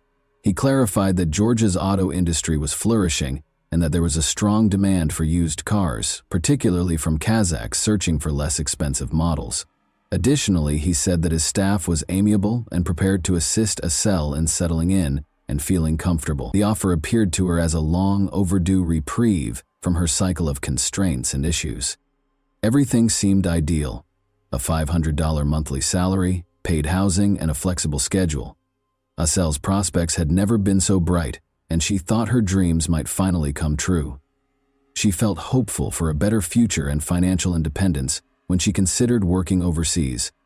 She had plans to support her parents in their later years, save money for her own apartment, and put money aside for them. She felt strong and confident that she was making the right decision because of these hopes. Aysel was raised in Kaban-Bay Betir, a small village encircled by endless, vast steppes in the Akmola region of Kazakhstan. She lived here for the majority of her life, seeing many of her classmates go through the normal village routines of getting married young, working on nearby farms, or finding employment in agricultural businesses. There were few options in the village, and opportunities were frequently reduced to a daily struggle for survival. Aysel, however, had higher hopes. The lure of large cities, the possibility of altering her fate, and the aspiration to accomplish more all enthralled her. In search of her identity, Aysel relocated to Nur Sultan after high school. There she found work as a fitness club receptionist and lived with her older sister, who helped her through difficult times. Although working as a receptionist gave her a reliable source of income, the salary was low, and she was still unable to realize her dream of owning her own apartment. She cut back on little things and saved every extra tennet she could, all the while clinging to the hope that one day she would have her own place, where she could make a comfortable home and experience the independence she so desperately desired. Aysel thought she could improve her family's situation in addition to changing her own destiny. Since her parents had put in so much effort to raise her and make sure she had everything she needed, she wanted to return the favor. However, reality showed her that her dreams were still a long way off, month after month. She was aware that it would be extremely difficult to achieve the degree of financial security required to support herself and her loved ones back home. Although it provided some stability, her job at the fitness club did not provide any of the opportunities she so desperately wanted. Then her cousin's husband, Murat Meyerbekov, offered her a job in Georgia. For Aysel, this appeared to be the opportunity she had been seeking. It was well known that Murat knew business, and he talked confidently about the opportunities he could present. He clarified that he handled car sales in Georgia, serving Kazakhstani buyers seeking more reasonably priced cars, and that he needed an assistant to assist with paperwork and client relations. The offer wasn't taken lightly by Aysel. She discussed it extensively with her older sister, who was first apprehensive and gave it careful thought while assessing the dangers. Her sister was concerned about Aysel traveling to a foreign nation, far from home, and being in the company of strangers. Nonetheless, Murat persuaded them that Georgia was secure, that he would personally protect her, and that the position might be a fantastic first step toward a better future. Aysel was aware of the dangers, but her determination to make a difference in her life overcame her uncertainties and anxieties. She kept thinking that this might be her only chance to escape the constraints of her current circumstance. Although she was aware that it wouldn't be simple, she had faith in her ability to overcome any obstacles. Despite all of her uncertainties and fears, Assel decided to accept the offer because she was sure that it was her opportunity to change her future. This was her chance to escape her routine, and she was going to take advantage of it. Despite their limited financial resources, Assel was supported by her family. Despite leading modest lives themselves, her parents and sisters supported her emotionally and shared her aspirations. Assel had no idea at the time that this chance would trigger a series of unanticipated circumstances that would fundamentally alter everything. Eager and hopeful, Assel took a plane to Georgia shortly after. She felt that this move marked the start of an exciting new chapter in her life. When she got there, she moved into Murat Mirabekov's apartment in Rustavi. Murat assured her that although the apartment was small and had some older furniture, it was only meant to be a temporary place for her to stay until she found a better place to live. Assel initially communicated with her family on a regular basis, sharing her experiences in her new life. She talked excitedly about the local food she was sampling and praised the city's historic streets and distinctive architecture. She enjoyed even the small things, such as strolling through Rustavi in the evening. Everything appeared so novel and fascinating. She sounded content and assured in her choice, and her voice exuded real excitement. Her mother could hear the joy in her voice whenever she called home. Assel talked positively about the local traditions and the friendly, hospitable people she encountered. But after a few weeks, things began to shift. Assel started making fewer calls, and her chats became more circumspect and brief. Her voice carried undertones of fatigue and occasionally a trace of concern. Something seemed to be hidden from her. Assel gave evasive responses when her mother inquired about her health, typically attributing her weariness to her job. Her words sounded less convincing than before, but she insisted that everything was okay. Her mother became more anxious and made more attempts to contact her daughter, but many calls were not returned. Her family's concerns increased as each conversation became more reticent and brief. Assel's mother was able to contact her via video call one day. She waited tensely for her daughter's face to appear on the screen. The screen showed a room she didn't recognize in place of the familiar scene. The room looked cluttered and uncomfortable. There were strewn about belongings and furniture that appeared to have been hurriedly moved, as though someone had left in a hurry or didn't care to keep things neat. Her mother was alarmed and inquired as to what was happening and why the room appeared that way. Assel dismissed it with excuses about being busy without providing a clear explanation. She said she had a lot of work to do and abruptly ended the call. With every unanswered question and every fleeting, evasive exchange, her mother's anxiety only grew more intense. A passerby in Tbilisi's Didi Digomi neighborhood discovered the lifeless body of a young woman beneath a high-rise building's windows on the morning of May 16. At first, nobody knew her name, and she was only dressed in a t-shirt. Investigators would soon identify her as Assel Aitbayeva, however. One of the most important pieces of evidence in the case would be her last words, which she recorded and sent to her best friend. Several attempts to reach Assel had been unsuccessful in the hours before that tragic event. When Assel left a voicemail for her friend late on May 5, the anxiety grew.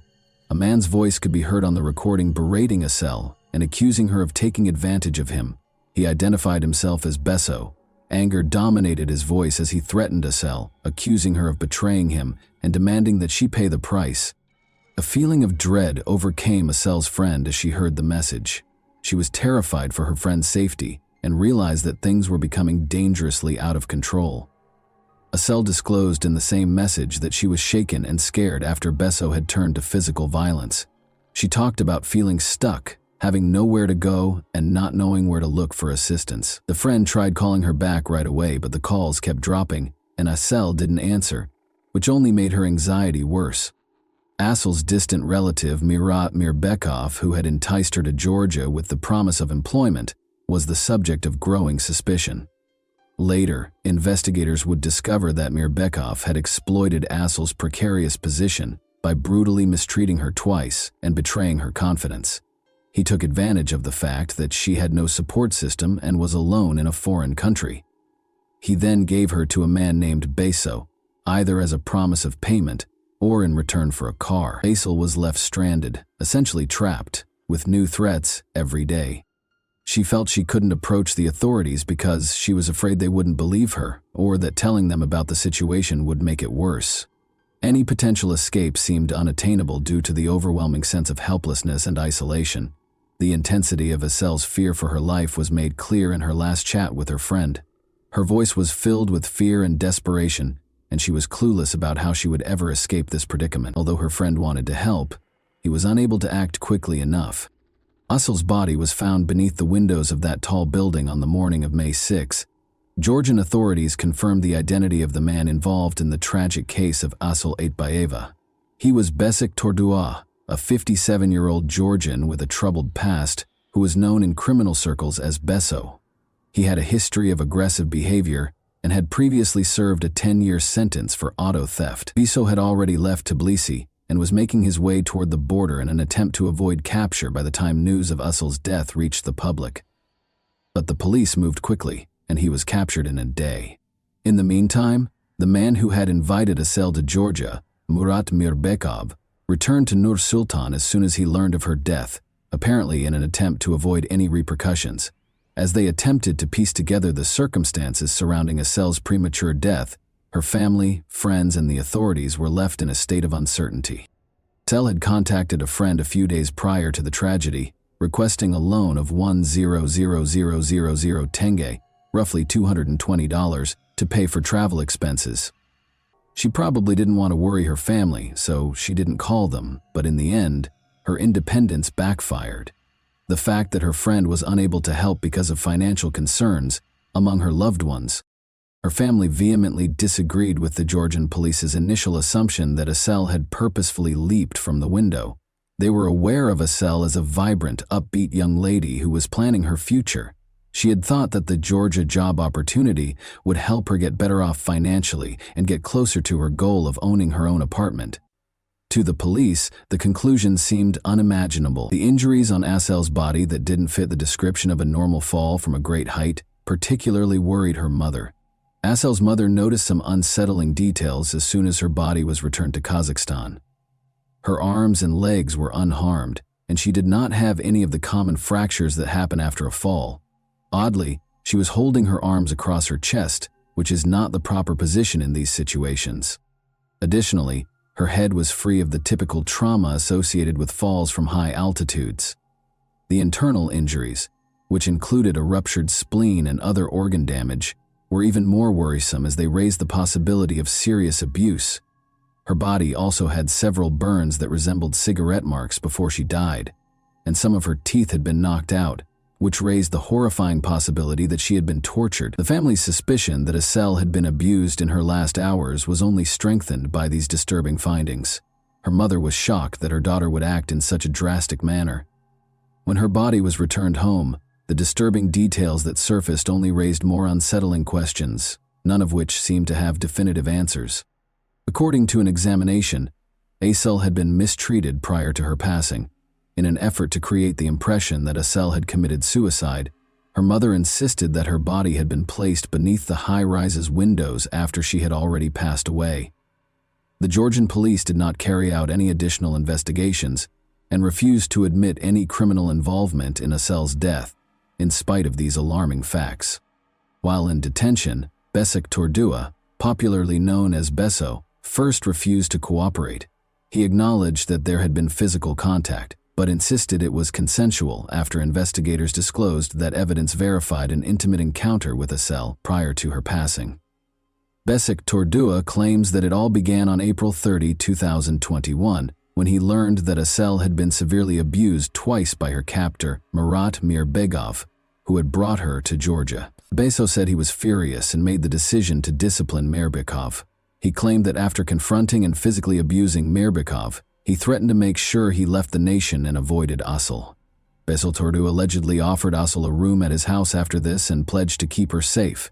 He asserted that Esel spent a number of days with him and that he made an effort to look after her, assisting her in overcoming the trauma. He maintained that they developed a mutual sense of trust and that any intimacy they had was voluntary. According to Besik Tordua, Esel left her alone in the living room to take a shower the night before he passed away. She was gone when he got back. Azel's body was on the ground below, beyond a fence, when Besso found the balcony door open and looked down. Panic struck. Given his connection to Azel and his criminal history, he was afraid that he would be held accountable for what had transpired. According to Bessic Tordois, he ran downstairs and got close to the fence but lacked the bravery to scale it. He claimed that after standing there for a short while in terror, he ran from the scene because he was afraid of being blamed for her death. He acknowledged that in order to avoid any possible consequences, he then made the decision to leave the city. Bessic Tordois died in a prison hospital in July 2021. Although a heart attack was listed as the official cause of death, Asel's mother maintained that he had been beaten. His death may have been staged to keep him from going to trial, the family suspected. Bessic Tordois had been facing a possible sentence of 8 to 12 years for his offenses when this occurred, and the legal proceedings were still in progress. After examining a voicemail Azel had left to her friend just before she passed away, investigators began to doubt his account before he passed away. Azel expressed fear of Besso and mentioned threats from him in the recording. Any assertions of a consensual relationship are called into question by references to aggressive behavior. One aspect of the case that attracted a lot of attention was the suspicion held by authorities that Bessic Tordois may have coerced Azel. He was never officially accused of being the cause of her death, though. Although his actions might have pushed her to act in a desperate manner, the official position remained that there was insufficient evidence to pursue additional charges. The lawyer in Asel's family had a different opinion. They believed that she had been murdered and that the death was staged to make it look as if she had committed suicide. The injuries discovered on her body and the circumstances surrounding her fall, which didn't match the usual outcome of a leap from that height, confirmed this theory. When Murat Mirabekov returned to Kazakhstan, he was captured. He was accused of both human trafficking and aggravated assault. Asel's parents petitioned to have him extradited to Georgia for trial because they thought he was directly responsible for her death. Local authorities, however, took a while to address their requests or look into the matter further. Things didn't start to change until Asel's mother's morgue photos were uploaded online. The prosecutor's office took the issue more seriously after the pictures sparked public outrage. Journalists and the general public both took notice of Asel's untimely death and began their own online investigations. Details started to surface, some of them unverified. On the night of the tragedy, witnesses reported seeing two men allegedly push Asel off the balcony. Police stated that they had not discovered any evidence to support the rumors that the incident was captured on video. Asel reported Murat Mirbekov's violent actions to the local authorities after arriving in Georgia in order to obtain protection, but her requests were ignored. When Georgian journalists started looking into the case themselves, it became clear that the police had done nothing. One of Asel's acquaintances in Tbilisi consented to testify amid the events that were taking place. He revealed that Asel had sent him a desperate message the day before the tragedy. She mentioned Mirabekov in her message, claiming that he had attacked her twice. She talked about the intense psychological anguish she was experiencing in addition to the physical pain. She had requested assistance, but was hesitant to demand it because she still believed she could manage things independently. Being stranded in a foreign nation without any support system made Asel feel trapped. She tried to remain strong despite her fear of Mirbekov, she confided in her acquaintance. Despite her persistent belief that she could find a way out, she frequently talked about feeling as though she was in a hopeless situation. The inquiry also turned up other information. In addition to offering Asel a job in Georgia, Mirbekov had made similar promises to other young Kazakh women. He had promised them good jobs, good wages, and good housing. Luckily, none of them had agreed to his terms. Some had found his messages, which emphasized the ostensibly exceptional opportunities he could offer, to be especially persistent. All the women, however, had refused. Later, their families thanked them profusely for their foresight, saying it had prevented them from being in danger. The case took a dramatic turn by the end of July 2022-208. After more investigation, Georgian forensic experts found Mirbekov's DNA traces on Asel's clothing, which is a crucial piece of evidence. This bolstered the prosecution's case in court and validated witness statements. Ultimately, the work of investigative journalists and the new evidence obtained through forensic analysis started to provide a more comprehensive picture of what Asel had gone through in her last days. The truth was slowly emerging, in spite of all the barriers. One of the most talked about occasions in Kazakhstan was Mura Merbakov's trial in Nur-Sultan. The case gained even more public attention when Georgian investigators, who were invited to the proceedings, presented the evidence and conclusions they had gathered. The tension in the courtroom was evident when Mirbekov showed up. He insisted he had nothing to do with Asel's death or any violent actions toward her, even in the face of overwhelming evidence to the contrary. He maintained that he was innocent and that he had been falsely accused. Those in attendance were left perplexed and incensed by his cold-blooded attitude and total lack of regret. Given the seriousness of the situation, Mirbekov's aging parents made the decision to apologize to Asel's distraught family. They hoped that their gesture would provide the victim's loved ones with some small solace. Mirbekov, however, continued to deny any wrongdoing and showed no interest in any attempts at reconciliation. The prosecutor made a resolute and firm statement. He offered a story that implied Mirbekov had given Asel to him for his own benefit, in an effort to improve relations with a strong Georgian man named Bashik Tordua. The prosecutor stressed that Mirbekov knew he was seriously endangering Asel and was well aware of Bashik Tordua's violent tendencies and criminal history. Tordua was infamous. He was so feared by the locals that they avoided him at all costs. According to the prosecutor, Asel was under constant pressure, and her desperate attempts to flee an intolerable circumstance resulted in the horrific events that ultimately led to her tragic demise. She had been pushed to the limit, feeling hopeless and in great distress, with no way out. Mirbekov was already a father of 2, and his wife was expecting their 3rd child. It was disclosed during the trial. Having a family should have deterred him from committing crimes, the court suggested, taking these circumstances into account as mitigating factors. Witness statements and the evidence, however, made it abundantly evident that he was involved in grave crimes in spite of these specifics. It became clear that his role as a father and his obligations to his family had not prevented him from acting cruelly. The court's final decision was rendered on August 2, 2022. Mirbekov was convicted of both acts of aggression and human trafficking. He received a 15-year sentence in a maximum security facility. The court also mandated that Mirbekov compensate Asel's parents for the emotional harm they had suffered by giving them 5 million tenge, or about $10,500. Although no monetary settlement could ever fully compensate her family for the loss of their daughter, this sum served as a symbolic recognition of the anguish and suffering they had to endure. Asel's family was not happy with the outcome, even after the verdict and the compensation. They were convinced that Asel had been the victim of a premeditated crime and that the case was far from over. Her loved ones were certain that she had been killed on purpose, in addition to being severely abused and exploited. The court proceedings did not allay the family's concerns or offer genuine closure. Even after the trial was over and a guilty verdict and compensation were given, they persisted in believing that Asel's case merited more research and that the whole truth had not yet been revealed. And that wraps up today's chilling story. If you enjoyed this video, don't forget to like and subscribe so you never miss a new upload. Also, let me know in the comments what part of this story shocked you the most. Thank you for watching, and I'll see you in the next video.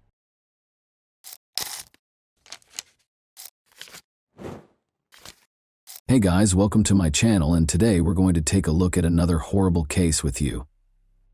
Lynette Dawson's seemingly ideal life was upended in January 1982 when she vanished without a trace in the quiet suburb of Bayview on Sydney's northern beaches. Lynette was a warm, loving wife, mother, and friend, so her family and friends were shocked by her abrupt absence.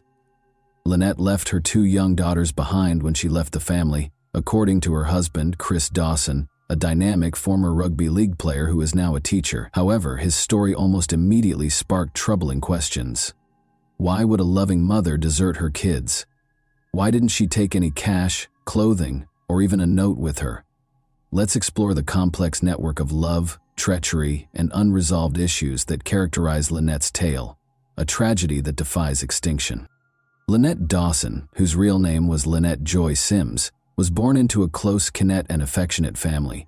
She was the second of 4 children in the Sims family, which included an older brother named Greg and younger siblings Pat and Philip, and she grew up in Sydney's eastern suburbs.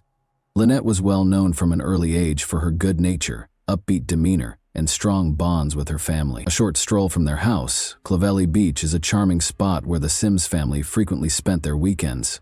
For Lynette and her siblings, the beach, with its crystal-clear waters and expansive views of the coast, became a special place, where they created innumerable memories of swimming, family vacations, and spending time together. Lynette married Chris Dawson, a dynamic and athletic man who had gained early notoriety as a rugby league player for the Newtown Jets, in March 2970 when she was just 19 years old. The pair appeared to have a dreamlike romance, and Chris was well known for his athletic ability and attractive appearance. Lynette, who was deeply in love with Chris, helped him with his career while they were starting a family. Their union seemed to be a match made in heaven. The couple chose Bayview, a serene and picturesque suburb on Sydney's northern beaches, which is a great area to start a family. Lynette and Chris had 2 daughters, Chanel and Sharon, in the years after their marriage, and the family seemed to lead a happy life.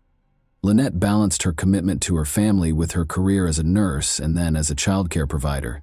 She enjoyed taking care of her daughters and keeping their home cozy and loving, and she frequently put their needs ahead of her own. Chris, on the other hand, kept advancing his career by juggling his rugby commitments and teaching job.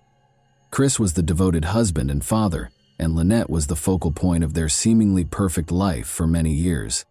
But beneath the surface of their contented family life, their marriage was starting to show signs of strain. Chris's relationship with a young student at Cromer High School would soon fall apart due to his growing infatuation with her. Lynette had no idea at the time that her marriage, which had seemed stable, was about to fall apart, and that a string of startling incidents would soon shake the foundation of her family and alter her life forever, ultimately leading to her death. Joanne Curtis first appeared in Chris Dawson's physical education class at Cromer High School when she was 16 years old. Chris was married to Lynette Dawson, had 2 young daughters, and was in his early 30s at the time. They had no idea how Lynette's life would be destroyed by what started out as a teacher-student relationship. Despite the fact that Joanne was a teenager living with her family and that they were very different in age, Chris's love for her grew rapidly. His marriage to Lynette was strained as a result of his growing obsession. She observed his strange behavior and growing distance. In 1980, Chris asked Joanne to move in with the Dawsons while posing as Chanel and Sharon's babysitter. Chris started to express his feelings for Joanne more publicly after she moved into the Dawson residence. He frequently expressed his desire to be with Joanne and put pressure on her to share his feelings. He also diminished Lynette's sense of significance in the family. Concerning the disintegration of her marriage, Lynette confided in her friends. She was very private about her marital issues. Joanne also became aware of Chris's domineering behavior and felt trapped in a situation from which she was unable to quickly get out. Chris, Joanne, and Lynette's tension kept increasing. In response to Lynette's efforts to keep her marriage intact, Chris became increasingly fixated, making it difficult to distinguish between his personal and professional lives. Joanne's emotional struggles caused her to start separating from Chris, which made him even more desperate. Chris's inability to accept losing Joanne or control over the situation resulted in a growing sense of frustration that ultimately led to tragedy. Lynette Dawson vanished without a trace on January 8, 1982. According to Chris Dawson, Lynette abandoned their family and left behind her possessions, which included her wedding band, clothing, and personal effects. Chris said Lynette had called her mother, Helena Sims, multiple times after she left, stating that she needed time away to get her thoughts straight. Lynette had marks around her throat when she returned from marriage counseling the day before she vanished. Lynette explained that Chris had wrapped his hands around her neck in the elevator on the way to counseling when her sister Annette asked her about it. Chris claimed that Lynette left voluntarily, raising the possibility that she did so in order to get away from the demands of family life. Helena Sims was taken aback by the news at first, but she did not immediately doubt her son-in-law's justification. Lynette had always been a family-oriented woman and had been a loving mother to their 2 young daughters, Chanel and Sharon. Even so, her mother, who had only spoken to Lynette a few days prior to her disappearance, struggled to believe that Lynette would abruptly leave her family. Helena was worried at first, but she had no reason to believe that something darker had happened. Tragically, she accepted Chris's story, which turned out to be untrue. At first, Chris's account of what happened to Lynette's family and the police seemed credible. Lynette had told him she was going to spend some time with friends, and would come back when she was ready, he said. However, there were a number of obvious contradictions in his story that were overlooked. First of all, it would have been unusual for Lynette to have taken any cash, credit cards, or identification with her. In addition, if Lynette had really intended to leave, she would have made plans for the care of her kids, but she hadn't. Chris Dawson appeared remarkably unconcerned in the days following Lynette's disappearance, even acting as if nothing had happened. However, Chris Dawson's quick response to Lynette's disappearance was what alarmed her family and friends. He moved Joanne into their bedroom a few weeks after Lynette disappeared.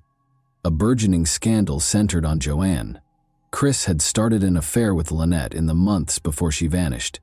It was an inappropriate relationship that was hard for anyone to overlook.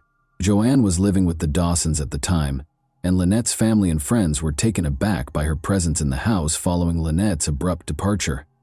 Those who knew the Dawsons found it unsettling that this move was made so soon after Lynette was reported missing. It seemed less like the acts of a man lamenting the loss of his wife, and more like a quick replacement. This development horrified Lynette's family, especially her brother Greg Sims. They found it incomprehensible that Chris could move on so fast, especially in such dubious conditions. Greg remembered being extremely uneasy as he watched what was happening.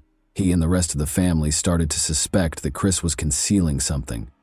Initially dismissed as a straightforward case of a wife abandoning her family, Lynette's disappearance started to take on a much darker appearance. Serious questions were raised by Chris Dawson's actions, particularly his inability to give consistent explanations for his wife's disappearance. Although he was adamant that Lynette had left on her own volition, his actions gave the impression that she had not. Furthermore, the fact that Lynette had always been a responsible mother who would never abandon her kids without a trace added to the family's growing suspicions. Lynette's family rejected Chris Dawson's story as time went on, and no new information surfaced. They started their own investigation because they thought something was amiss and wanted to find out the truth. They had no idea that the investigation into Lynette Dawson's disappearance would take decades, during which time Chris Dawson would continue to claim innocence, while details of his role in her demise would eventually surface. Lynette's family battled to learn the truth about her disappearance over the years. They were left heartbroken and perplexed at the time, but their quest for answers would ultimately result in a trial and a conviction. They clung to hope while pondering countless questions as they attempted to make sense of the bizarre and unsettling circumstances surrounding Lynette's abrupt disappearance. Lynette Dawson's disappearance was initially handled like any other missing persons case. When Lynette's friends and family started to voice their concerns, the police dismissed them, claiming that Lynette was an adult and could leave if she so desired. The investigation's initial dismissiveness and lack of urgency irritated Lynette's family, who knew her well and thought there might be more to the story. Chris Dawson's story went mostly uncontested, leaving them to deal with their mounting misgivings and anxieties. Chris's 1984 marriage to Joanne heightened suspicions that he was responsible for Lynette's disappearance. However, the toxic and domineering nature of their relationship was a major factor in their 1990 divorce. In subsequent interviews, Joanne talked about how she felt trapped and controlled by Dawson during their time together, particularly after Lynette vanished. Chris, however, insisted that Lynette had left willingly, and even said she had joined a religious commune. However, his actions seemed inconsistent with his story, as he quickly rebuilt his life with Joanne and filed for divorce a year after she vanished. This time was especially difficult for Chanel and Sharon, Lynette's daughters. In her memoir, My Mother's Eyes, Chanel, who was only 4 when her mother disappeared, later talked about feeling abandoned and unloved by Joanne. This complicated family dynamics and left long-lasting emotional scars.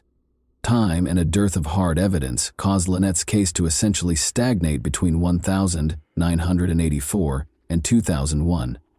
Notwithstanding the disturbing allegations of Chris Dawson's domineering and violent conduct, the inquiry was unsuccessful.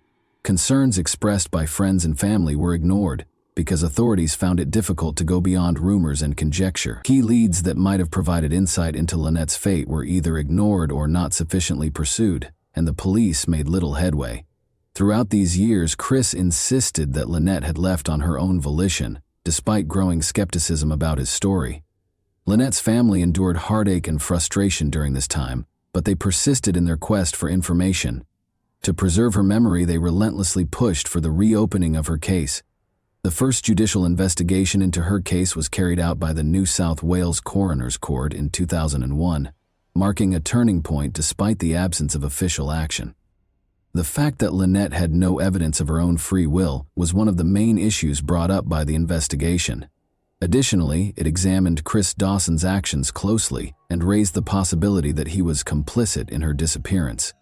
According to the coroner, Lynette was probably dead, and Chris Dawson ought to be held accountable for her alleged murder. However, since there was still no concrete evidence connecting Chris to her death or disappearance, the authorities did not immediately pursue the case further in spite of these findings. In 2003, a second court investigation was conducted as a result of persistent pressure from public advocates and Lynette's family. The inconsistencies in Chris Dawson's testimony and the pervasive suspicion surrounding his relationship with Joanne were the main topics of this inquest once more.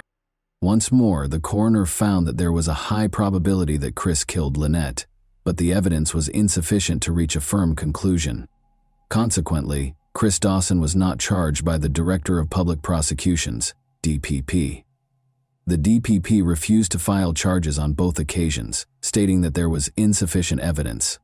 The family of Lynette was devastated. Despite the coroner's conclusion that Chris Dawson most likely killed Lynette, no charges were brought, leaving them in deep frustration and sadness as years went by without justice for her disappearance. They wouldn't give up, though. By 2018, most people had forgotten about the Lynette Dawson case.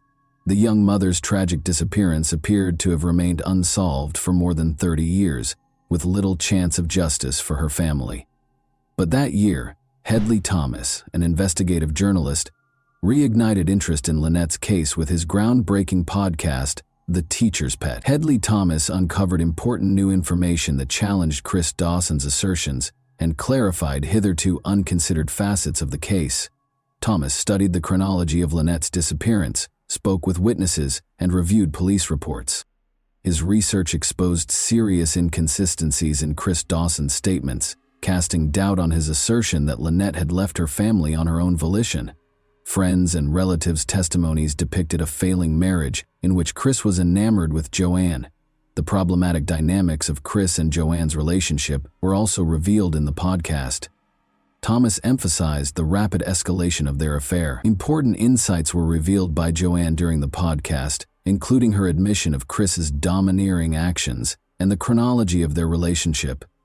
This testimony turned out to be crucial to comprehending what transpired before Lynette vanished. The Teacher's Pet examined the emotional toll that Lynette's disappearance had on her family, in addition to pointing out contradictions in Chris's account. Her loved ones' voices were heard, especially those of her brother Greg Sims, who had fought for justice for decades. Listeners were made aware of the heartache and frustration that Lynette's family went through when the initial investigation was unsuccessful. The podcast also examined the initial police investigation's flaws. Thomas disclosed how important evidence was missed and how authorities were unable to make the connection between Lynette's abrupt disappearance, Chris's infidelity, and his desire to be with Joanne. Chris Dawson was able to avoid suspicion for years because of this lack of thoroughness. The Teacher's Pet had a significant impact despite the dubious circumstances. It brought Lynette's case back into the spotlight in Australia, sparking protests and demands for justice. After listening to the podcast, a number of people who had been silent for years came forward with fresh testimonies that clarified the case. Legal action was sparked by the podcast, which greatly increased the pressure on authorities to re-examine Lynette's disappearance. Chris Dawson was detained and accused of Lynette's murder in 2018, partly as a result of the disclosures made in The Teacher's Pet. The case eventually went to trial, which was a major turning point. In addition to uncovering fresh evidence, the podcast inspired public support, demonstrating the ability of investigative journalism to advance justice. Chris Dawson was residing in Queensland when he was arrested. Following his arrest, Dawson's attorneys issued a statement asserting his innocence and vowing to fight the charges. Dawson insisted that Lynette's disappearance was voluntary and that she had deserted her family. He persisted in denying any role in her demise. In 2022, Chris Dawson's trial for his wife's murder got underway in the Supreme Court of New South Wales, which was chaired by Justice Ian Harrison.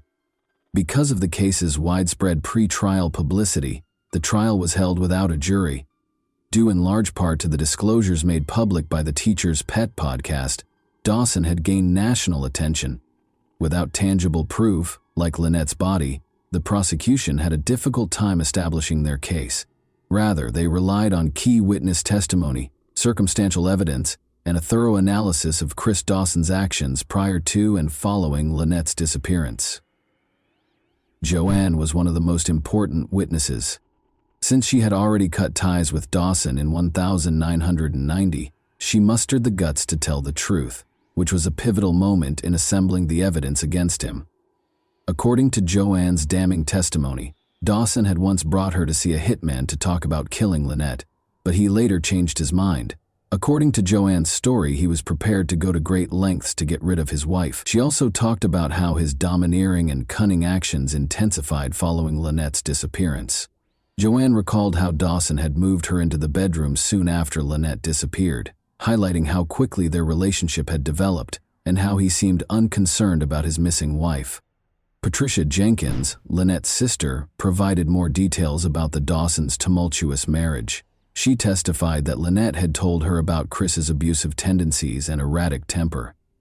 Patricia claims that Lynette said Chris was often irate and had black eyes flashing when they argued. In addition, Lynette had voiced concerns about the status of their marriage and her increasing sense of helplessness. Lynette's co-workers attested to her attempts to save the marriage in its last moments. They recalled how, following a counseling session, Lynette and Chris arrived at work hand in hand on January 8, 1982.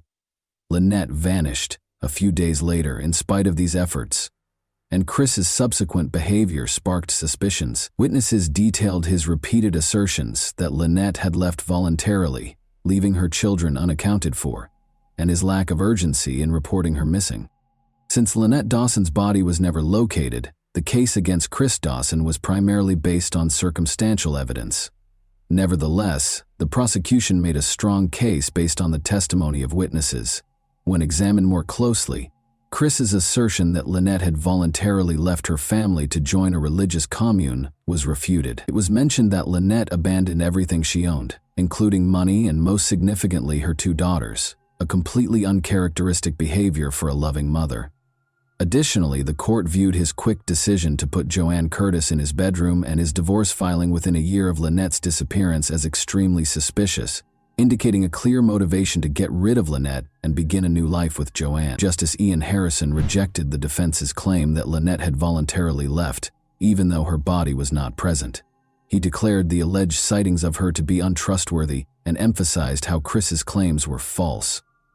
The court was persuaded by this evidence that Chris Dawson killed Lynette in order to end his marriage and start dating Joanne.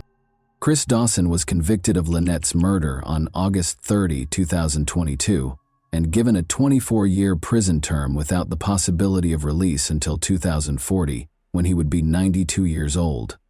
Although Lynette's family received some justice as a result of the conviction, they are still devastated that her body has never been located. In order to properly honor her memory and achieve complete closure, they still hold out hope that her remains will one day be found.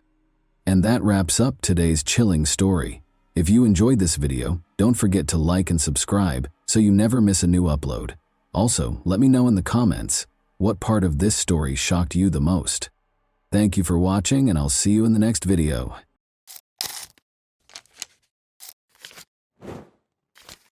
Hey guys, welcome to my channel, and today we're going to take a look at another horrible case with you. After opening in 1954, the Fontainebleau Hotel quickly gained popularity among Miami's elite. Benjamin Novak founded it and oversaw the property until 1977. Bernice Novak, his wife, was a prominent figure in Miami's social life. In 1956, Bernice, a former fashion model in New York, and Benjamin welcomed their only son, Ben Novak Jr. Ben carried on his famous family's legacy while growing up in the glitz and glamour of this iconic American hotel, making use of his connections and power. Ben's life wasn't without its difficulties, even though his parents were famous and socialized with celebrities. He missed out on deep friendships with peers and frequently felt alone as a child because he was surrounded by adults. Many of his early experiences seemed to him to have been staged and fabricated by the adults in his life. He turned to comics as a means of escape, and Batman emerged as his favorite character. His early interest turned into a major passion as he grew older, and he eventually accumulated one of the biggest collections of memorabilia in the world, which included his very own Batmobile. Ben Novak Jr. inherited his parents' business sense in addition to their wealth. He was more than just a comic book fan. He was a clever businessman who loved what he did. He entered the convention industry with the intention of becoming well known because he was determined to establish his own identity apart from the family legacy. He continued to work in the hotel sector, organizing conventions with success and making good money each time. Unfortunately, he would ultimately meet a tragic end at one of these conventions. Ben, however, pursued a different interest prior to that depressing development. His life took a drastic turn when he met Narcisa, a stripper at a Miami strip club. He had a thing for strippers. In 1983, Narcisa Sierra Valise Pacheco relocated to Miami. Being the youngest of 6 children and the family favorite, she grew up in a rural part of Ecuador and was well protected by her older brothers. She married Angel when she was 17, and the two of them had a daughter, May Abad. The family moved to New York City when May was 4 years old, but Angel soon left Narcisa and their daughter after the marriage rapidly soured. Narcisa remained in New York as a single mother and put in a lot of effort as a seamstress, but she felt that a life of more luxury was her destiny. In her ideal world, she would be able to drive fancy cars, go to glitzy parties, own and flaunt expensive clothing, and take luxury yacht cruises. Driven by this aspiration, Narcisa imagined a life devoid of worries about money and rent. But in the end, this dream would take her in a problematic direction. Narcisa made the decision to move to Miami with her daughter in the summer of 1983 in order to start over. At first, she struggled to find work because of her poor command of English. Narcisa started working as a stripper in order to make quick cash and provide for her and her daughter. She saw it as a chance to meet rich men who were prepared to spend a lot of money. When Ben Novak Jr., a 27-year-old millionaire, entered her club shortly after she opened, she struck gold. She and Ben clicked right away after a lap dance. Ben gave Narcisa lavish presents, lavished her with lavish vacations, and gave her sizable sums of money. Narcisa's fascination with luxury only grew as a result. But this new relationship didn't exactly sit well with Ben's family. His mother, Bernice, who was very close to him, was unimpressed, and his father had died. Ben's mother's disapproval of Narcisa did not stop him, even though they spoke every day and she had a big influence on him. Instead of marrying a stripper, Bernice had hoped he would wed a reputable Miami socialite. When Narcisa married Ben in 1991, she accomplished her goal. She had a knack for it and was actively involved in his business from the start, managing bookings, attending conventions, and interacting with clients. Narcisa, however, favored a relaxed way of life, engaging in endless shopping and leading a carefree millionaire's lifestyle. While Ben followed his passion for Batman collectibles and became the second largest collector in the world, she developed an obsessive shopping habit. They enjoyed their gourmet meals, fancy cars, and mansion vacations. They also took in May Abad, Narcisa's daughter, who was in her late teens at the time. Ben became the father figure she had been missing for 18 years, and they grew close. May, Ben, and Narcisa led a lavish lifestyle, but on April 4, 2009, Ben's mother, Bernice, died suddenly, turning his life upside down. A neighbor found Bernice's body in her Fort Lauderdale residence. Her death was officially declared an accident, despite the suspicious circumstances. Blood was discovered flowing through the kitchen and into the laundry room from her car. According to the authorities, she must have fallen and hurt herself, striking her head on the car mirror before bleeding as she entered the vehicle and eventually passing away. After his mother passed away, Ben was devastated by the loss and went into a deep depression. Narcisa pretended to be a helpful wife while attending the funeral. Ben threw himself into his work at Convention Concepts Unlimited as a way to deal with his loss. Ben and Narcisa arrived in New York on July 12, 2009. Where Ben was in charge of a significant conference at the Rye Brook Hilton. More than 1,000 people attended the event, which was for the esteemed client Amway Global International. Around 7 a.m. on the morning of the 12th, Narcisa left their room to join her daughter for breakfast. About 30 minutes later, she came back into the room to find her husband bleeding and bound on the floor. He had already passed away. Another member of the well-known Novak family had been murdered only 3 months after Bernice's passing. Ben's death was promptly deemed a homicide by the authorities. Ben was discovered with his hands bound behind his back and his legs duct-taped together below the knees, only wearing his underwear. He had been lying in bed, probably asleep, when he had been hit in the head by something. The attacker left his body face down on the floor after bludgeoning him to death. Police discovered the bed covered in blood that had spilled onto the floor around his dead body. Ben's eyes had been gouged out at the scene, which was a terrifying detail. Narcisa told the police right away that she thought the murder might have been a robbery, but the room didn't seem to be lacking anything. Not even a few $100s in an envelope was damaged. One would anticipate that valuables, particularly cash, would have been taken if it had been a robbery. Additionally, according to Narcisa, Ben had a recent heated argument about money with someone at a Comic-Con, and the other person had allegedly threatened him. Lead detectives swiftly rejected it, despite the fact that they could find no proof for it. Investigators briefly looked into the Novak family's prior ties to the mafia, but quickly concluded that this approach was fruitless because Ben Jr. had no affiliation with organized crime. Rather, Narcisa was the subject of increased police scrutiny. Even though she was in control, she asked strange and inappropriate questions, like whether Ben might have had a heart attack and died. Given the graphic and brutal manner of his death, his body was bound and his head bludgeoned. This question raised eyebrows. At the station, Narcisa was taken in for additional interrogation. Her answers cast serious doubt on her version of what happened. She said that after returning from breakfast, she stumbled over Ben's body and screamed as she called the operator. Despite the blood-soaked room, she also claimed that she didn't recall seeing any blood, which ran counter to the police's account of the scene. She also mentioned sitting next to Ben and rubbing his leg, which seemed strange given that his head had sustained the majority of the damage. Suspicions were heightened by her inconsistency in failing to notice the blood. Additionally, investigators were attempting to ascertain how the murderer entered the room. The hotel's electronic door locks tracked each key's usage by date and time, and Narcisa was the only one with a key. The last time the key was used, according to the hotel's records, was 11:30 p.m. the previous evening and was only used once more when Narcisa came in at 7:30 a.m. following breakfast. The key had no other applications. A hotel witness also claimed to have seen a woman who fit Narcisa's description strolling around with 2 men. When the police questioned Narcisa, she denied this.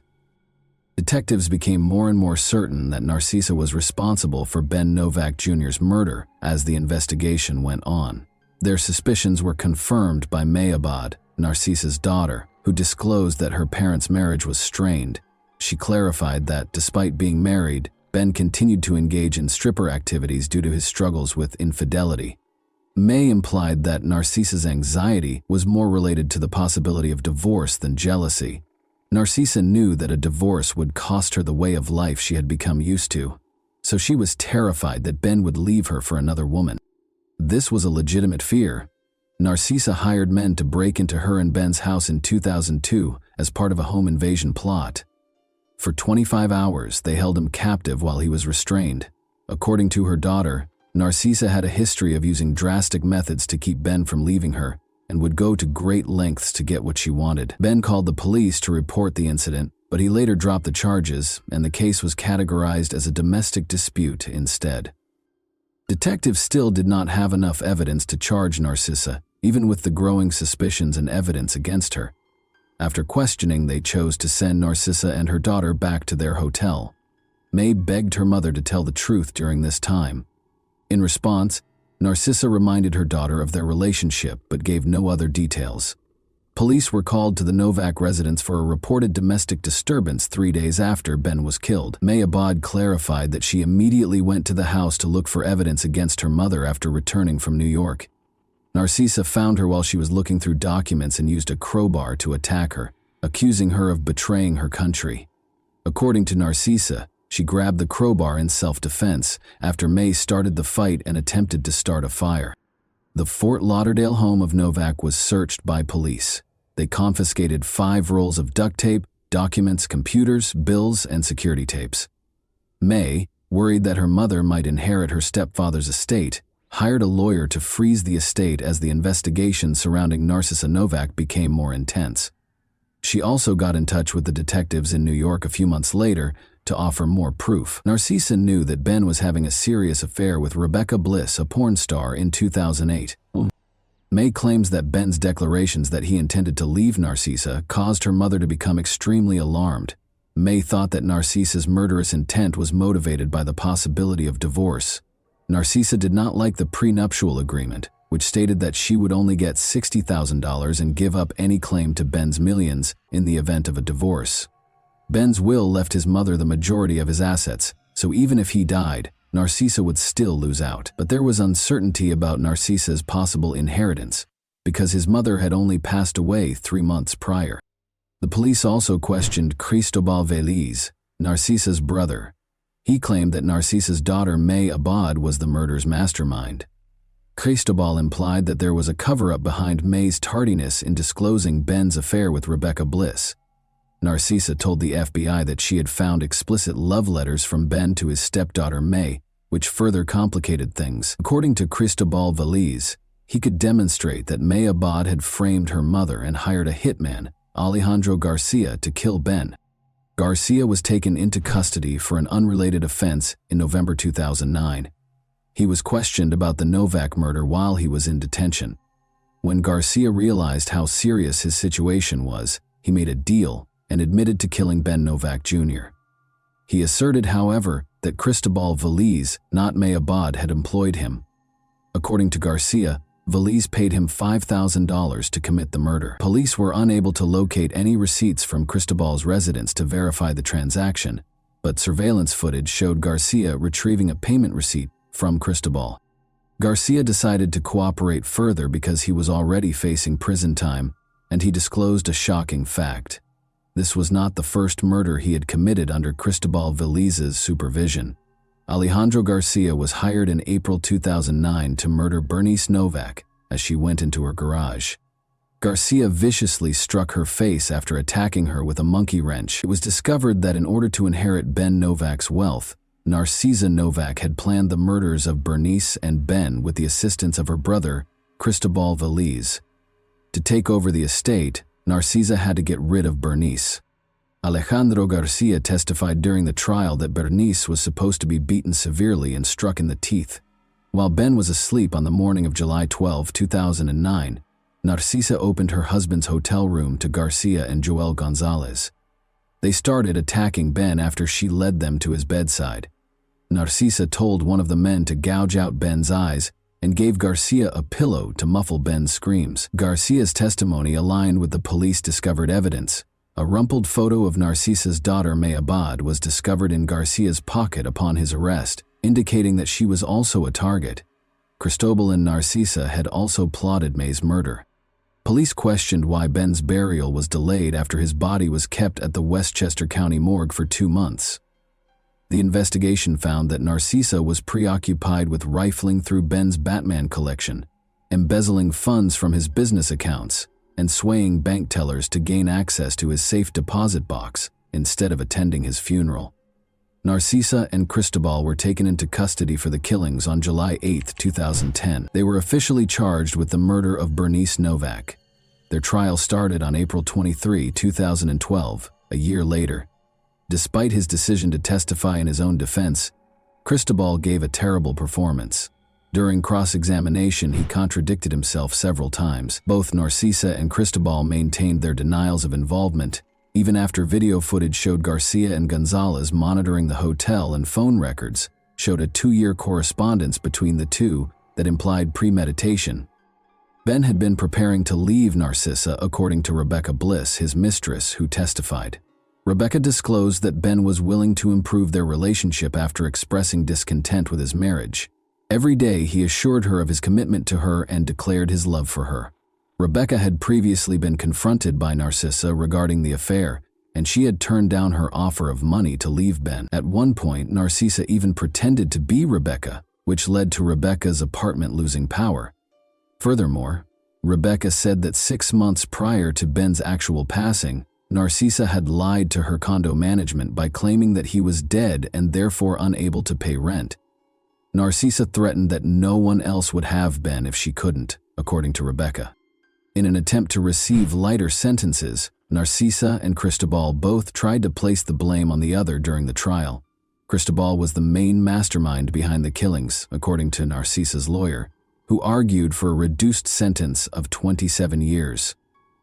Cristobal continued to blame his niece May Abad as the main conspirator in the meantime. Narcissa was found guilty on 12 of the 13 charges against her, while Cristobal was found guilty on 14 of the 15 charges, even though detectives had thoroughly investigated and rejected these claims.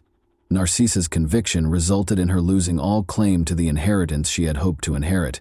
The 2 sons of May Abad will now inherit Ben's estate. Evidence provided by the prosecution showed that Narcissa had paid her brother to employ 2 hitmen.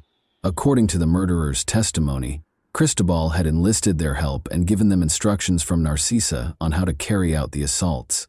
Binding Ben and gouging out his eyes were among the instructions. When the murderers reached the hotel early on July 12, Narcissa let them into her husband's room, led them to Ben, who was asleep, and gave him a pillow to stop him from screaming. Ben was severely beaten with dumbbells until he passed out, leaving him for dead. According to Garcia's testimony, the initial intention was not to kill Ben and Bernice, but rather to cause them severe injuries. Both Narcissa and Cristobal were found guilty at the end of the trial of murder, conspiracy to commit murder, stalking, domestic abuse, money laundering, and witness tampering.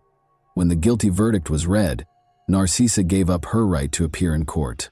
Both were convicted and given life sentences without the possibility of release. As a result of their cooperation with the investigation, Alejandro and Joel entered guilty pleas to lesser charges and received sentences of 17.5 years. And that wraps up today's chilling story. If you enjoyed this video, don't forget to like and subscribe so you never miss a new upload. Also, let me know in the comments, what part of this story shocked you the most? Thank you for watching, and I'll see you in the next video.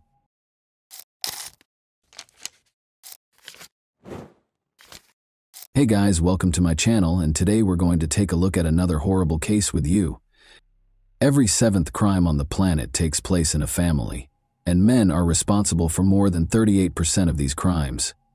Furthermore, domestic violence is most common in developed nations.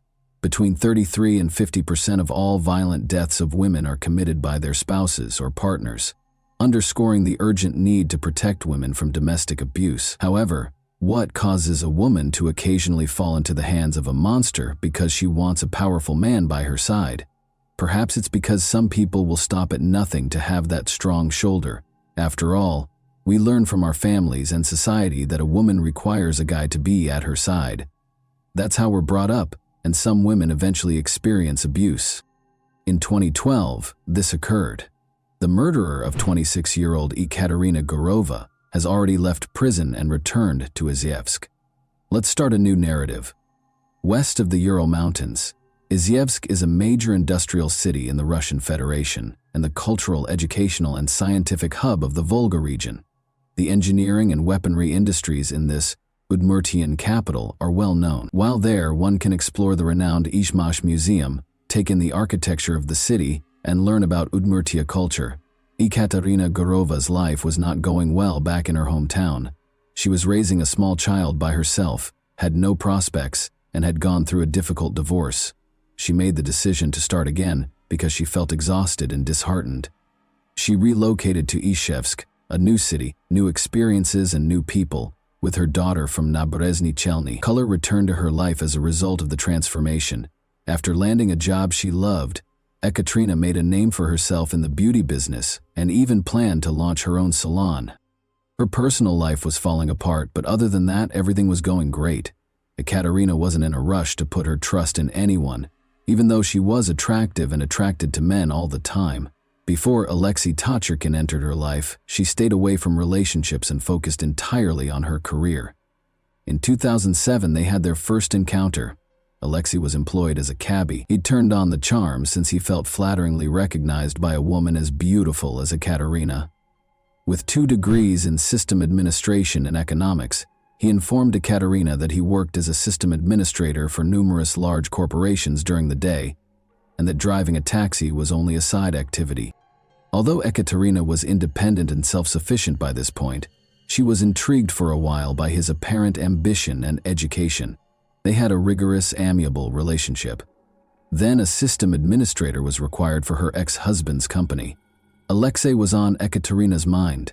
After he was hired, Alexei became more involved in her life, taking her to see her parents in Naberezhny Chelny, fixing her computer, strolling her dog, and even driving her and her child to daycare. Ekaterina, however, saw it as just a friend lending a hand, despite Alexei's attentiveness.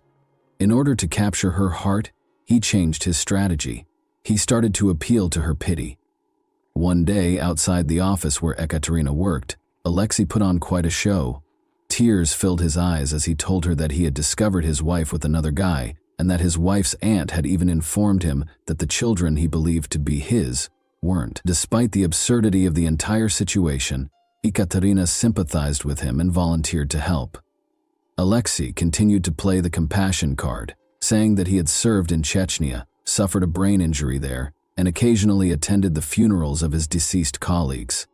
Ekaterina was moved by his struggles and couldn't leave him alone. However, he eventually won her over when he traveled to Moscow for surgery to remove a bullet that was allegedly stuck in his head. From the train station, Alexei called her to report that he had fainted and that his money and documents had been stolen. After rushing to his aid, the empathetic Ekaterina took him home and cared for him for a whole week. They began dating following this occurrence. Unfortunately, Alexei's story was a total fabrication, with just a little portion of it being true. However, Ekaterina was too enamored and naive to recognize the lies at the time. Problems in their relationship started almost immediately, because relationships based on deceit rarely last. Alexei didn't seem to care that Ekaterina was left without enough money to even buy food for herself and her child after he grabbed the final 1,000 rubles out of her purse to buy her roses. Over time, Ekaterina eventually consented to move in with Alexei after he began to convince her to do so. But she was in for another surprise. Alexei recommended that they tie the knot. Ekaterina repeatedly turned down his 3 applications at the registry office. He used theatrical motions once more. In a desperate attempt to convince her that he had no one else in the world, Alexei Tatarkin would twist his arms and threaten to commit suicide if she rejected him once more. At last, Ekaterina caved in, and their marriage was formally recorded on August 30, 2011. Alexei was disliked by Ekaterina's mother from the beginning. She believed he wasn't a suitable match for her daughter and regarded him to be untrustworthy. She even repeatedly told him on the phone not to rush Ekaterina into marriage if she wasn't ready. However, her daughter called her one day and said, "Mom, I'm not sure how to explain this, but we got married. Perhaps the second divorce won't be as frightening as the first," she joked, trying to lighten the situation. Their life together didn't improve after the wedding. They continued to quarrel over money. Alexei Tatarkin became deeply involved in Ekaterina's business operations just 2 months after they were married. The Kamaz trucks she received as part of her prior marriage's property partition were sold by him. They used the funds to travel to Moscow and purchase 3 foreign used cars that they intended to repair and then resale. But they ultimately only received payment for 2 of the vehicles, and the funds for the third appeared to disappear. Ekaterina no longer believed Alexei's claims that he had been duped. She insisted that he give her a car worth the same amount of money or return the money. Ekaterina took the promissory note he eventually wrote her for 400,000 rubles to her mother, asking her to store it in case something happened. Notably, Ekaterina put in a great deal of effort to provide for the family. She worked till as late as 1 in the morning and occasionally took on 10 or 12 clients in a single day.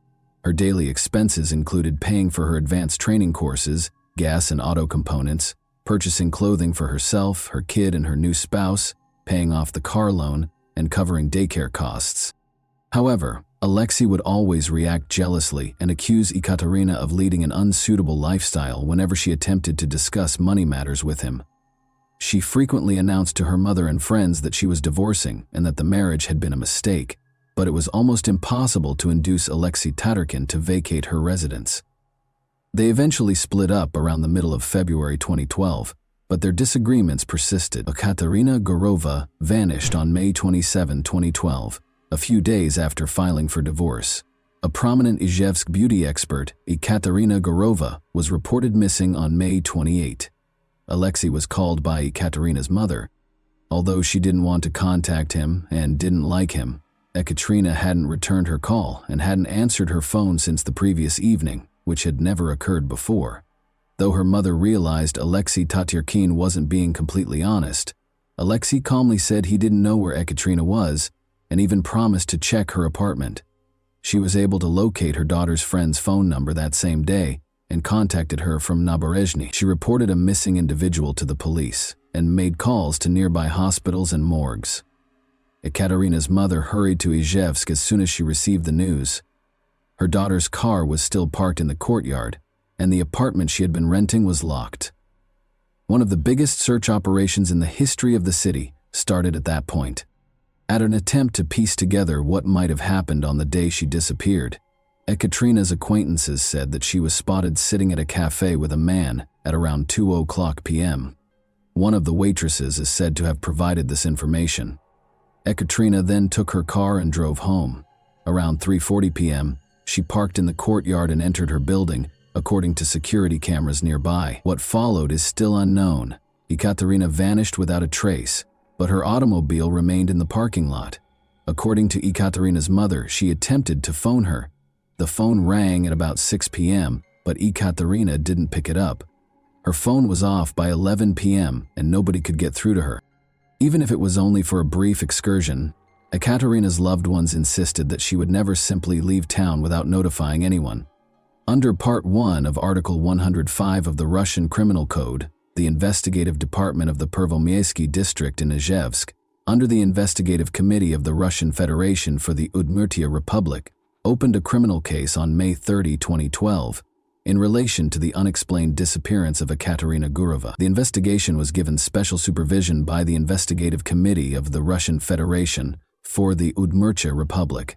Even a month later, Ekaterina was still missing while the search went on to be located. Izhevsk as a whole was looking for Ekaterina. There were flyers everywhere with her picture on them. Her pals even sought assistance from psychics.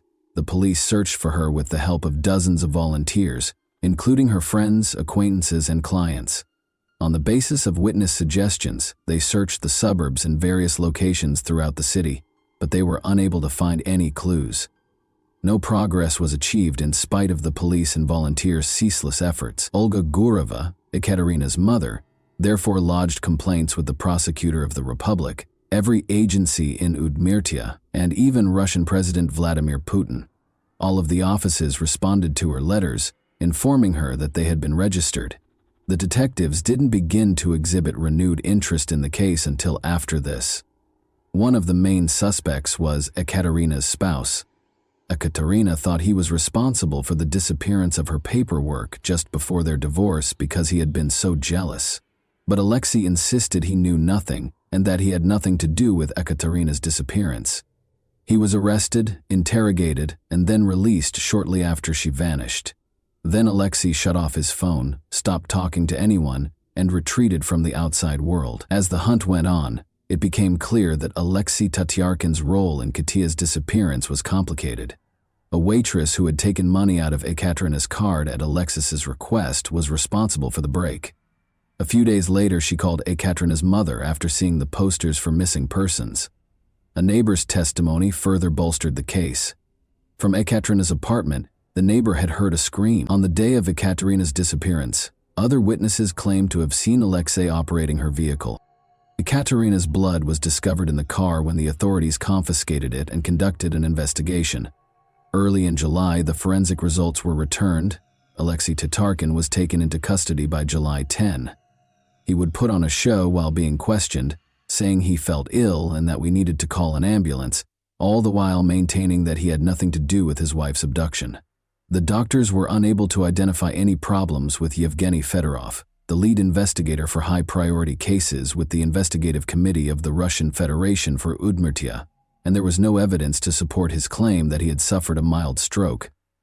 During another interrogation on July 12, he abruptly admitted to killing his wife Alexei. He claimed that his fear was the reason he confessed. He claimed that Ekaterina had been talking to him and driving him crazy in his dreams every night. On July 13, the eve of her birthday, he tragically gave her his confession as a gift. Even after confessing, the murderer of Ekaterina Gurova continued to mislead the investigators on the day of her 27th birthday. He claimed to have committed the crime on the banks of the Kama River one minute, and then he was unable to recall where he had hidden the remains. The case of the young woman's disappearance had a lot of strange details, but investigators' diligent work helped piece together the events leading up to the crime against Ekaterina Gurova. Alina, one of Ekaterina's students, was the last person to see her alive. On May 27, they met at a cafe at 2 o'clock or 3:30 p.m. Her goal was to start a beauty parlor. I remembered that Alina wanted to recruit me. Our conversation had scarcely begun when Ekaterina's phone rang. According to what I understood, the caller informed her that her private chats had been uploaded to the internet. Ekaterina attempted to use her phone to check the internet, but was unable to access anything. She stated that she was leaving for home and would return in around half an hour. I should wait for her, she asked. According to the witness, Ekaterina called her husband while she was on her way home.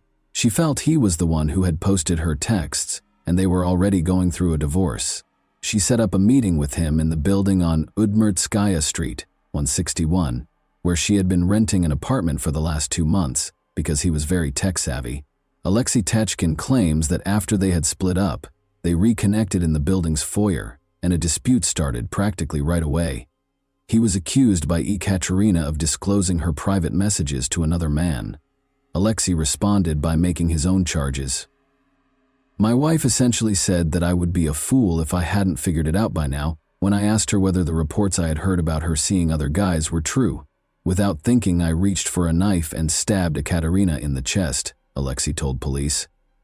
Ekaterina fell to the ground after the stab. I managed to capture her. Ekaterina was on my knees while I sat on the floor. She stopped exhibiting any signs of life after I remained that way for almost 10 minutes. I understood I had killed her when I regained consciousness. To hide my traces, I grabbed the knife and started chopping up the body. Ekaterina's neighbor claimed to have heard a woman cry for almost 5 minutes. Sometimes it sounded muffled, like someone had covered her lips afterwards. For several hours, the bathroom was filled with the sound of running water. Alexei Tarkin's subsequent actions were anything from indicative of someone in a blind fit of wrath. Everything he did appeared to have been planned out to provide the ideal alibi. He didn't try to save his wife or call for help. Rather, he ruthlessly cut her body into 9 parts and placed them in trash bags. He then texted Ekaterina from her phone to his own, stating that she had gone for a drive and that she would give him a call the following day. The probe was further derailed that same evening when he sent texts posing as her, using her laptop. He loaded the luggage into a car he had gotten from a client for repairs the previous day at around 9 o'clock in the evening. He left the remainder to a landfill close to the village of Vohoy in the Zavolovsky district, and he buried part of the remains close to the village of Chiltam. Then he went home quietly and kept watching while the whole city looked for the woman he had already buried. On July 17, 2012, Ekaterina Gurova's formal funeral was held. She was buried in a closed coffin. The hearse took her casket to Naberezhnye Chelny after a memorial service was performed for her in Izhevsk. The decision to bury Ekaterina adjacent to her father's grave was made by her family. Many of her father's old co-workers came to bid Ekaterina farewell and told her how much he had loved her. Valery Gurova has been employed at the prenatal facility for many years as an anesthesiologist, but in October 2008, he unexpectedly died of cancer at the age of 45. Nastya, Ekaterina's 6-year-old daughter, was left behind. Why then did her spouse choose to admit to the crime? Olga Gurova, Ekaterina's mother, thought that even his confession was part of a premeditated scheme a month and a half later. She thought he waited long enough to prevent the remnants from revealing the precise manner in which the crime had been perpetrated. How, where, and how quickly a human body decomposes are all covered in abundance on the internet. It's probable that Alexei Tatarkin planned everything and only made the body public when it was too late to ascertain the precise manner of his attack on Ekaterina or the number of wounds he caused. What about the motivation? Were there other factors at play, or was jealousy the only one? It's evident that their most heated arguments from the start of their relationship were always about money, and Alexei Tatarkin did have a complex relationship with money. Olga Gorova, for instance, claims that Ekaterina would provide him with the funds to settle her auto loan each month. However, those payments ceased in May 2011. Alexei continued to assure Ekaterina that he would soon repay the entire sum. He insisted that he had been paying regularly out of his own pocket and that he had provided Ekaterina all of the receipts, even during the investigation. However, a collection agency that had bought the debt from the bank called a number in their database in November 2011, and it was Alexis. He assured them that they would begin loan repayment shortly, but explained that his wife had been in a car accident, was in the hospital, and was unable to communicate. He succeeded in delaying this until May 2012. He informed them that he was now the one in the hospital following Ekaterina's passing. The most of the significant disagreements in their relationship stemmed from financial concerns. Alexei's lack of a reliable source of income and seemingly limitless expenses for what he said were business endeavors infuriated Ekaterina. Tatarkin and Gorova were diametrically opposed. He was crafty and avaricious, and to top it all off, he was incredibly envious, whereas she was straightforward and honest. Tatarkin Ken's envy had some merit, to be fair. Alexei's buddies testified throughout the trial that he had asked them to spy on his wife on multiple occasions. They discovered Ekaterina flirting with another man during one of these stakeouts. Alexei's experience as a computer specialist and system administrator also allowed him to surreptitiously monitor her social media posts, which only served to heighten his jealousy. It would be accurate to characterize Alexei Tatarkin as emotionally unstable, and any concern he had for Ekaterina was a facade. Additionally, the research found that Alexei had no college degree. He had never been in the military, much less in Chechnya, as he had claimed, and he hadn't even completed one semester of study. 7 large volumes that included explanations of the investigative procedures, the findings of numerous forensic reports, and the testimony of dozens of witnesses chronicled the full criminal case. For a month and a half, Ekaterina Gorova vanished on the evening of May 27 of last year, leaving behind not only her family and law enforcement, but also groups of volunteers. Years were spent looking for her, examining abandoned buildings, checking basements, and combing through neighboring woodlands. According to the court's ruling, as a result of Gorova's decision to revoke her marriage application and Tatarkin's habit of picking disputes and arguing with her prior to their marriage, Tatarkin made an attempt at suicide in February 2012. Gorova moved out of Tatarkin and began living on his own. Tatarkin staged an imaginary stroke in the beginning of May. The date of their divorce hearing was set for June 6. Based on Tatarkin Ken's own evidence, Gorova trusted them to manage her loan payments in 2012. After putting the body parts in garbage bags, I carried them to my Vaz 2153 and drove to Kozakino village. I attempted to submerge the bags containing Gorova's body pieces in the river, but they refused to sink. Brick bags came away from the rope I used to secure them to the torso. I then drove back toward Izhevsk from Neshkino. Upon his return to the flat, Tatkin wiped the blood off the flooring. He collected the blood-stained objects in a bag and put them back in the car with the other body pieces in other bags. Just then he saw that one of Gorova's friends, posing as Ekaterina, had left a note on her laptop. In order to provide an alibi for himself, he responded that she had allegedly gone out of town for a drive. Additionally, the murderer texted his own phone twice from hers, stating that Ekaterina was urging him to not worry and that she would undoubtedly give him a call back the following day. I left the torso in a forested area on the left side of the road after the accused's testimony to Tatarkin. I did not bury the bags. Instead, I covered them with leaves. The distance between the bags was around 30 yards. I also left the sweater I was wearing when the incident was committed there. I buried the garments and the rest of the body. Olga, Ekaterina's mother, broke down in tears as the witness statements were read in court and had to leave the room, calling paramedics to help her. The judge read the verdict for about an hour and a half.